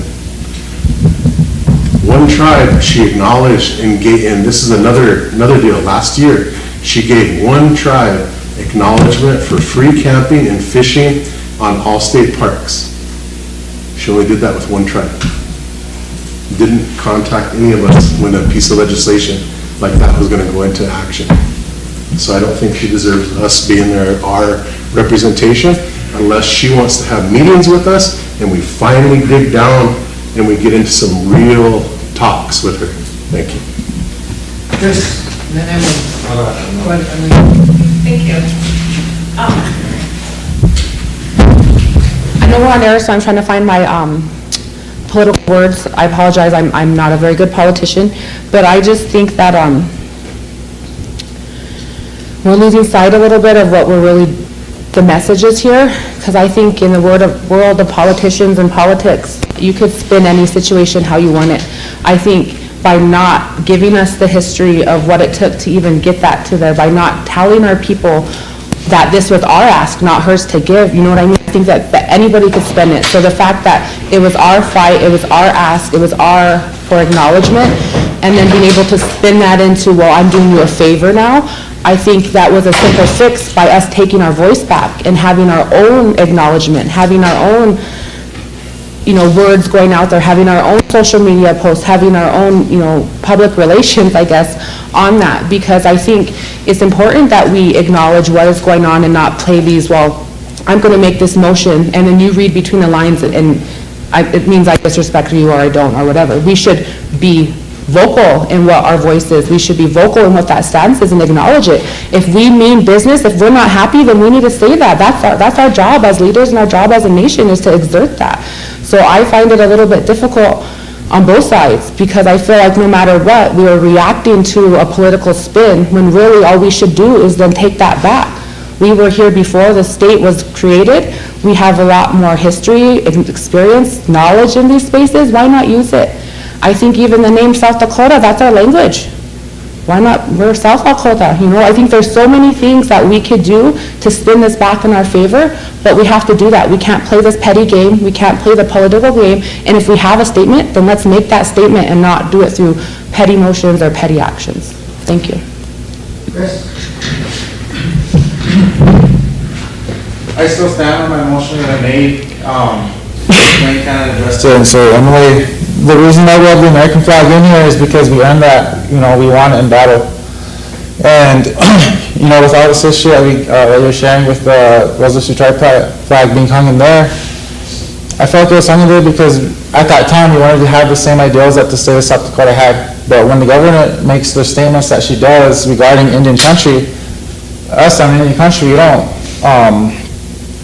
walk hand in hand with her statements. We're not about what South Dakota represents when it comes to Indian country. And so that's why I felt very strongly on keeping our flag, taking our flag home. And another thing too, you know, our flag is something that has a lot of honor to it. I remember in our orientation that it had a whole reasoning for what's behind each part of the flag. And anyways, you know, I don't know if this is me being a young Native American, a young warrior, a naive warrior, or just an understanding person that knows that this doesn't have to be forever. Maybe in the future, whenever we build a better relationship with the state, then maybe our flag could go back. But before that even happens, the state has to start, working with us in a better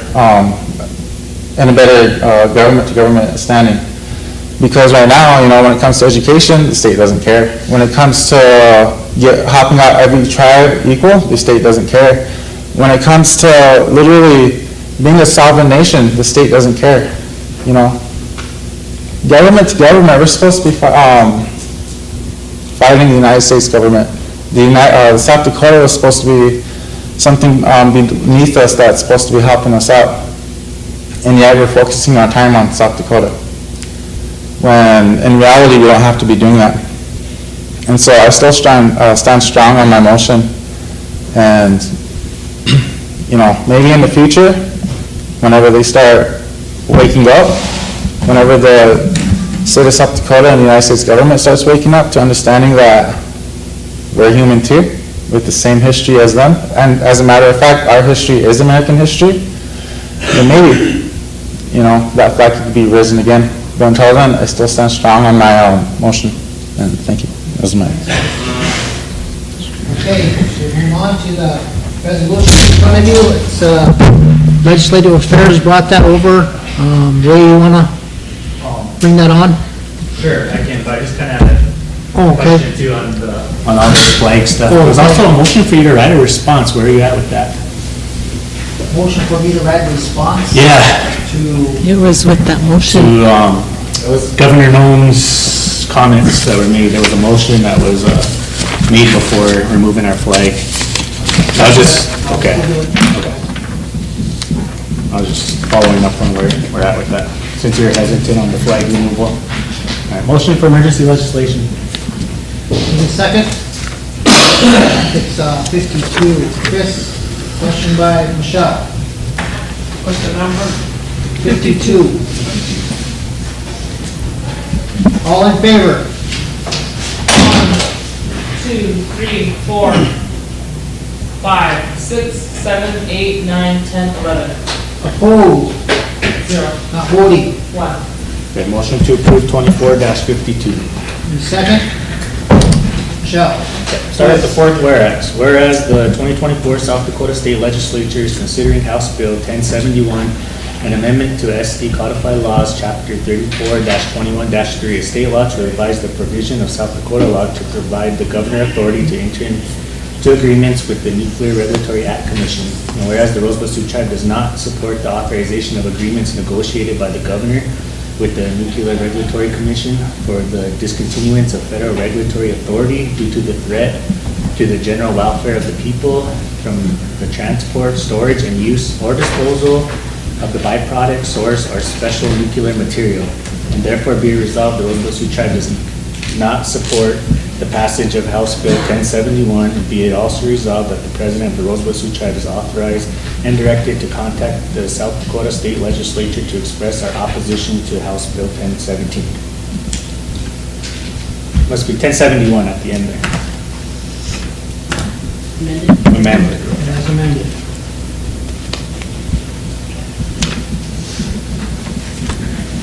Any discussion?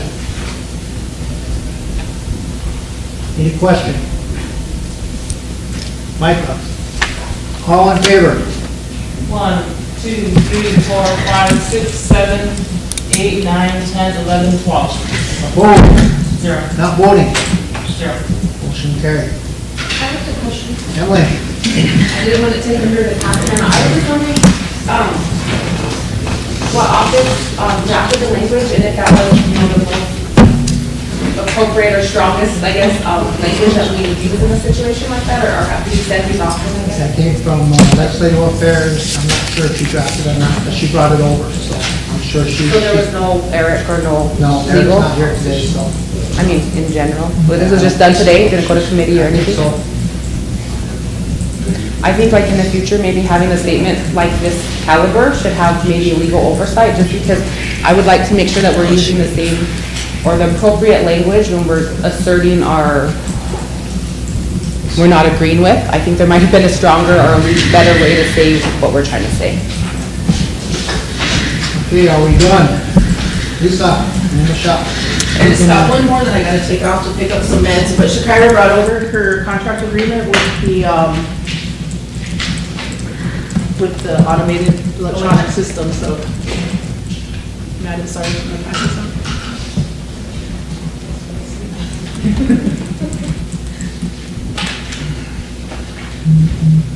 I'll motion for emergency. Motion for emergency legislation, need a second. Michelle, question by Chris. Number is 53. I was trying to sneak out.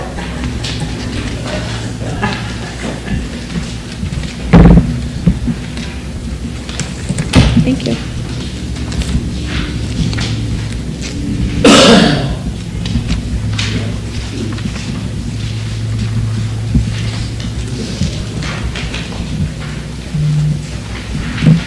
Sarge, are you ready? All in favor, emergency legislation? 1, 2, 3, 4, 5, 6, 7, 8, 9, 10, 11. Opposed? 0. Not voting? 1. Motion to approve. Motion to approve 2024-63. Need a second?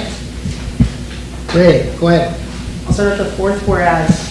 Whereas the Rosebud Sioux Tribe Election Board has recommended an agreement for automated election services, a division of Ink Impressions Incorporated, for vote counting machines, related supplies, and professional training services necessary to the conduct of the tribe's primary and general election scheduled for 2024, for a total cost of $75,000 on a sole source basis. Whereas RC Ordinance 94-125 establishes a procurement policy and procedure for used by the departments and entities of the Rosebud Sioux Tribe for the procurement of goods and services. And whereas RST Ordinance number 94-125 requires purchases of $25,000 or more, requires approval of the Rosebud Sioux Tribal Council. Whereas the Rosebud Sioux Tribal Council accepts and adopts the recommendations, we'll strike that committee portion out, to enter into an agreement for automated election services. And whereas nothing in this agreement should be construed as waiving the sovereign immunity of the Rosebud Sioux Tribe or its constituent parties. Therefore, be it resolved that the Rosebud Sioux Tribe accepts and adopts to enter, as amended, we'll strike that out, the recommendation part, to enter into an agreement for automated election services.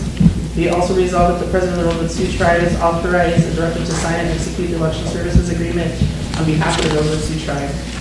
And all the documents, the contract, and the covered costs are. Any discussion? Emily?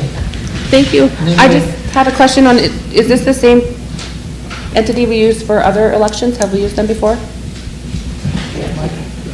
Yes, it is since 2017, I believe.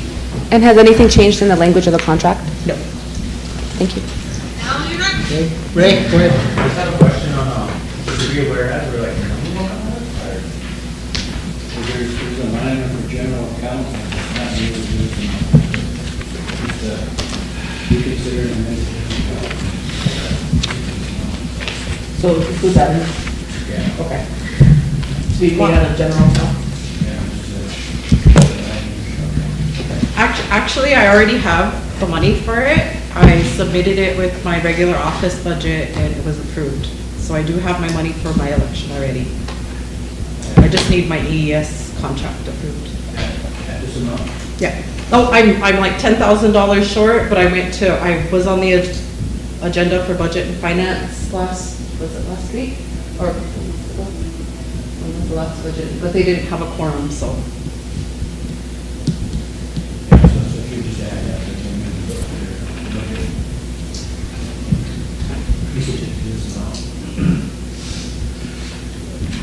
The other question I asked you, Council, I had nothing to do with the machines, but the communities and the Black Piper Forum was asking to do a referendum vote on the hospital issue. It passed. But the new constitution doesn't allow this body to do a referendum on it. The only time you do a referendum, it has to be for the initiative. So I'd like to propose an alternative, rather than having, the communities having to go through that process of petition process.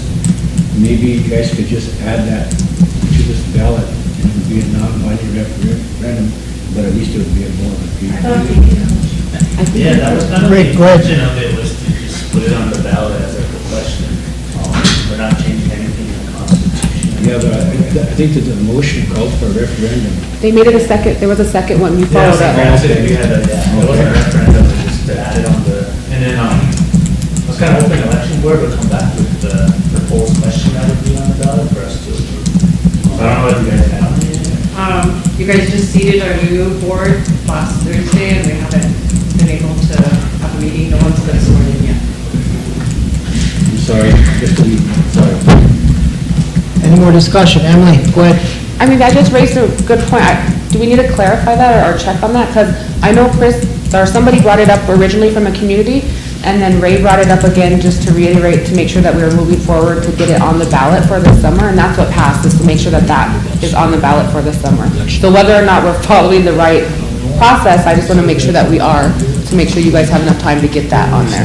Yeah, as Yeah. long as we're clear on what you guys want, we can send it to AES and. So do you have enough information to go out to like give us something to look at? All I have is the resolution. Okay, it was just a motion to have that vote be on there for the IHS contract. Okay, got, Mine's done on this. oh, okay, go ahead, Micah. So following up with Emily, I think we do need to clarify that. Calling it a referendum because that intends, like, we're changing something to the Constitution, whereas Ray's motion was just to put that language on the ballot, so I think we need to clarify and let the public know that it isn't a referendum. What would you call it? I mean, it's just, I mean, I guess, I don't know what we would call it, but it's not a referendum, is what I'm saying. What would we call it? So if it has no legal preference, then why do it?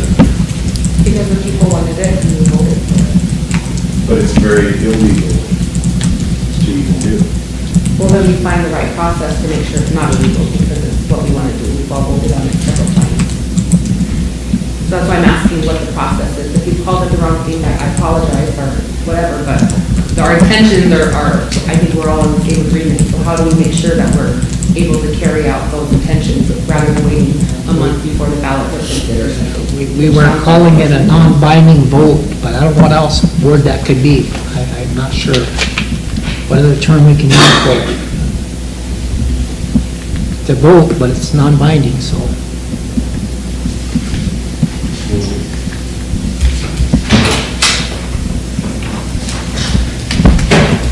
So are we going to be able to do this then? Every time we have a motion that's controversial or a movement, and then we'll just have a non-binding vote for the time?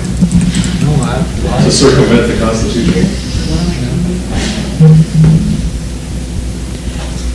Go ahead, Emily. I was just gonna ask if we could ask for a legal opinion on this, Yeah. to know for sure rather than back and forth with no legal. Well, I have to wait till next week. we'll have to get it from Eric. He's not here today, so we'll have to get it another time. I'm not sure what else to call it, you know, was a motion made to put it on the ballot, and if it's not binding, then I don't know what the word for it is, so. Can I make a motion to have you work with Eric in the meantime and bring it up at our next council meeting? Okay, I'll just do it, I'll bring it up. Just so it's on record. Okay, Thank you. all right. All right, are we gonna approve this? Need a question? Chris, all in favor? 1, 2, 3, 4, 5, 6, 7, 8, 9, 10, 11, 12. Opposed? 0. Not voting? 0. Motion carried. Thank you. We got one more here, it's on that consultant, Rosebud, Garrett. You guys passed a motion to hire them. Here is his contract. We still haven't dealt with this contract, it needs to be approved by resolution, so I'll have,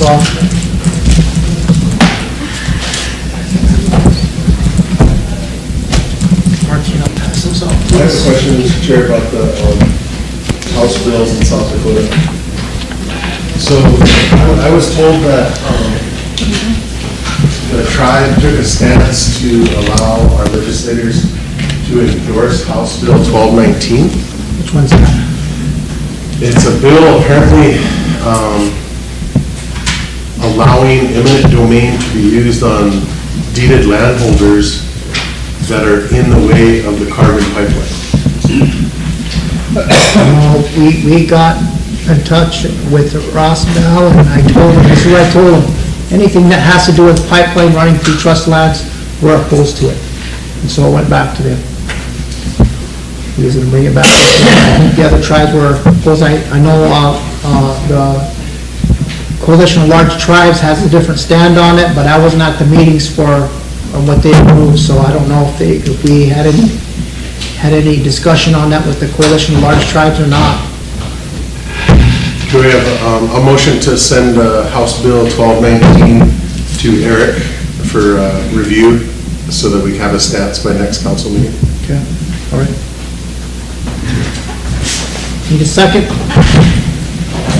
Michelle? Question by Emily? Is that? Oh, is that what you were texting about just now? Yeah.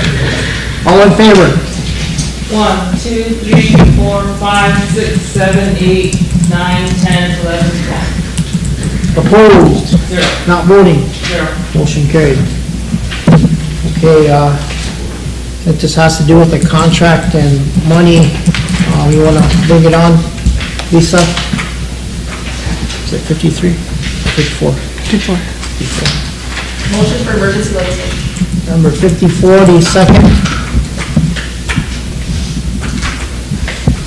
Michelle, question by Wayne.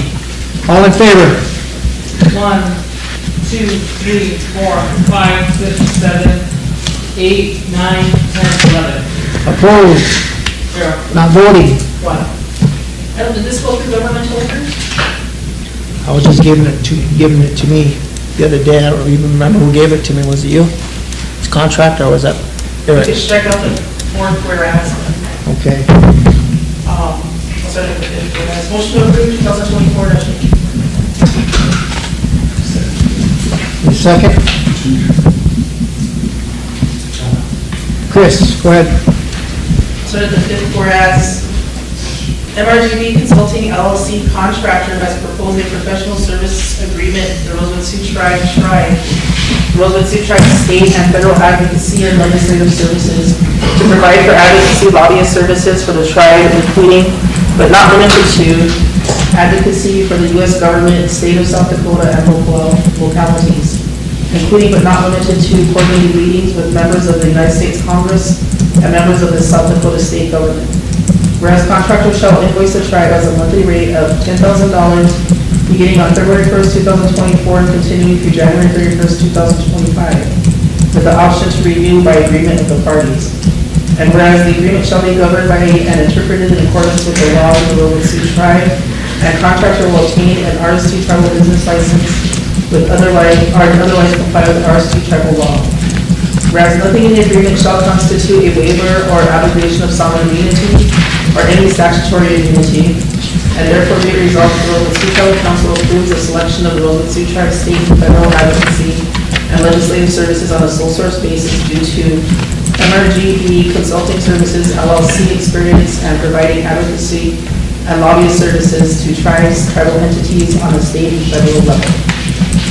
And therefore be it further resolved, the President of the Rosebud Sioux Tribe or his authorized designee is authorized or directed to sign and execute the professional services agreement, State Advocacy, MRGB Consulting Services, LLC. It's the same contract that they had last year, right? This is the one with Kevin Killer. Yeah. Any discussion, Emily? I just had a question. I was confusing myself on my notes, but is this one of the contracts that they get paid that amount no matter how much work that's done, or are they billed per task? And if it's paid that flat amount regardless, who do they work with that keeps them on task or that gives them task? They're supposed to be given a bill, like an invoice for all the work that they've done and the time that they spent on what they have done before they turn in their So should that language say up to $10,000? Because the way it reads, it's saying that they're gonna get $10,000 invoiced no matter what, so I just want a clarification on that. I couldn't answer that one. I know I asked some questions when they came here to present, and I just can't remember what they said. It's just a flat fee. So then who works with them as assigning those tasks and making sure they're completing tasks before it gets invoiced? Which I think she has, right? Yeah, she has. She told us that she was doing, weekly Zoom calls with them on Mondays. So I know she's working closely with these guys. I just wanted to make sure, because it's hard to justify if you don't know, so, thank you. All right, so discussion on it.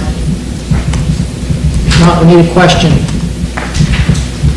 Ray, all in favor? 1, 2, 3, 4, 5, 6, 7, 8, 9, 10, 11. Opposed? 1. Not voting? 0. Motion carried. All right, go ahead, Micah. Since we're on the topic of lobbying firms, I would like to entertain a motion to reconsider and terminate Resolution 2023-81 for Atcity and Van Norman for lack of performance, lack of reporting, because they haven't reported in my 2.5 years that I've been on council. So that's my motion. Second. 2023-81. Motion by Micah, second by Ray. Any discussion? Emily? Secretary, would you be able to email me a copy of that just so I can have that for review? I'm not sure what we're discussing. Okay, I have it pulled up, so I'll send it. I'll send it to all of council. So what was the discussion we had with him when we approved his contract? He said he was gonna come to the council and report. Yeah, we scheduled him a couple of times, but to come in and meet, so he's waiting till to come to come to this meeting. Great. Yeah, just, in the resolution, it says that he agrees to submit a monthly report to the Rosebud Sioux Tribe Governmental Affairs Committee and the Rosebud Sioux Tribal Council, and shall appear in person to both the committee and tribal council in person on either a monthly or quarterly basis.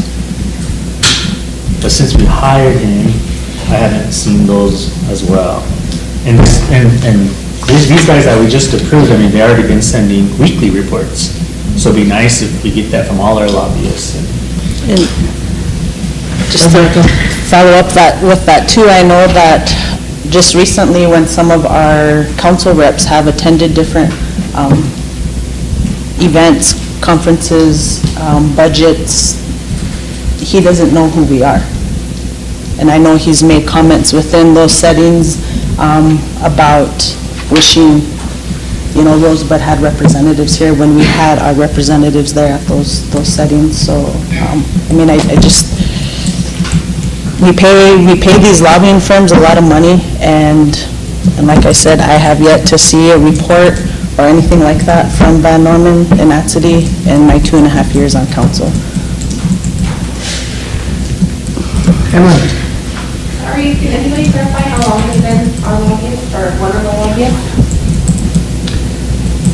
Since I came into office, I reported before that he does a lot of work with Wayne and I. We're on the phone with him constantly over every issue that we got.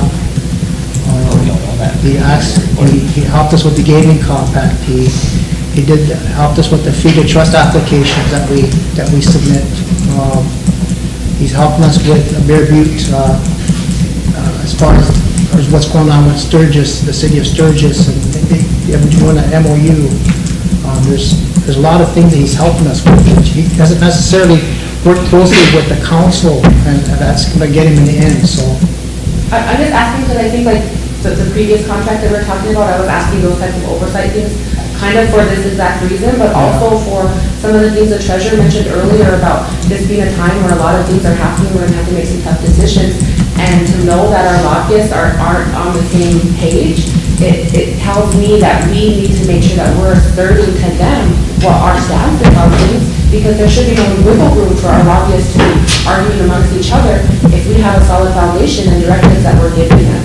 So I just want to make sure that we have this oversight. It sounds like you guys have a good relationship with them, but then that needs to then overflow to, for council's understanding that that is a strong relationship. Thank you. Any more discussion? And as far as his tenure, I'm not sure it was the first time, but he's been here since Rodney's first term. So I'm not sure if he looked us during Willie, but he's been here since Rodney's first term. I'm not sure if he took a break during Willie's, but he's back to Rodney's second term. And he's been, Scott just kept him on. So he's been here for, I don't know how many years, long time. Maybe you got comfortable with that? Probably, and then the council wanted to talk to him, so we scheduled meetings for him twice, but the council didn't meet, so we had to cancel his travel. So it's. But we pay for that travel. So it's not that he hasn't tried. Just recently, I called him on this, and I'm not trying to defend him or anything, I'm just saying that I called him when these kids were, these youth leaders were up in DC, and I asked him to find money to be able to take them out to dinner. He did call NIGC, or NIGA, National Gaming Office, and he talked to them, and they took him out to dinner. So he's there, he's available when you call him. You just gotta call him, so. They bought him a pizza. Is that what they did? Yeah, he bought him a pizza. I wasn't for sure of that. I think that the office, the gaming office took him out to dinner, did they? Or did he do it? I was told he came in with a pizza. Because I asked him how dinner was, so they had pizza. So. Okay, well, Michelle? Would you consider reconsidering until we can bring him down here and he can give us a report? Because it sounds like he's doing a lot, but he's just not reporting here. And it already passed? No, it's her motion now. Discussion, so. Whatever, that job was put into trust, two guys did that. There was Mr. Gilbert from Sisseton, working at Shakopee, and Mark. Those are the two lawyers that got Petrol put into trust. I mean, he's done a lot of stuff. And I've always told us to, not only this council, the other councils, if they want to meet these people, they work for you. They don't just work for us, they work for you guys. Yeah, we've told them what the issue was, so, Chris? Yeah, I just want to also clarify too, in this resolution, it says that when we're in person, both the committee level and the council level, obviously, like you said, when we did the council, none of us met, so that's kind of on us. That's for the committee level that he wants to attend to. We don't meet in that committee either. So obviously, again, you know, with this other firm, we've asked them to give us a report, an email. We haven't asked that from him yet, or anything in black and white. So that's another, just, I guess, food for thought. Okay, any more discussion? Not, call for the question.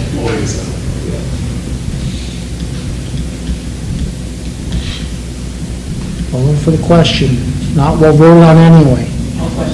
Okay, question by Lisa. All in favor?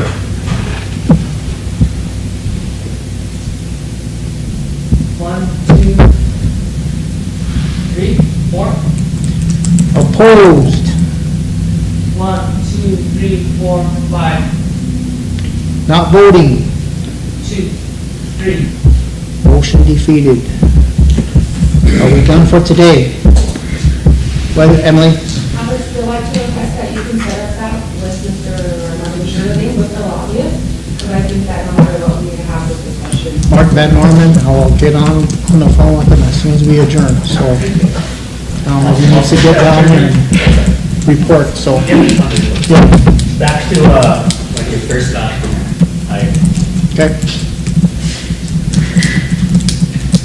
I know we have a lot of lobbyists, though. We do. We have a lot of money going out for lobbyists, so, and sometimes they do conflict, so The issues might be a little bit different for both of them, and they're advising us to do different things, so, you know, we do need to have a report from him in person. And we've told him that, so, yeah, so. Okay, are we done for today? Motion adjourned by Ray, second by Wayne, question by Lisa. All in favor? 1, 2, 3, 4, 5, 6, 7, 8, 9, 10, 11, 12. Opposed? Not voting? Motion carried.